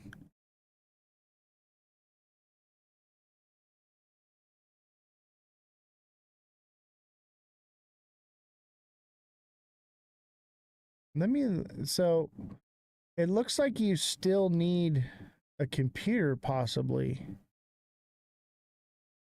I don't know. Let's look into it. This contract is effective immediately upon confirmation. Payment user, unless otherwise provided by law. Users required. Revenue calculation. Mining revenue comes from real-time operation. Output statement. Upon expiration of the contract, the cloud machine will cease operation and the system will settle the principal and revenue for the user. Users can withdraw cash when the revenue reaches the amount set by the platform. Contract termination. Risk warning. The platform provides a stable fixed income.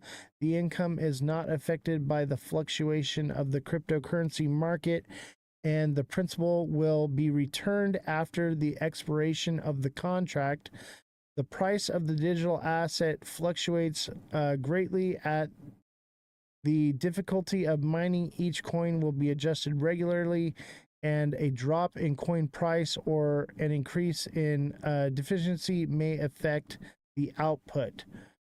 Users need to carefully assess their risk tolerance to ensure that their investments is made within an acceptable range. Disclaimer: Rich Miner is not responsible for losses caused by uncontrollable risks, including natural disasters, government actions, social conflicts. Fluctuations in arithmetic power are inevitable. The rich miner is not responsible for fluctuations caused by network instability, failures. Look into this. This is called richminer.com. So richminer.com. It's definitely something to look into. I'm going to be looking into this as well.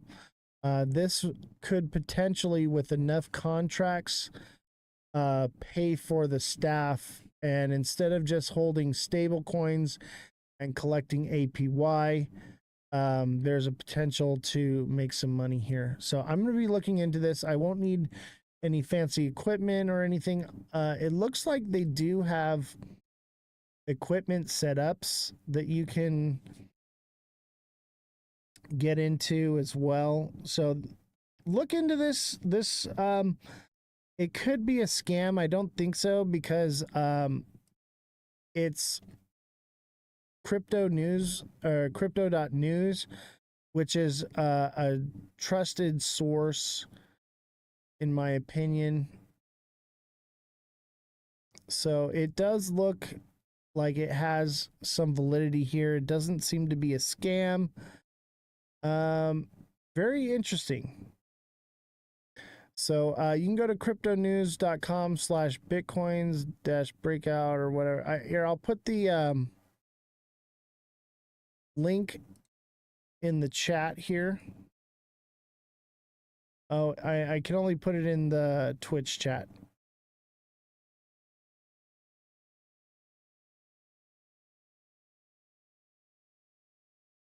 Whatever happened to helium mining? Was that ever profitable? I think most of the mining operations became unprofitable before they could turn a profit. By the time things happened, nothing really came about of it.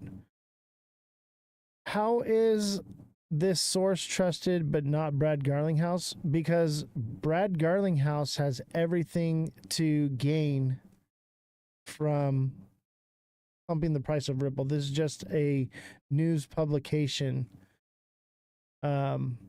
stating that this is possible.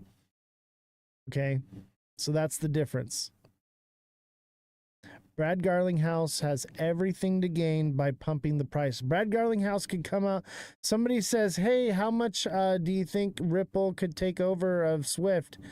Oh, I think you could do 14%. That's not a source. That's not anything.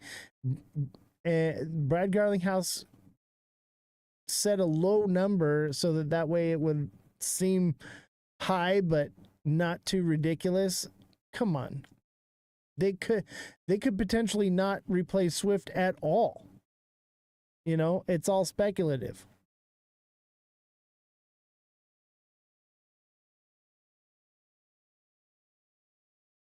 I think we see $3 again. I do. But here's the kicker. We got to get there quick.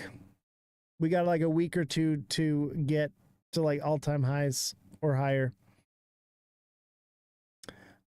Trump tariff live updates. Canada stuck with 35% tariff. Trump floats higher blanket rates. President Trump is pushing through with his tariff agenda, unveiling a new branch of letters to country leaders outlining tariffs on goods imported from their country beginning in August and a warning to BRICS nations. Trump announced a 35% tariff on Canadian goods late Thursday on Truth Social, claiming Canada had financially retaliated to earlier duties. The White House officially said, however, that may carve-outs currently in place with U.S. tariffs on Canadian goods would remain, such as oil and certain sector specific duties. In an interview with NBC published late Thursday, Trump also floated 15 to 20% blanket tariffs on most trading partners, higher than the 10% level currently in effect. The fresh tariff salves capped a week in which Trump sent a barrage of tariff letters to over 20 trade partners, setting levels of 20 to 40%, except for a 50% levy on goods from Brazil, in a move that wadded the country's domestic politics. Meanwhile, Trump injected fresh uncertainty into the metal market this week, confirming 50% copper import tariffs from August 1st to match steel and aluminum. Trump's copper tariffs are also set to include the kinds of materials used for power grids, the military, and data centers, a Bloomberg report highlighted on Friday. As markets focus on U.S. talks with key partners on possible deals, here is where things stand. Vietnam. Trump said the deal with Vietnam will see the country's imports face a 20% tariff, lower than the 46% Trump had threatened in April. He also said that Vietnamese goods would face a higher 40% tariff on transshipping when goods shipped from Vietnam originate from other countries like China. According to reports, Vietnam's leadership was caught off guard by Trump's announcement last week that is agreed to a 20% tariff and is now seeking a lower tariff rate. European Union has signaled it is willing to accept 10% universal tariffs on many of its exports, but seeking exemptions for certain sectors. The bloc is racing to clinch a deal. India. Trump's tariffs on Brazil have raised the stakes for India, another member of the BRICS coalition. Bloomberg reported that the countries are working towards a framework deal that could see U.S. tariff goods from India drop below 20%.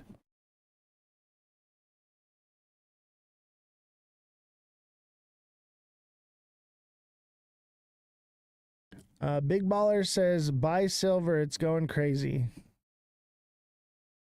You know what's funny is I have a bunch of silver I've been buying over the years. I have a lot of cool different things, and I'm tempted to sell my silver, not buy it. Tempted to sell it here, obviously once it runs up here. But I've been holding this stuff for a very long time. I think I might be ready to cash in on it. I don't know.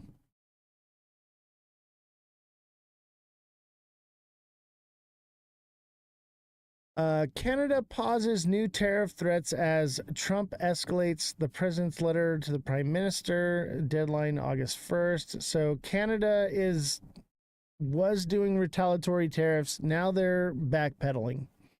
They're scaredy. They're scared skis. And rightfully so. Trump threatens no extensions on the new August 1st tariff deadline, warns of higher import taxes. That doesn't mean that they won't go into effect for like a month or so and then get paused again.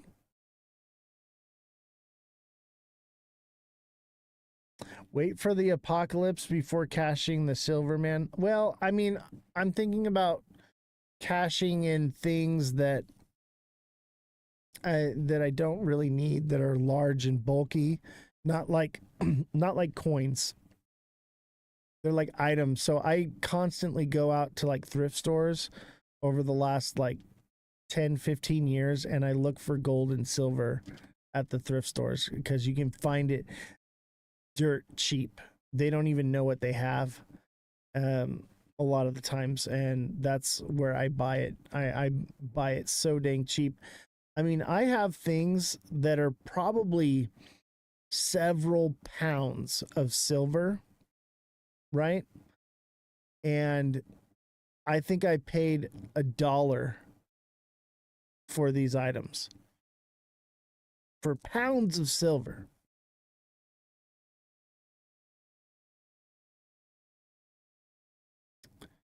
All right. I think that's it. Let's see here. We got a couple more articles.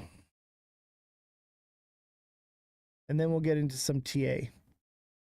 White House ramps up pressure on Fed's Powell 3 weeks before next interest rate decision.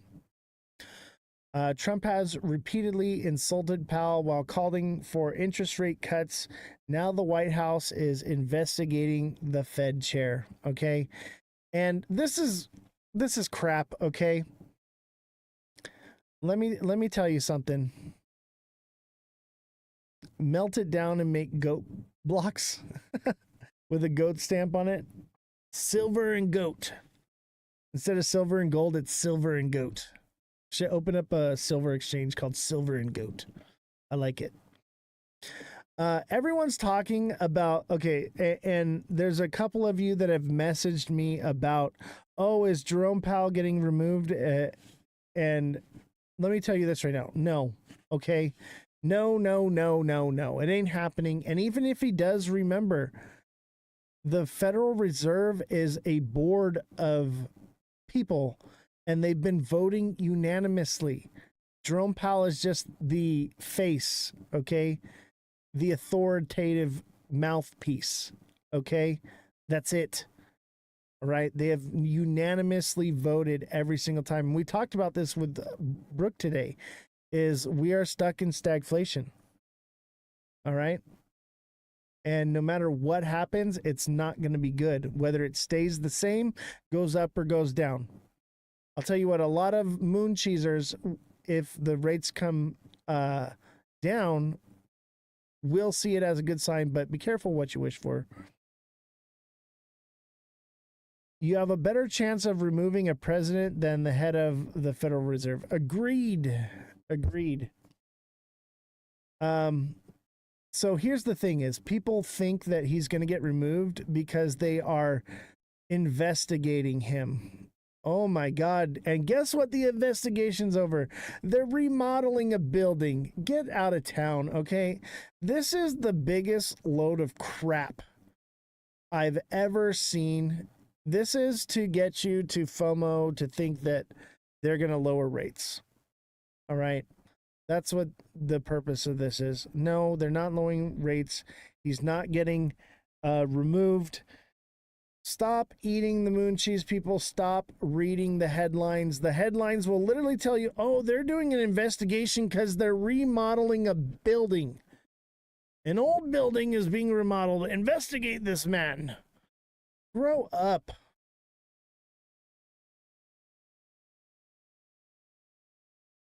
So here, the White House just took its most aggressive stance yet against Jerome Powell. Oh my God. Federal Reserve, blah, blah, blah. Laying the background for firing for cause. The latest criticism about rising costs of Fed headquarters may signal the administration is laying the background to justify firing Jerome Powell. Obviously, they can't fire him. Okay? The Supreme Court has made it very clear in their rulings that they would not support the president firing Powell, Mills said. They can either find a reason to fire him for cause, all right, or you can create enough of a negative environment that Powell says it's no longer worth it. I'm out. There's your answer. The Supreme Court has already said it ain't happening. All right? Grow up, people. Grow up. They're not getting rid of Jerome Powell. And remember, they have voted unanimously. Unanimously. All right? So just to set the record straight.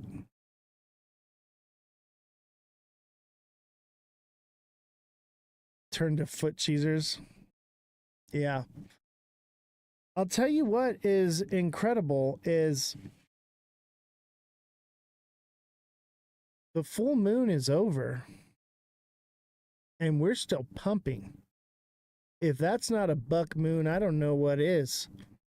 The buck moon, man.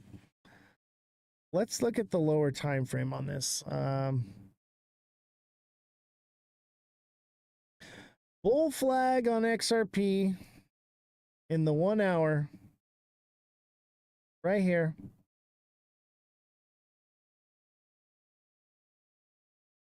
Let's go to a lower time frame and confirm that. Not quite. I'll tell you what this looks more like is like a double bottom. Maybe this is a cup and handle. I could see that as a cup and handle. You know what I do see though is an inverted head and shoulders. Boom. So XRP is probably going to go back to retest 197 to $3.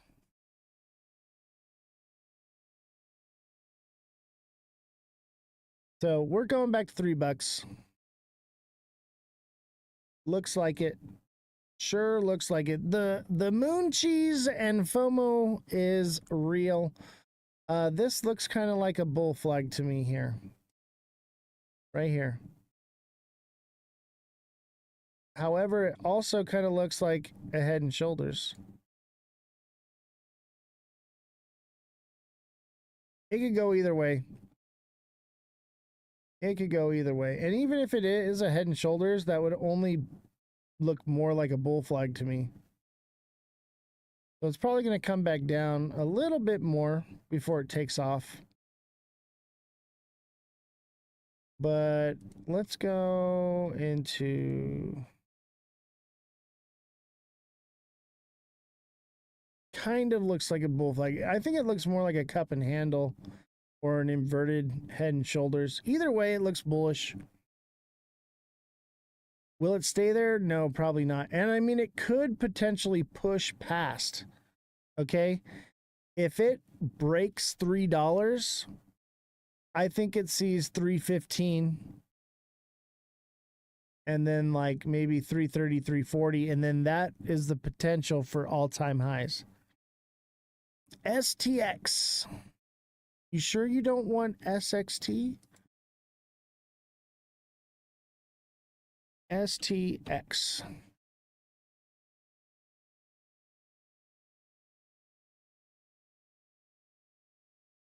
Stacks. This is the one that gives Bitcoin utility, right? Okay, Jesse, this one's got a long way to go.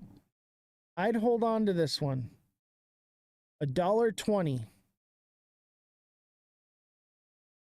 This one's going to $1.20 minimum. All right. Hold on. And it could take till July 31st.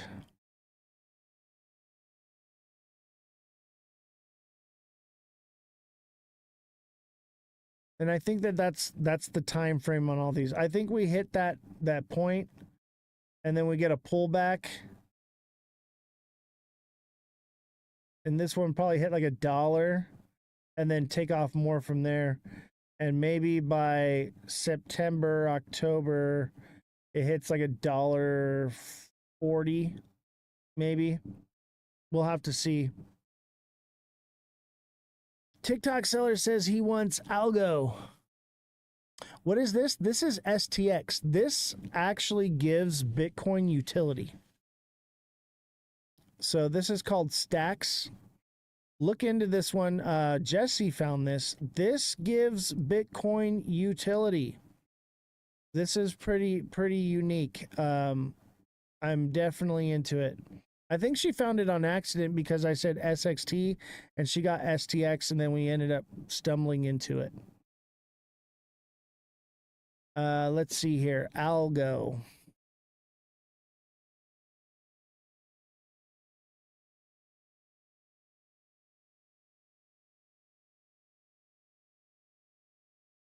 Same thing, double bottom.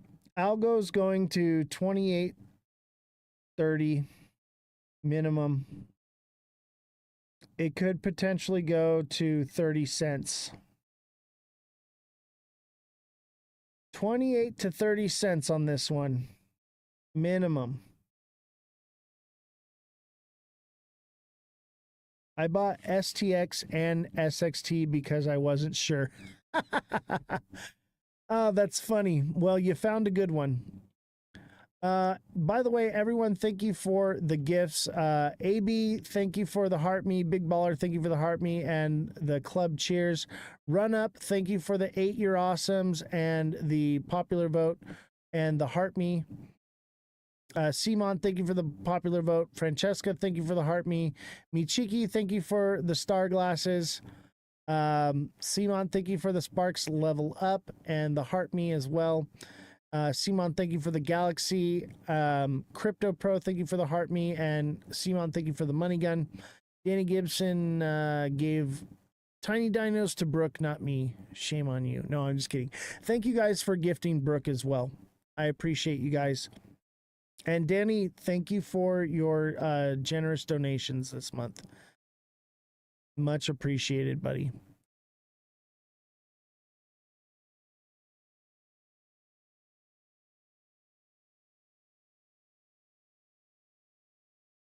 All right. Anybody have any more projects they want me to look at?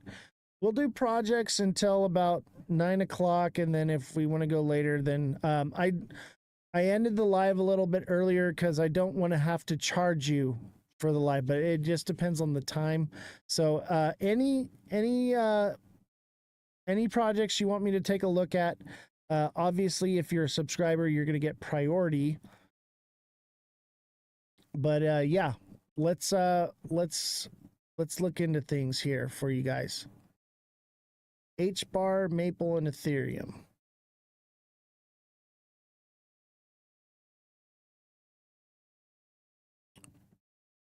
Jesse, I got to look up Ethereum. What's the ticker on which one? STX?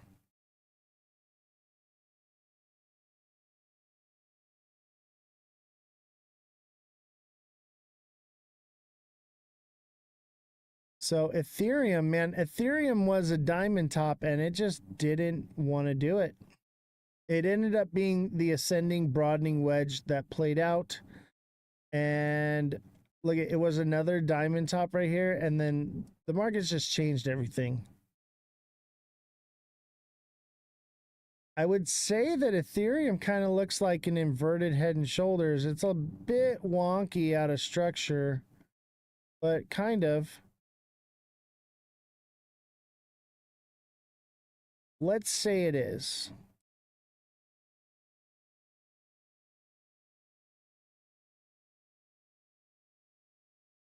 Let's say it is.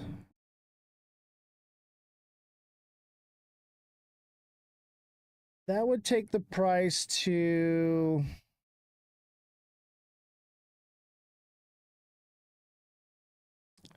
um 3442 to $3,500.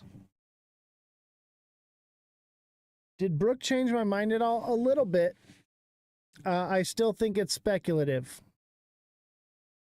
I don't think that we're going to 10K, that's for sure. All right, one at a time, guys, one at a time. Mar Lopez is not a subscriber yet, so I will try to get to yours. If you're not a subscriber and I skip you, I'm sorry, but subscribers come first. Justin wants Render. Render's a cool AI project one. I think Render is going to be pretty awesome.